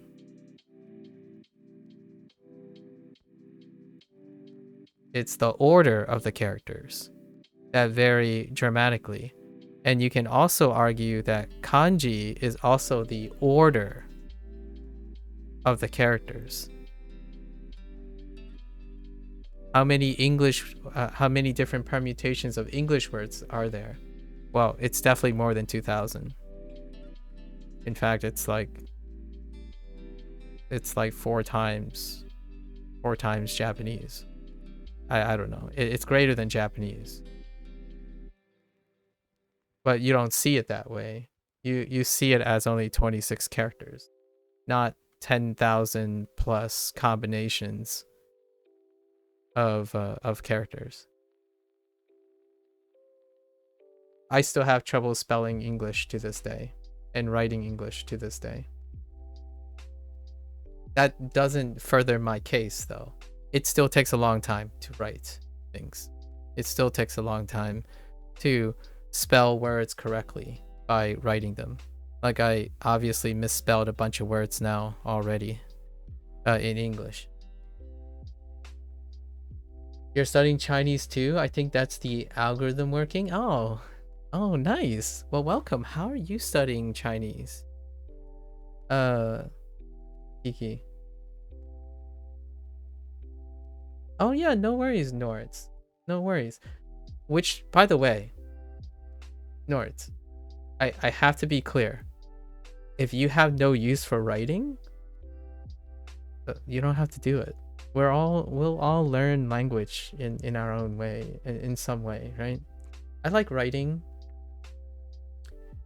because I can. I think that's probably the most sentimental reason. I like the way kanji look. There are times where I would write a character like this, and I wouldn't know what it sounds like yet. So right now I don't actually know which sound I want to say about this. This could be yeah. This could be yeah, or ski. Right? This could be ski or gatsu. So sometimes I write characters and I wouldn't know which one I'm looking for at the moment. I just like the way it looks. So hopefully that helps. Definitely in no way, if you don't find it important, you don't have to do it. Yeah, it's not pragmatic if you don't find it useful. That's a very good argument for people who don't take learning new alphabets seriously. I think Nord has his own I think Nord has their own way of approaching Japanese. I'm not actually even sure if Nord is learning Japanese. That's a assumption I'm making. So excuse me if you're not learning Japanese. You might be learning like Russian or something, or Sanskrit, or it varies quite a lot. Oh, you do? Okay. I'm having classes in the Confucius Institute in your university, and the app Hello Chinese. Oh, okay. Yeah. I met another person who's learning Chinese, and they use Do Chinese for mining, and they mention Hello Talk. Is that what you're referring to? Or maybe it's just Hello Chinese. And then there's other people who like enter rooms and stuff on. Oh, it might be Hello Chinese actually.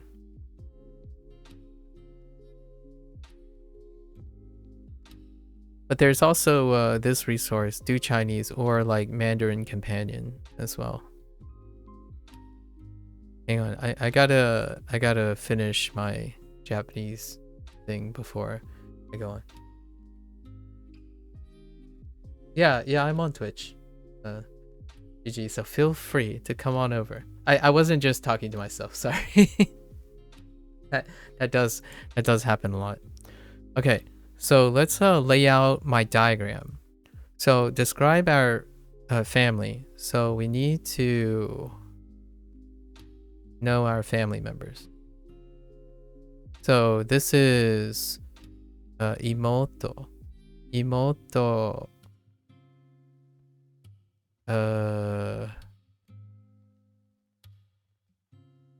Imoto and right, that's ane,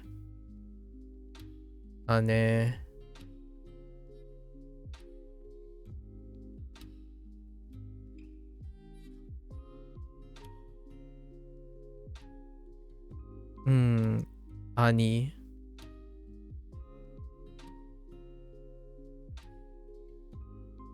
oh right, easy. Okay, so and that's ototo, and then we can combine these. Actually, I think you can combine them across. Oh no, just kidding. Yeah, you can combine them across. So then you add these together, these characters together, and you get oh, I should write out the read for this. So shimai,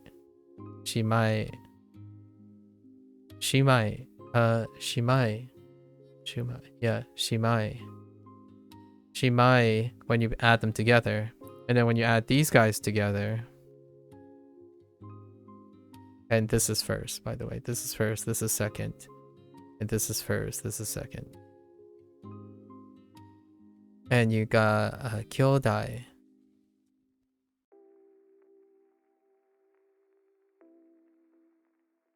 So kyodai.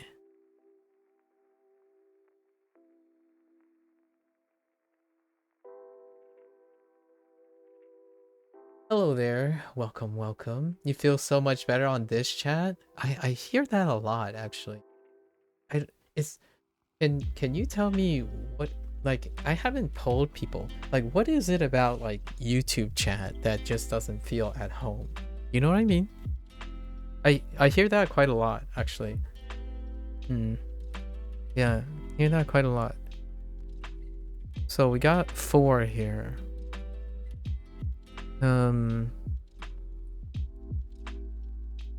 What other things we got? We got pronouns, interestingly. So the pronoun order was this. Basically Duolingo has provided us with the pronoun order, weirdly enough. So we'll stick to the pronoun order. We got hare. No, kare. Kare. Then we add karera.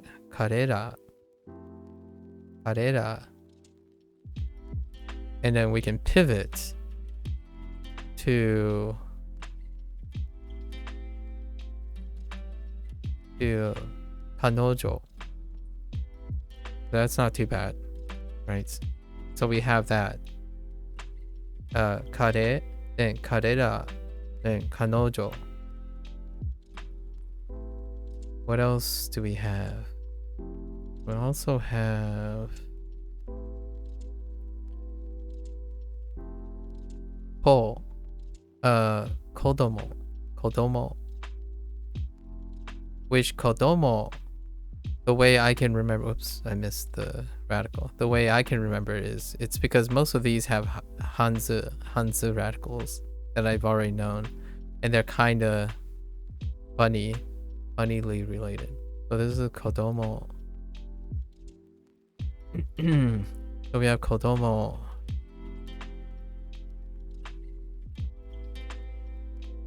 Did I even get to these words? Oh wait, I did get to these words. Oh right. We have ryoshin. Ryoshin. I think ryoshin is...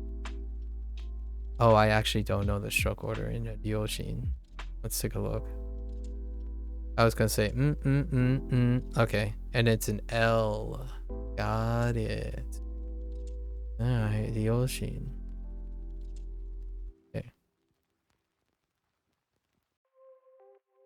So ryoshin, and this is pretty self-explanatory because it has the left side of shin and the right side. It has two radical. The shin kind of makes sense. The left radical makes sense. And then the right, I just have to remember. YouTube is so weird. Yeah, I haven't ever typed in YouTube chat before, so I don't actually know. Too busy aesthetically, I don't know. Oh, the wrong vice or stream. Okay, fair enough. Are you finding any difficulty studying both Chinese and Japanese at the same time? I actually... Okay. I learned my fundamentals first, N5 plus. I'm gonna say conservatively N5 plus, before I started Chinese. And then because of that, I've been using a lot of my Japanese with my Chinese, and then vice versa. So largely, it has been a advantage, I suppose. It has been an advantage because of that. And to emphasize why it's an advantage is because of what I'm doing. It's easy for me. I overlap things intentionally. So, for example, you might be thinking like, here are the kanji characters, right? How many of these characters are actually new? How many of these kanji characters are actually new? Well, this one isn't new because that's DD. This one's not new, DD. And this one is not new because of nu. This one is not new because of mei. Right. So and this one has other meanings that makes me understand what it is. And this is shui in traditional. This is shui in traditional. So it's also dare, which is who in Japanese. So there's lots of examples, and it cuts down on half the volume. So then when I see these characters in Chinese, and if they do overlap, it also cuts down the Chinese. And lots of the onyomi in Japanese reminds me of what the Chinese, and then vice versa. And then the things that are different, you can contrast it with the things that are similar. So that's kind of how I can best describe quickly why it's it has worked out really well. Which one have I started learning first? I am right now I am on day 176 of Japanese. And today I'm going to start day 72 of Chinese. Yeah. And like for instance, it's ja. The last vocabulary that we have is it's pretty decent to remember as well because it's ja, like jaren, right? Kazuto, kazoku, sorry, kazoku. Kazoku is family, and it has ja as the first one. However, in Japanese, they swapped out ren instead of using hito, which you could remember hito if you want. Instead of jaren, they used it's a weird one. Like I think it's this. Whoops. Because we talked about this. Actually, I'm not quite sure if that's how the stroke order works. Let's take a look. Yeah, so kazoku. Kazoku is the ja plus this. Oh yeah, it is the one. Okay. It's fine. Oh, yeah. Oh no. No, actually wrong radical. Wrong radical. It's 2 strokes. No, wait. Okay. It's 2 strokes. This. Okay. Yeah. And I think that's all the new characters that we have to account for. Yes. So we're gonna have to remember this for tomorrow. Today is the first day for these characters. So I spent a third of the time. I am Chinese though. Like what I mean is my parents are Chinese, and I started with a language that I have lots of exposure to. That's like most of my life I've had exposure to Japanese and Chinese. However, I have a different relationship with Chinese. So there is also that to take into account. I'm not someone who's a blank slate when it comes to Chinese. But it's really, really been a wonderful time. I think it's fantastic to use your target 1 language to interact with your target 2 language. It doesn't have to be similar languages. Oftentimes when I'm looking at this, right, I can think of nu, right, nu. And sometimes if you're thinking, well, how do you interact with a language that isn't using the same character? Well, this is girl, right? Or like this is female, right? And you could say female. You could say aya.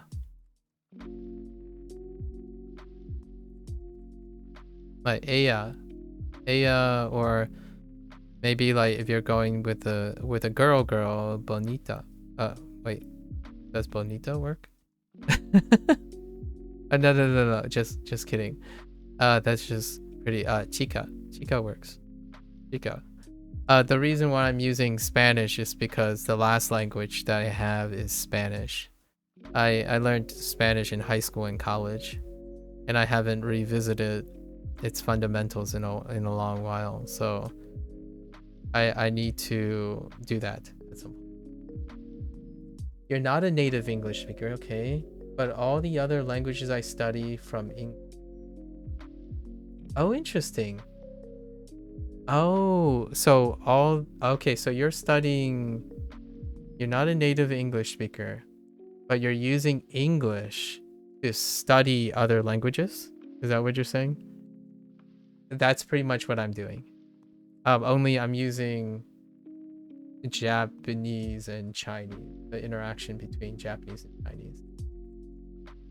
I think it's really cool to learn something and learn another thing together, because then when you learn something in the one thing, it'll remind you of the other thing. At least in my opinion, it makes things interesting. So now I'm learning Japanese and Chinese together, which is nice. Spanish will be interesting. I don't know how it goes about that, and it'll be less about writing. So I don't know if I'm gonna write Spanish. That's an interesting point. Huh. Anyways, let me try to remember these characters now before I switch to Chinese. I should have switched to Chinese 30 minutes ago. It's okay though. Let's see. So what are you learning right now? Outside, is it just Chinese? Or are you interested in many different languages? And what is your common language that you prefer to use? And your English is really great, by the way. I wouldn't be able to tell the difference, honestly. Let's see. What are we starting with? Starting with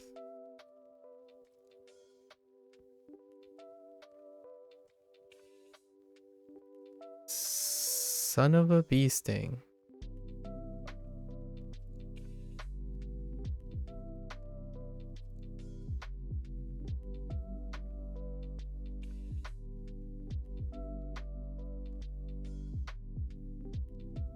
Oh, you're Brazilian?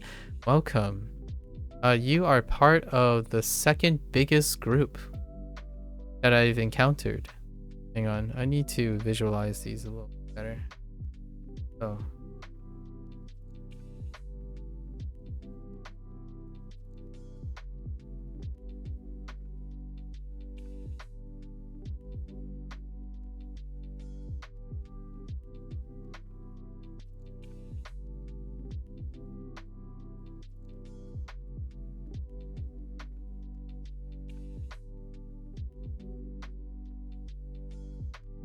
Hmm?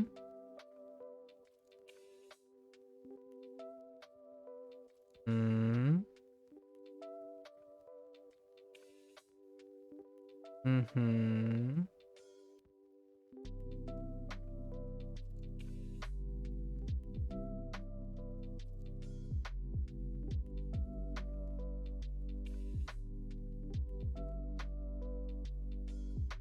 You've been studying Korean for 6 years, coming and going, and now Chinese? Uh-oh. Blair started. When I first met Blair. Blair was working on Korean. Now she's working on Japanese, and then like trying to juggle the two. You gotta love your Brazilian fellas. Yeah, two biggest groups that I've met that's interested in Asian language, like for whatever reason, Asian language actually quite predominantly, especially Chinese and or Japanese. Norwegian is number one, and Brazilians. It's like uncontested. So during and the reason why they're about equal as well too is I stream late, so I go into the later hours, and in the later hours I meet people from this time zone, right? Like closer in time zone. And then the other times are like the earlier in the day where I meet a lot of Norwegians. My Korean is low intermediate at best since I started college. You've been slacking off. And you're in college as well. Wow. Where am I right now? I am in the northeast of the United States.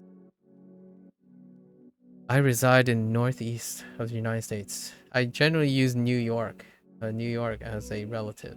I'm around New York, the New York area. Okay. Hang on. So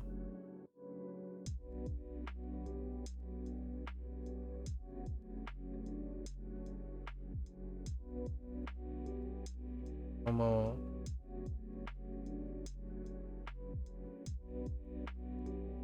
ya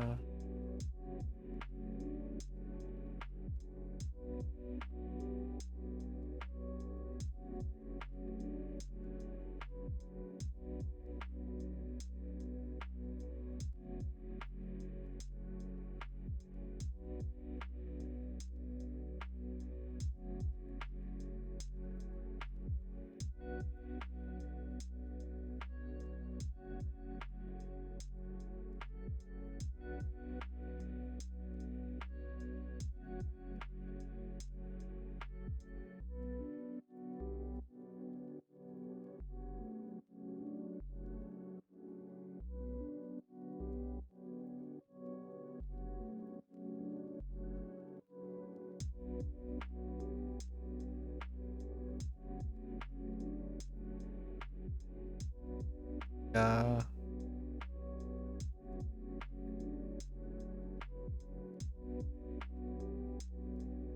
and then Oshi.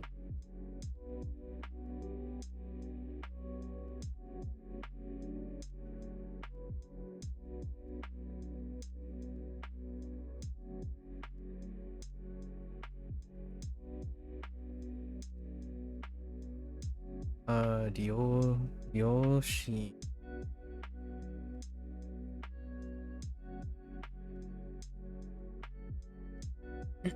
So it is around 8 p.m. Oh yes, it is. Oh, it's around 10:30 p.m.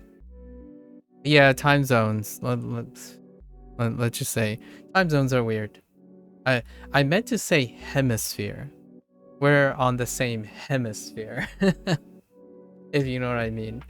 We're on the Western hemisphere. Time zones, yeah, plus or minus 3 hours. You got it. It's plus or minus 3 hours wherever side you are on. It's within 3 hours of each other. Oh, it's 11:30 for you. You're 1 hour ahead. Huh. Looking at a world map, you wouldn't think that, huh? Heckin' time zones. Time zones, man. I tell you. Heckin' time zones. Also, a map is kind of deceptive because the Earth is round. Like, what I mean is, like, the distortion. I don't know if you've ever looked at a map and then tried to, like, think about how you can make a flat depiction, but I might have said something very controversial just now. But it's something like that. I don't want to go into it too much. Okay, and then I gotta remember dare. Dare is so let's start with dare.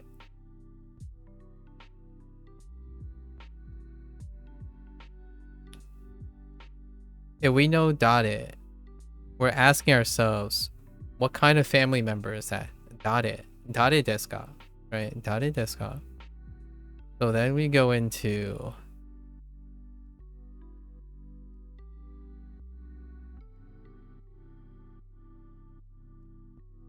ani.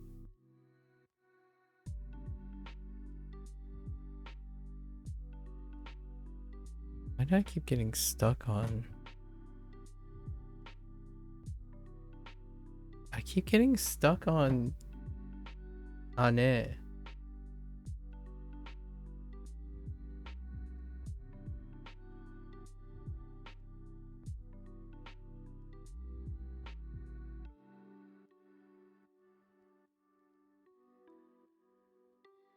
All right.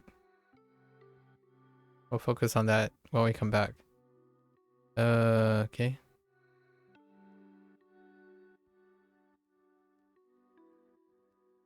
Okay. Ototo.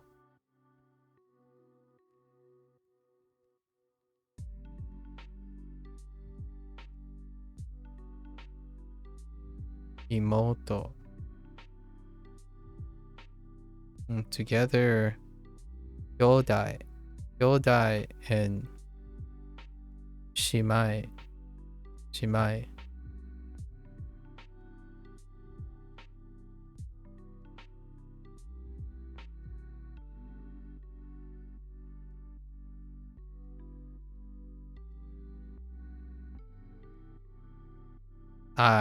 There's a chance that radical is incorrect.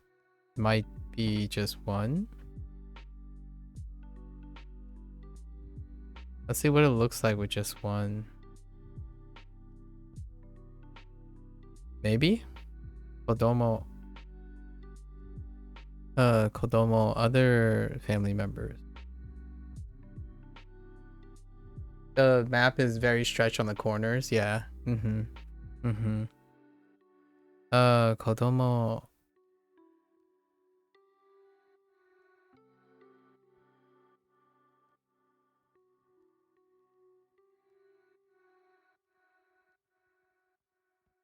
Son of a...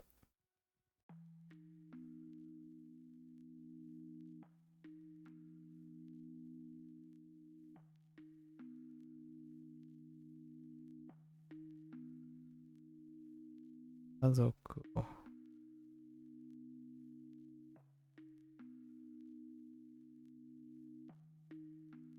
Kazoku. What? Oh, okay. Fine. Kazoku. Oh, we should throw in others as well, like Chichi and Otosan. Otosan.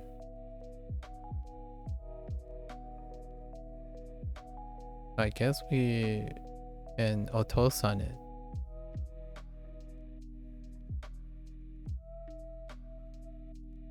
Otosan.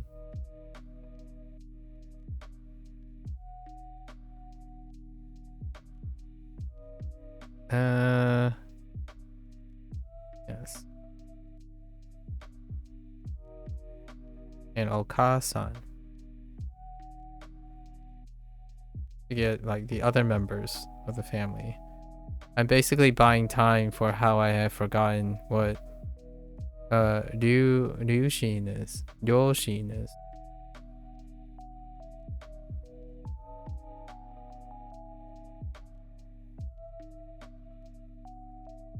I know Shin.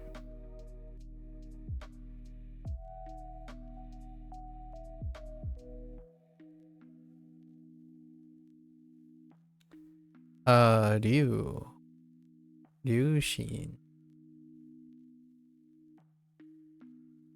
Send help. Is there anything else I'm missing? Okay, okay. Let's say these two, right? Is there anything else? Oh, pronouns. Sure. Edgelord pronouns. Okay.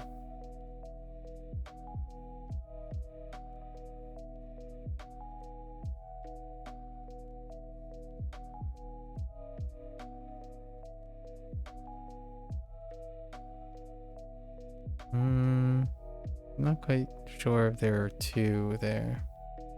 It's fine though. Then we had kare, karera,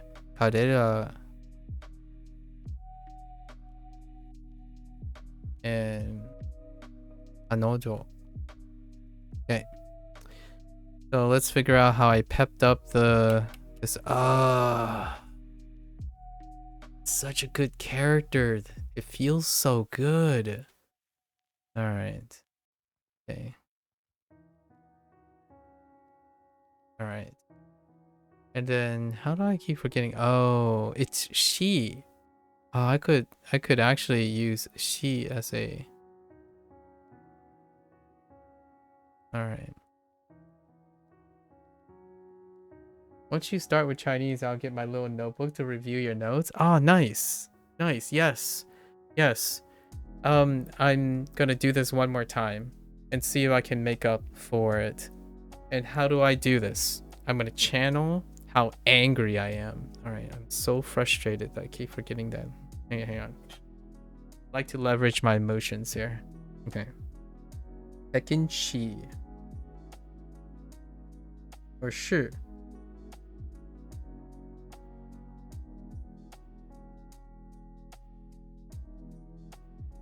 All right. We're gonna get it. We're gonna get it. It's perfectly fine. I've been yapping a little. It's all good. All good. So, let's start. So when we think of family, first we have to ask, who in the family? Dare. Dare.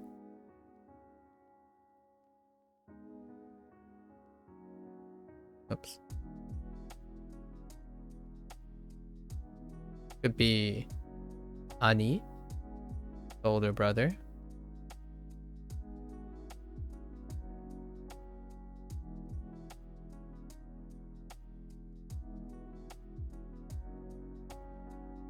Could be Ane, the older sister.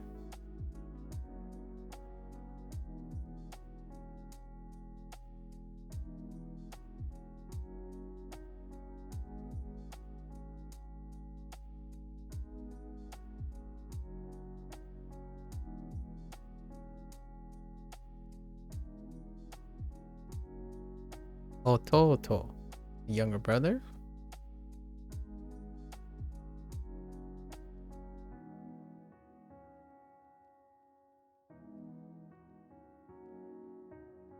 Imoto, the younger sister.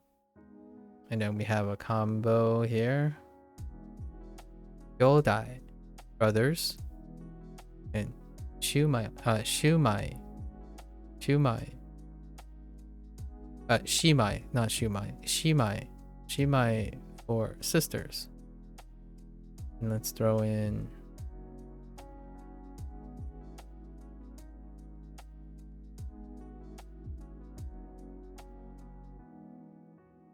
Oto-san, father.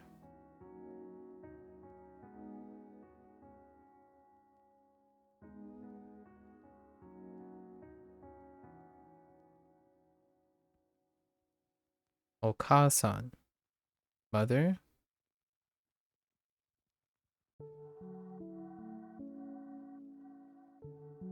Oh, I didn't check the radical. Yeah, well, we'll just, I'm gonna say it's 1. It looks okay. So, kodomo, children, kodomo.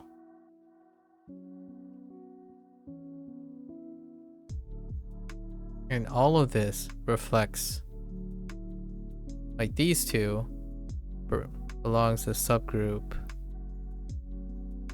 Oh, and I can do it, Yes.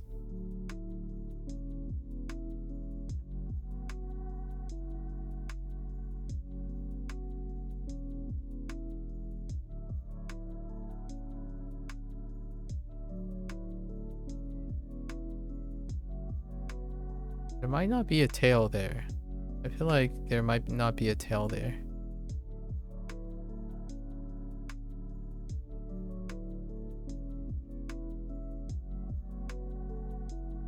We'll see. Oh, there is a tail there, actually. It's fine. That's good enough. Ryoshin. Ryoshin.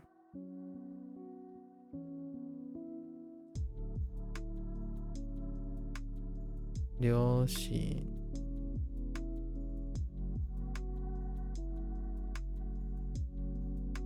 Ryoshin. Parents. And this whole group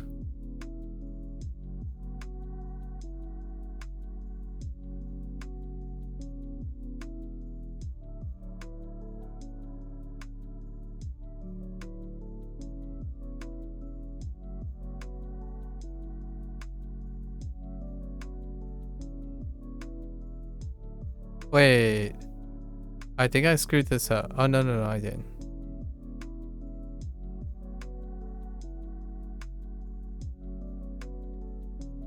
Not like this. Hold up.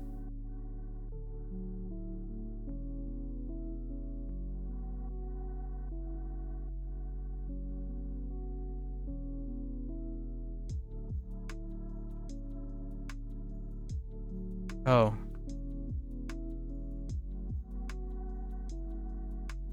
Oh, that's sharp.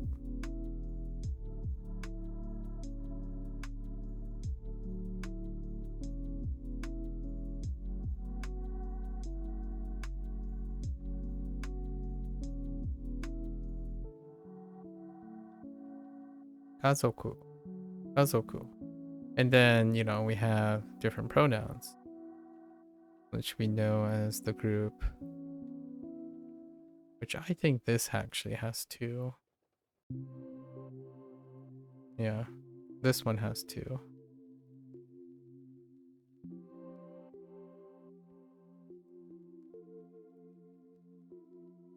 And they, which is, so kare, kare is he, and karera is they, and kanojo is she. And that's it. I think that's all of them. There we go. All right, we're good. We're good for tomorrow. That's all of it. And I don't think I missed a stroke. Right?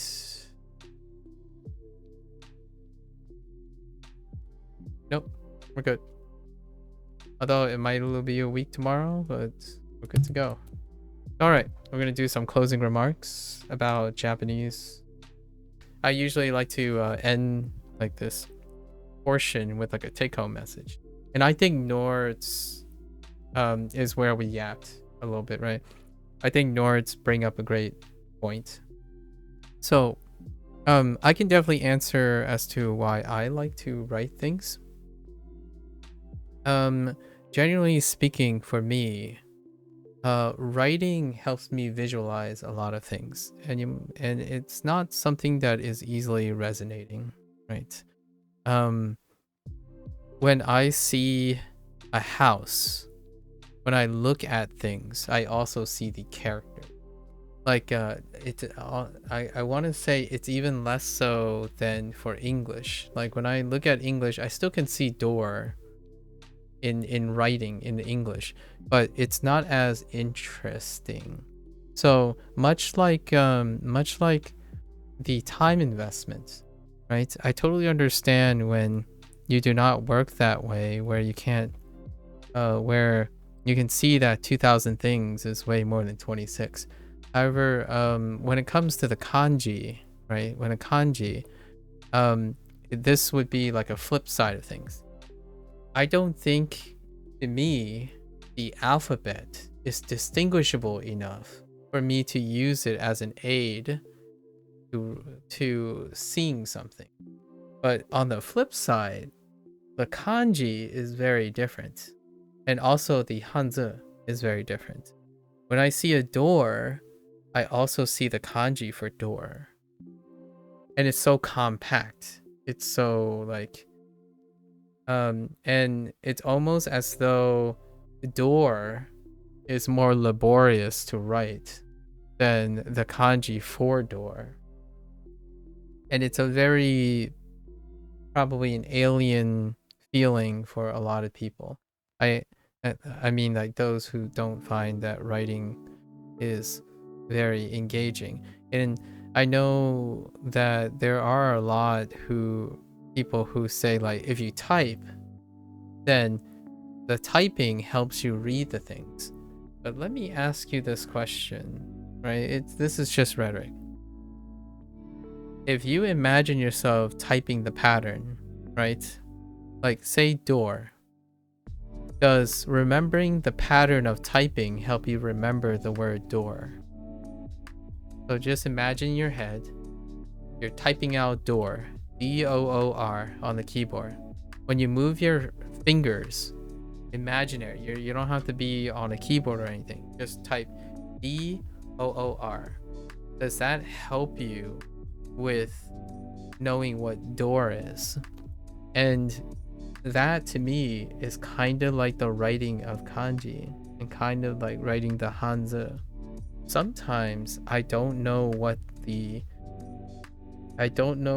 character is, but when I hear something and I can write it, I can ascertain the meaning.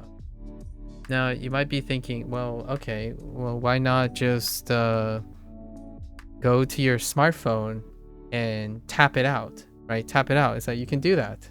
You can tap it out. There's something nice about it. So if writing is not important to you, then to me, it means you have replaced writing with a different output device, right? If writing is not important to you, then something else is replacing it. And I feel it's no less or more important to someone. Some people learn and they choose to learn by saying writing is not important, like the literal act of writing.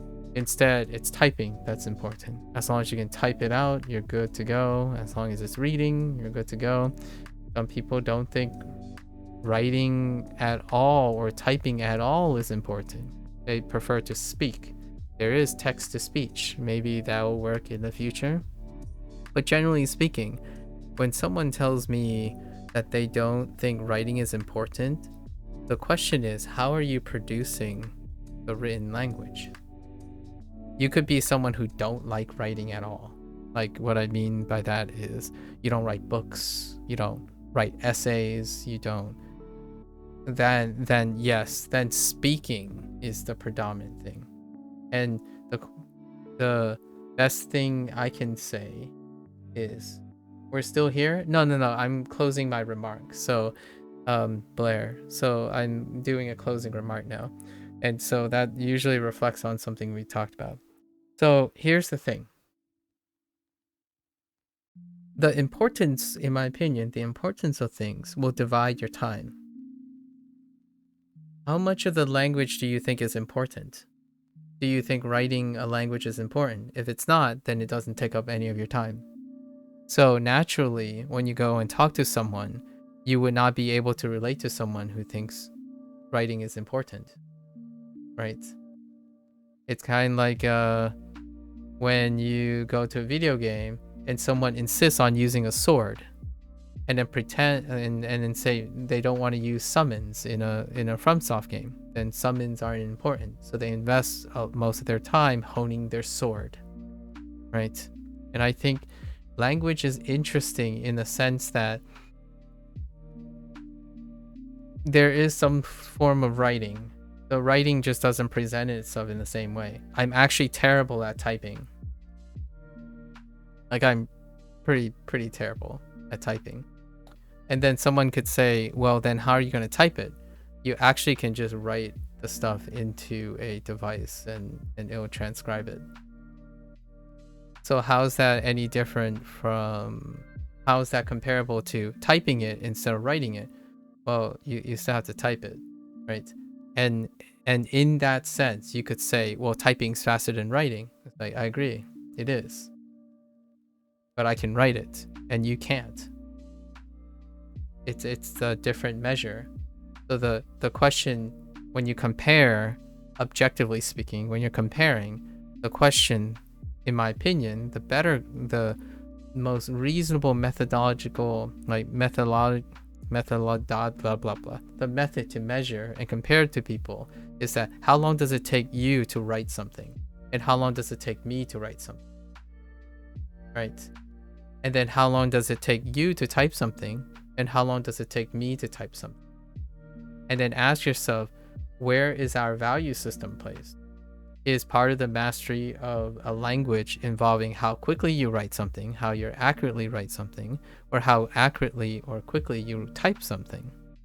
And that all feeds into the overall importance and competence of a language. For me, writing is a very beautiful part of a language. In fact, it's almost indistinguishable from creative drawings. Like, I see these characters as representations. Okay, this might be, I might step on some people. I love English,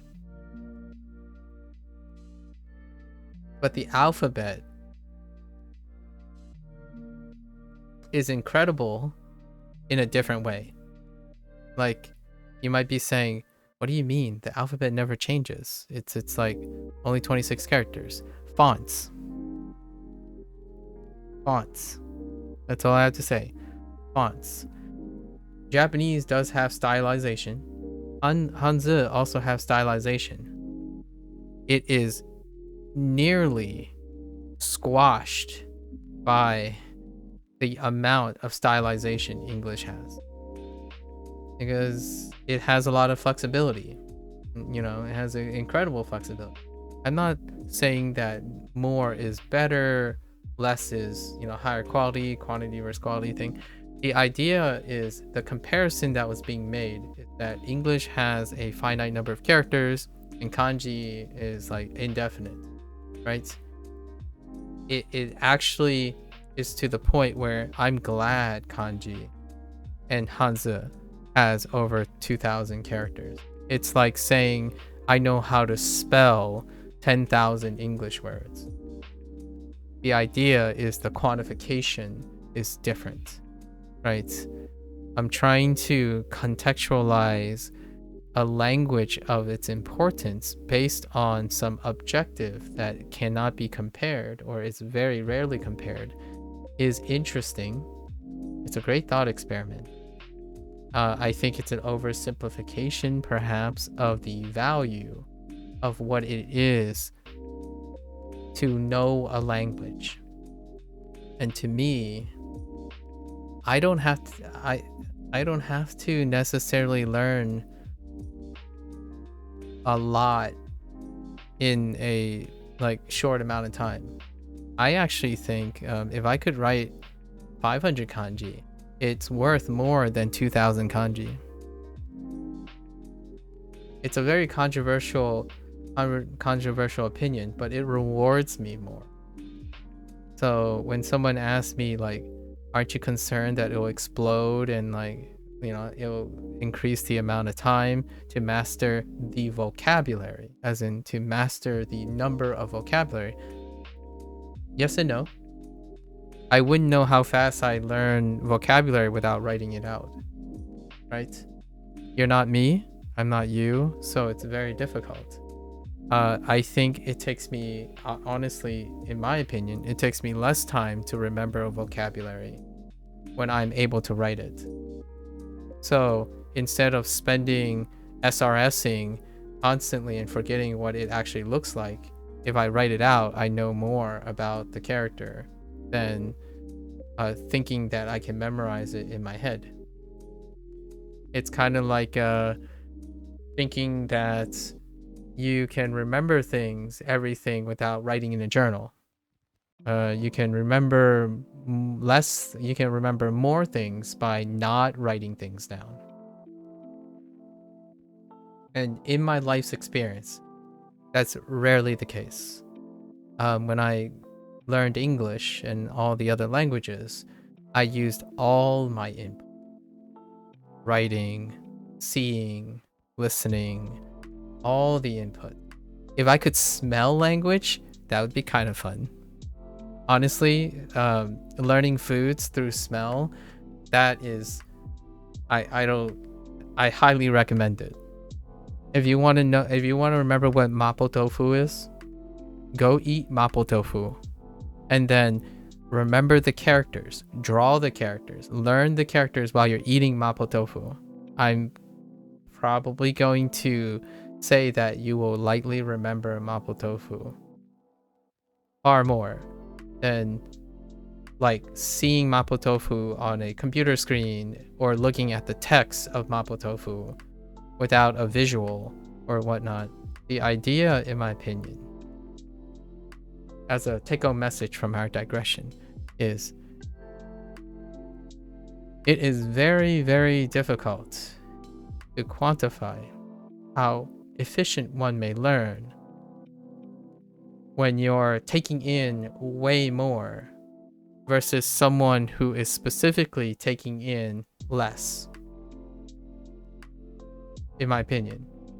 Now, and it's very difficult to know if, say, how far a sprinter will go over time. Say a sprinter has 10 hours to go as far as they can versus a marathoner who is gonna have 10 hours.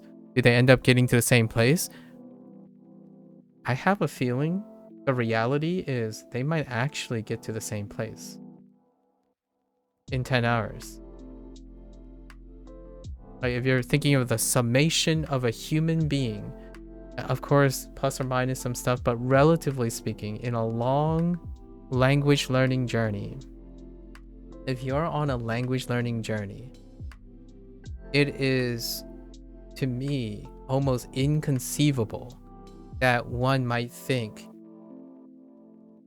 that engaging in the language in any way possible would significantly increase the amount of time relative to the amount of time you relative to the volume that you actually know of a language, because diminished return kicks in all the time. The moment you hit, well, I don't know, that 2000 or 3000, yeah, you got to 2000 and 3000 kanji. That's fantastic. I'm still at 1000. So I'm still busy writing my 1000 kanji. But then you're getting 100 more, maybe 200 more. That relative to 3000 is, in my opinion, diminished compared to the writing that I'm gaining while I'm approaching that critical mass.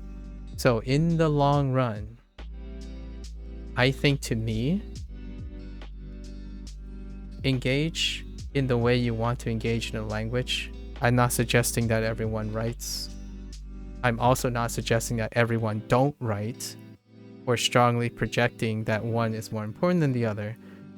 I think in the process of language learning, if you can't stay consistent,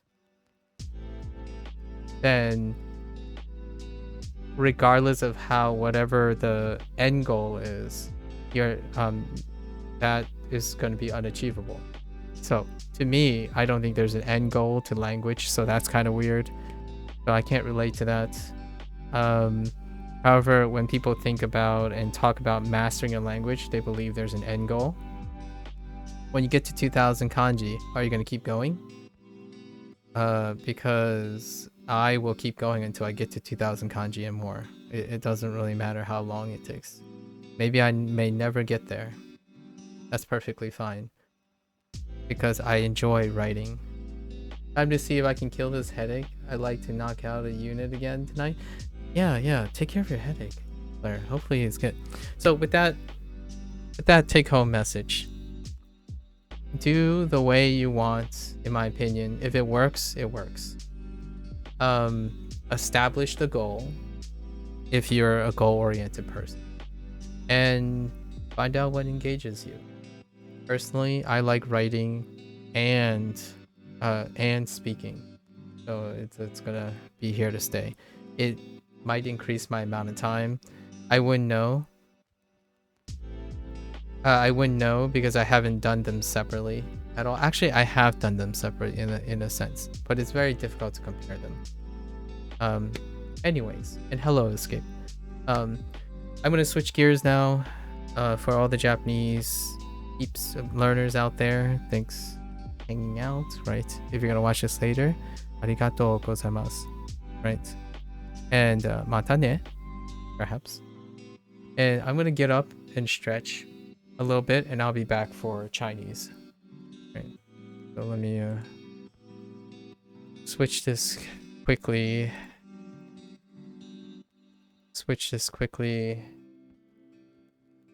Take a quick bathroom break. And I'll be back in a bit. Thank you.